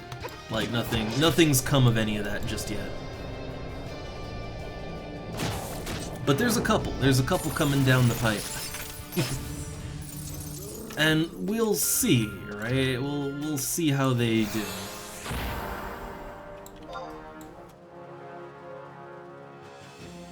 I mean, with Cities Skylines, like that really just that did everything we wanted with SimCity 2013 and better, right? So, like, yeah, if we could have that but for The Sims, perfect. I think for me, I actually like the more simulative elements and the actual gameplay and challenge of the older Sims games. And so for me, like, I would want that. More complexity, more simulation, and a little more challenge. Because I think that's really what The Sims stopped doing. Like, around The Sims 2 or 3, somewhere in there, they kind of stopped being proper games, and they went more into the aesthetics, and, you know, more into the playing dollhouse thing. Which people would do with the older games, too. It's called Infinite Money Cheat, and then you play dollhouse, right? The problem is that they kind of just cater to that audience going forward. And there's not really much challenge to be had with The Sims anymore. And the simulation got simpler, really. The emotion system, I stand by it, is actually a worse version of the moodlets and everything from The Sims 3. To me, it actually simplified the game down. It didn't add anything. And The Sims 2, that has a fear system, which, yeah, no, that's good. I think they added the fears back into 4, but it's too little too late. Look, EA, they're not getting me. They might put that carrot on a stick, but I know better, alright? I'm done. I won't be lured in again. I see the fish hook on the end of that carrot.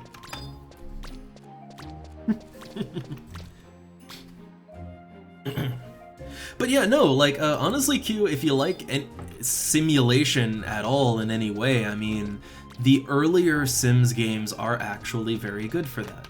And they're challenging. They're actually, like... The Sims 1 is a little hard to get into now. I think The Sims 2 is a better balance, but The Sims 1 is actually really hard. And The Sims 2 removes some of that difficulty, but it's still got challenge, it's still a proper game. And 3 is when it just became more a do whatever you want kind of thing. It's still good, but like I'd say 2 is a really good game to go to if you like the simulation elements. Like, that's a proper video game. Again, one weekend, I gotta do that one weekend. Just boot up The Sims 2. Problem is, it's really hard to get running. I had to run multiple third-party programs to get it to run without errors. So that's the problem with The Sims 2. It really doesn't like modern hardware at all.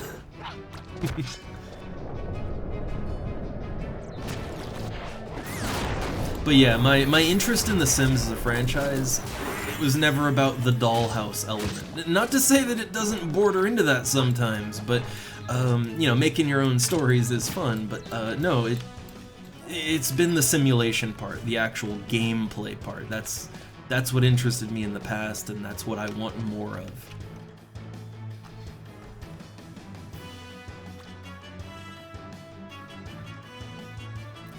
Yeah, again, I did get The Sims 2 working. I have it fully functional on my PC, ready to go right now. And I did a stream a while back, but it's been quite some time. It is a lot to do, but there is lots of help out there to get it running. Thankfully, because I'm not the best with the technical stuff. But you know, hey, if I can figure it out, then anybody can. Oh my god. Man, enemies just hate me. Oh.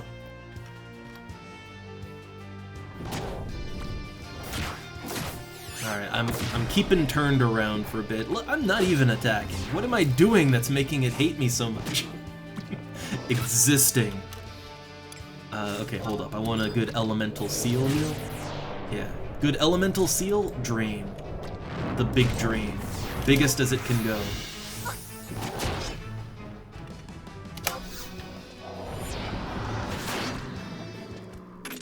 Okay. Man, that...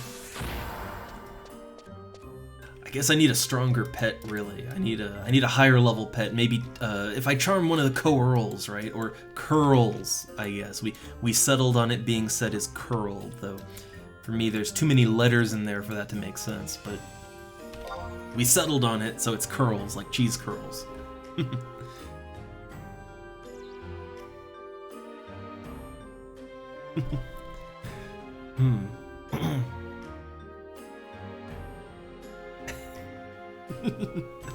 Yeah, no, like, a lot of the fun of The Sims, though, and honestly, this was more so with the earlier ones, because they actually took out a lot of the more negative parts of The Sims, like the things that would make Sims upset in a more permanent or semi-permanent way. They kind of took a lot of that out, like with 4.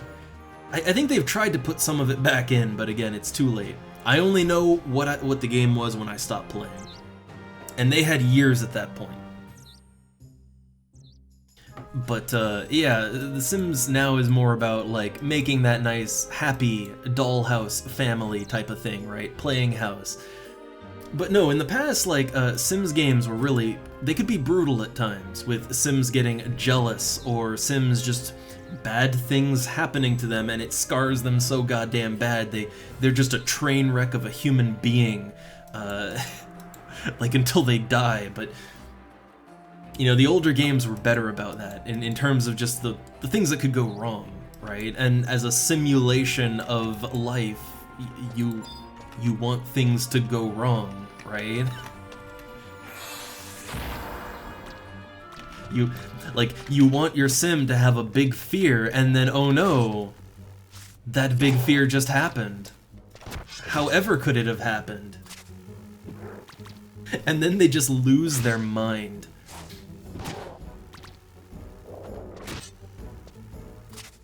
So yeah, that's you know, like that's the fun part of games like that.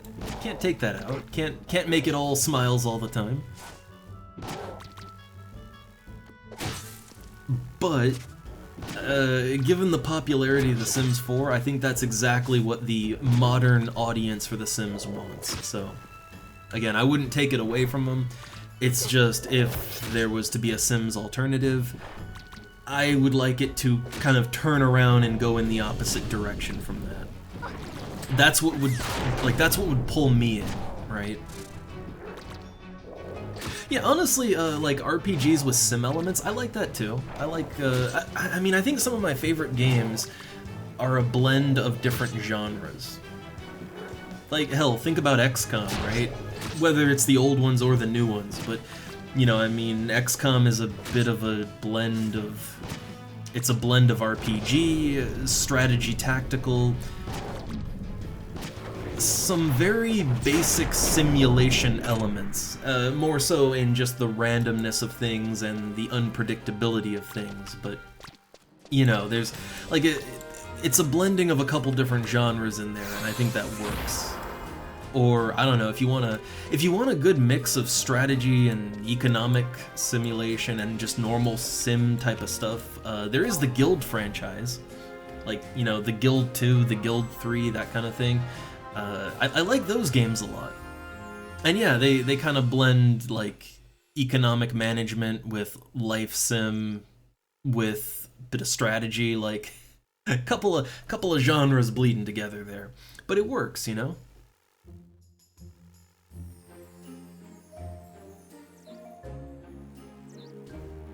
The Giorama of Dark Cloud 1. That was the first time I ever saw a Giorama system. I think Dark Cloud 2 was a little bit better for the Giorama, but both fun games. Although I think the first Dark Cloud gets really repetitive at a certain point. 2 is also really repetitive, but a little less so. A little bit less. And there is a lot going on with that game. Another game like it, White Knight Chronicles, which I have a bundle, like it's White Knight Chronicles Part 1 and 2. They were separate games, but it's both of them combined together into one game. And that's on the PlayStation 3, I got that. I'm not sure if it ever came to anything other than the PlayStation 3. But it has a more complex, in-depth diorama than the Dark Cloud games. And it's got, it has a little bit more in-depth RPG, like JRPG gameplay too. And you get to make your own character too. It's like Skyrim, but with anime. So, yeah, White Knight Chronicles is a good time. But yeah, I don't know that ever came to anything other than the PlayStation 3.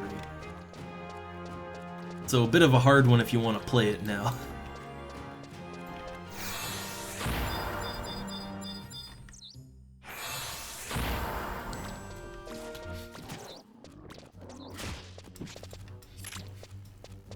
Alright, so I'm hoping that my pet doesn't just, you know... Hoping he doesn't poof on me in the middle of combat.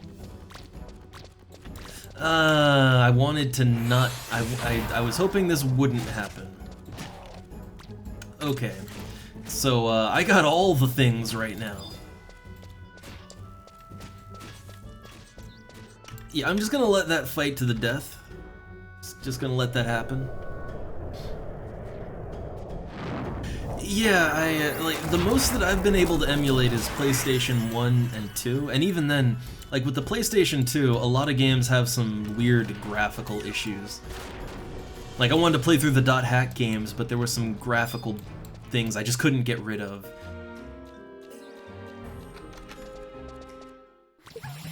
But, yeah, PlayStation 3, I'd assume that one is pretty difficult to emulate properly. I would just assume.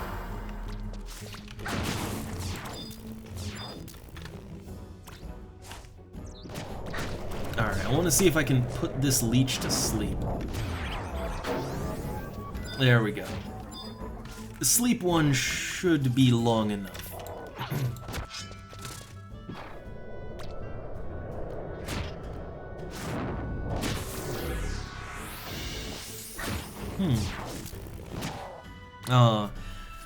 I mean, I know the feeling of kind of just not, like, I know the feeling of wanting to do something, but you just, like, every time you go to start, it's like, I don't know. And then you waste time watching, like, some 2-hour analysis video of a game that you may or may not know and have total interest in, but, like, and then where did the day go? I get the feeling. And I guess as with all things, it's just sort of, the only thing that really breaks that is, well, you just sort of have to do it, right? Just pick a thing and do it, even if it's not necessarily exactly what you want to do, but it's something. But yeah, you don't want to sleep too much because that'll just physically make you feel worse. Like that's the sort of mental, like, oh man, I don't know what I want to do, getting stuck in a loop with that. That's bad, but yeah, when you sleep too much or don't go out enough, and I know that one, I struggle with that one, gotta go out more, I know. But yeah, that'll make you physically feel worse, and yeah, that just makes it a harder loop to escape.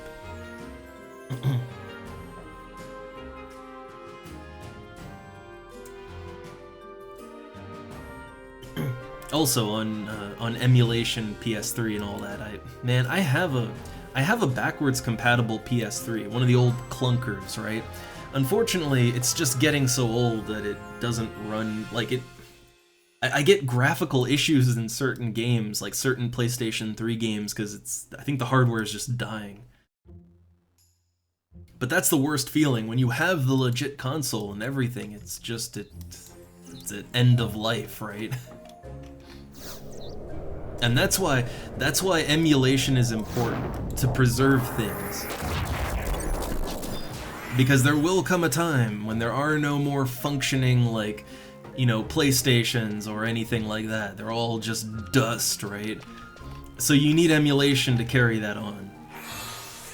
It's just, unfortunately, I guess, like, even more so than movies, because, like, movies constantly get re-releases, right? Like, even the shitty ones.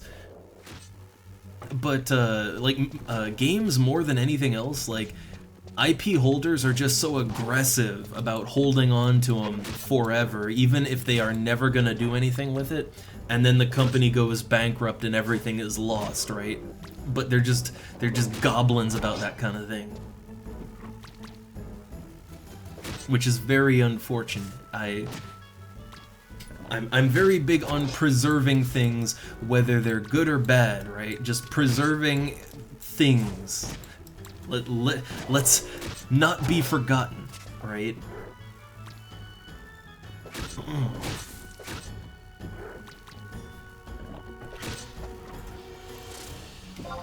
And look, while I would certainly love the idea of, say, you know, if I play an old game, I would love to play it on original hardware with original controllers and all that good stuff, but, you know, at a certain point, that's just not even going to be possible anymore, you know?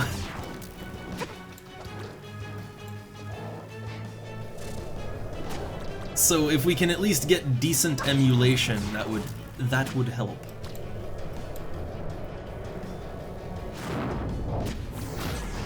Ooh, got a good drain there, but yeah, now I'm definitely tanking.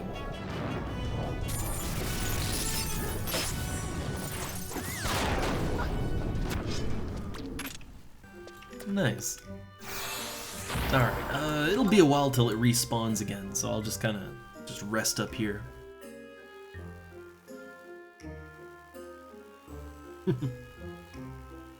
Oh man, platinum games for 20 bucks.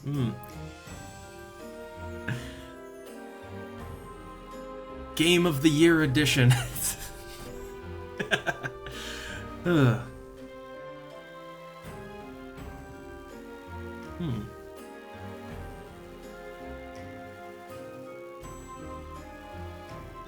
Yeah, honestly, so when it comes to consoles and stuff, right? Like, honestly, the PlayStation 3 is the first console that I remember where...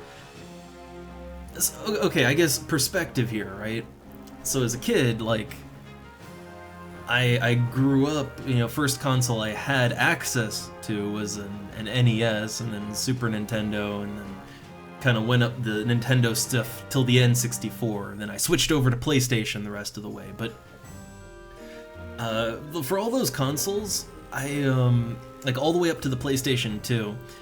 Every console really felt like it was magical in a way, right? Like, not only was the technology just rapidly improving and getting amazing, but also just there were good games. There were really good games and that played real good on every one of those consoles, and it was a magical experience every time, right? The PlayStation 3 is the first time that I got a new console, and I just sort of... I didn't do a lot with it, right? Like, the launch titles were all just really meh. Like, really meh. And it took a while for any good games to get on there. And even then, it's just... that's sort of the time when more and more games were starting to appear cross-platform and on PC. And it's like... the magic kind of... That's when the magic really started fading to me. But also, it's just... the PlayStation 3 had issues, too. There were just issues there, you know? But for me, that's when the magic started to fade. Though I did really like Eye of Judgment on the PS3. That was an experience. Like, I want to call it an experience, right? I still have I still have the game and the camera and, you know, like the board and all that, and I still have 2 decks of cards for it. I could technically play it still if I wanted to. If, you know, if there was anyone to play it with, right? But I kind of wish that concept, though. I wish that concept persisted in some form. I really like the idea of physical cards, but 3D video game space, and kind of trying to merge the two. And I mean, I know there's some things that kinda try to do that, kinda, but not quite the same as Eye of Judgment.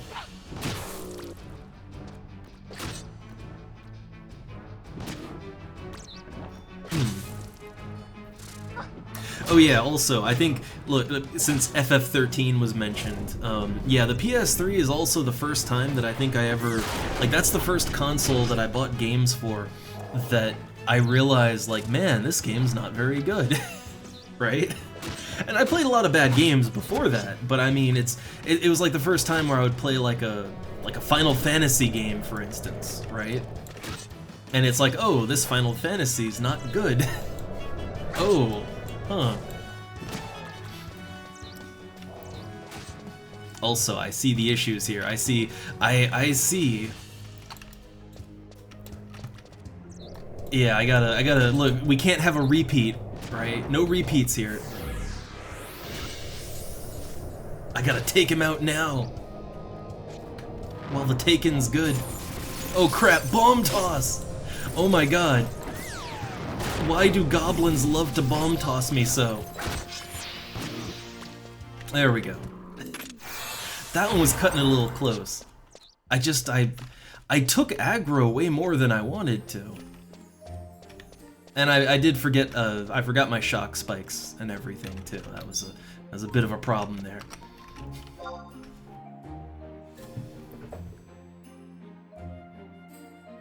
But I gotta be honest, I do kind of like playing on the edge. It's fun.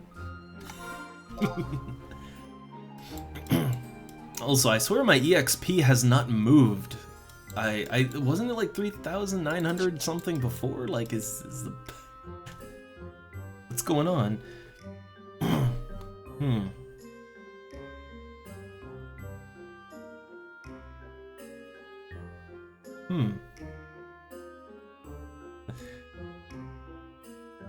Oh, Mega Man Battle Network. That's a reference.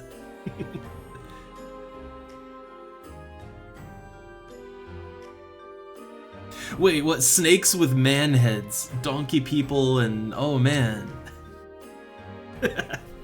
I do like a good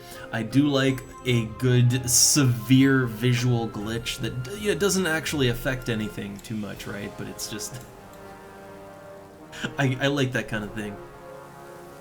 I mean, look, it's like when I played Cyberpunk, right? And you know, I got that intro cutscene, right, when the game is finally actually kicking into the main game. You know, the whole welcome to the city thing, and like everybody was half, like, you know, no pants, T-pose, floating everywhere with no head, and that was my welcome to the city. It made me laugh for like 5 minutes straight. And it didn't hurt anything, except for my immersion, I guess. But now every time I associate that little, you know, welcome to Night City thing, and then the music kicks in, it's just pantsless people T-posing headless now. That's yeah, it's the true cyberpunk experience. I gotta give that another shot now that it's apparently even better-er, and it's got an expansion now, right? I should give that another shot.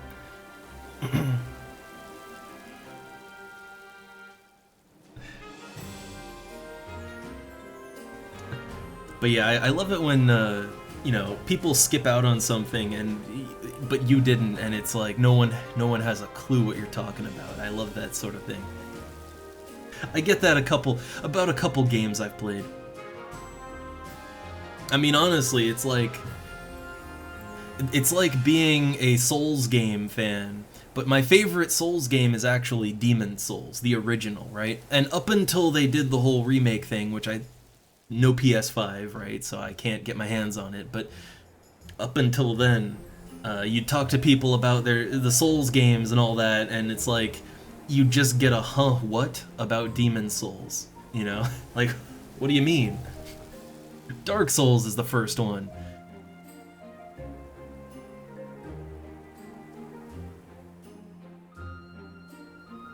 I mean, the main reason that I have interest for the remake on it is that it's two things. One, from what I've seen of it, it does look good. You know, I'm not loyal to any company, right? So I don't care who makes it, but it looks good. And the main issue is that, yeah, even though I have a PS3, it won't run the game properly, like, you know, the original game. And emulation is tricky for that. So there's just no way to play Demon's Souls now. So unfortunately, it's kind of a get PS5 and get remake or nothing, you know? Which isn't great, but that's looking like what it's gotta be.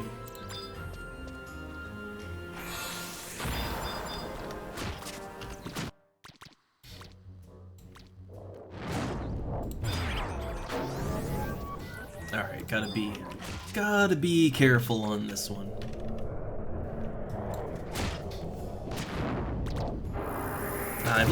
I've only played one Armored Core game. That would be Armored Core 4 on the PlayStation 3, and I thought it was fun, but I'm honestly just not really. I think I'm just not a fan of that type of game. I think that's the issue. Oh, my sleep has broken.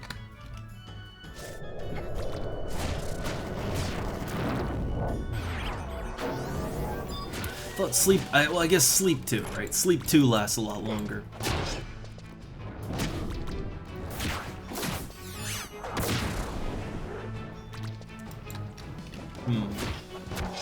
I'm not gonna put the Goblin Trader to sleep, right? So I could put a good bio on him so he doesn't do as much damage.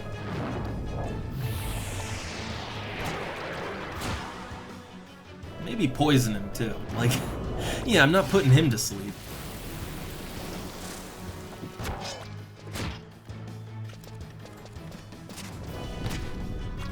Oh, bomb toss. It's bomb toss o'clock.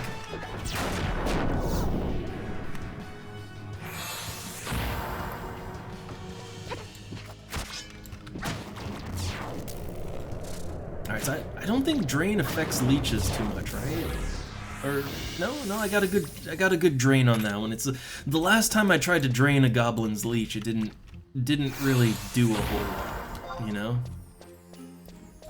Well, so, okay, now I'm over 4K into my level. And I'm not too focused on the XP, I'm honestly just having fun meleeing as a black mage. If I'm being honest, right? I love that this is a thing I can do, and now I'm thinking about how I could do it even better. Because I really do have a bit of a mishmash of equipment right now. So I feel like I could make this work even better. But I need to tweak it a little bit. And maybe play a little more defensively too. If I play really defensively though, I could just drop the /Beastmaster and I don't know, go /Ninja or /Thief actually. If I could like really make my defense better, but we'll see. The Beastmaster thing works out pretty good.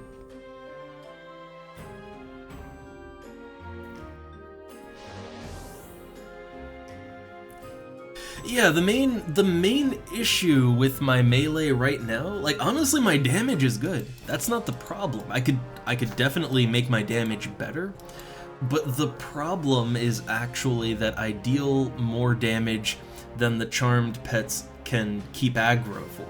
This is a problem you run into as a Beastmaster sometimes too, but Beastmaster less so. Yeah, like if I cast any spells, I'm just gonna get aggro, but if I even just scythe meleeing, I generate too much aggro. Wait a second, hold up. This might actually be an instance where I would want to use, I don't have it in my wardrobe, but I have like the Halloween pumpkin thing that reduces enmity by 1, and I think some of the Black Mage artifact gear, I think it has minus enmity, right? The boots do, but I guess I could stack for minus enmity, I guess? No, it still happens. Like, as a Beastmaster, it still happens that I outdamage the Jug Pet sometimes. It doesn't happen as often, but it does happen every now and then. It's mainly just as it's really more a matter that Beastmaster, while it can deal good auto damage, Beastmaster is not designed to do high, individual damage. It's meant to do damage with its pets. So yeah, you will outdamage every now and then, but not nearly as much.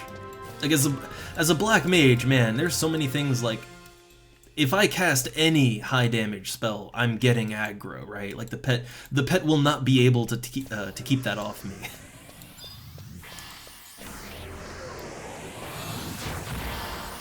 It's just a little weird that I draw aggro with just auto-attacking with my two-hander, right? That's a little weird, but honestly, that happens as a Beastmaster too. If I use a two-hander and I eat a meat myth kebab, and I get lucky with my triple hits as a /Thief, you know, oh no, I can totally pull aggro like that too. It's just rarer, I guess. So mix of charmed pet with, I don't know, I guess I just hit hard, I don't know.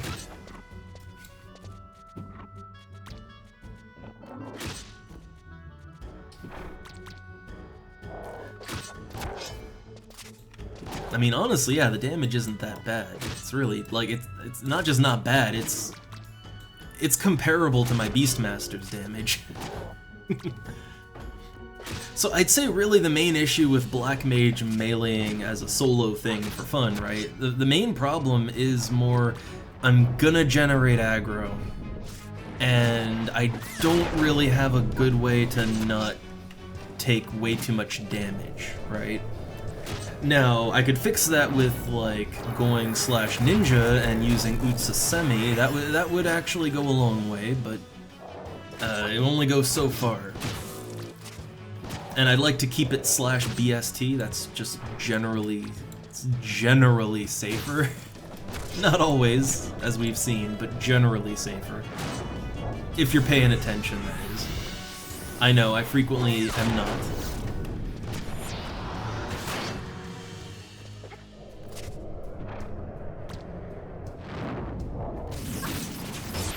Yeah, no, I get a lot of, yeah, see, I get a lot of mileage out of my spikes, I do. It's just my drain, I need to, my dark magic is a little under-leveled, I need to work on that. But yeah, a good drain, that can perk me right up. It's only, unfortunately, drain is on a very long timer, so that's the issue with that.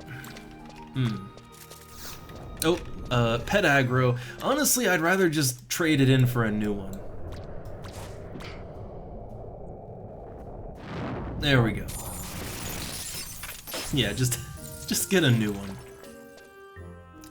But I guess rest up first, right? Rest up the old HP a little first. But I do not regret getting this scythe.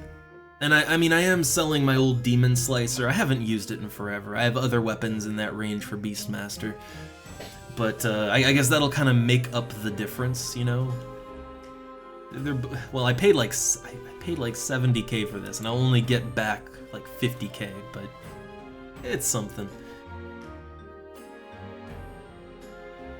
Yeah, I might have to spam bio, or oh, isn't a trick that some black mages do to spam tractor? Oh, also, I just see the wife is pulling up. I've gone about an hour longer than I normally would, so this is actually a good point to leave things off. Sorry, I usually end it like, yeah, an hour sooner. Sorry anybody who's just showing up, but it's that time, there's groceries, it's lunchtime, I'm hungry, so for right now, for today, let's get out of here, and I'll probably be back for more FF11 tomorrow, about the same time, about the same length, but we'll be back for more next time. Alright, so again, sorry if you just showed up. I know someone always, they just loaded in and oh no, it was ending.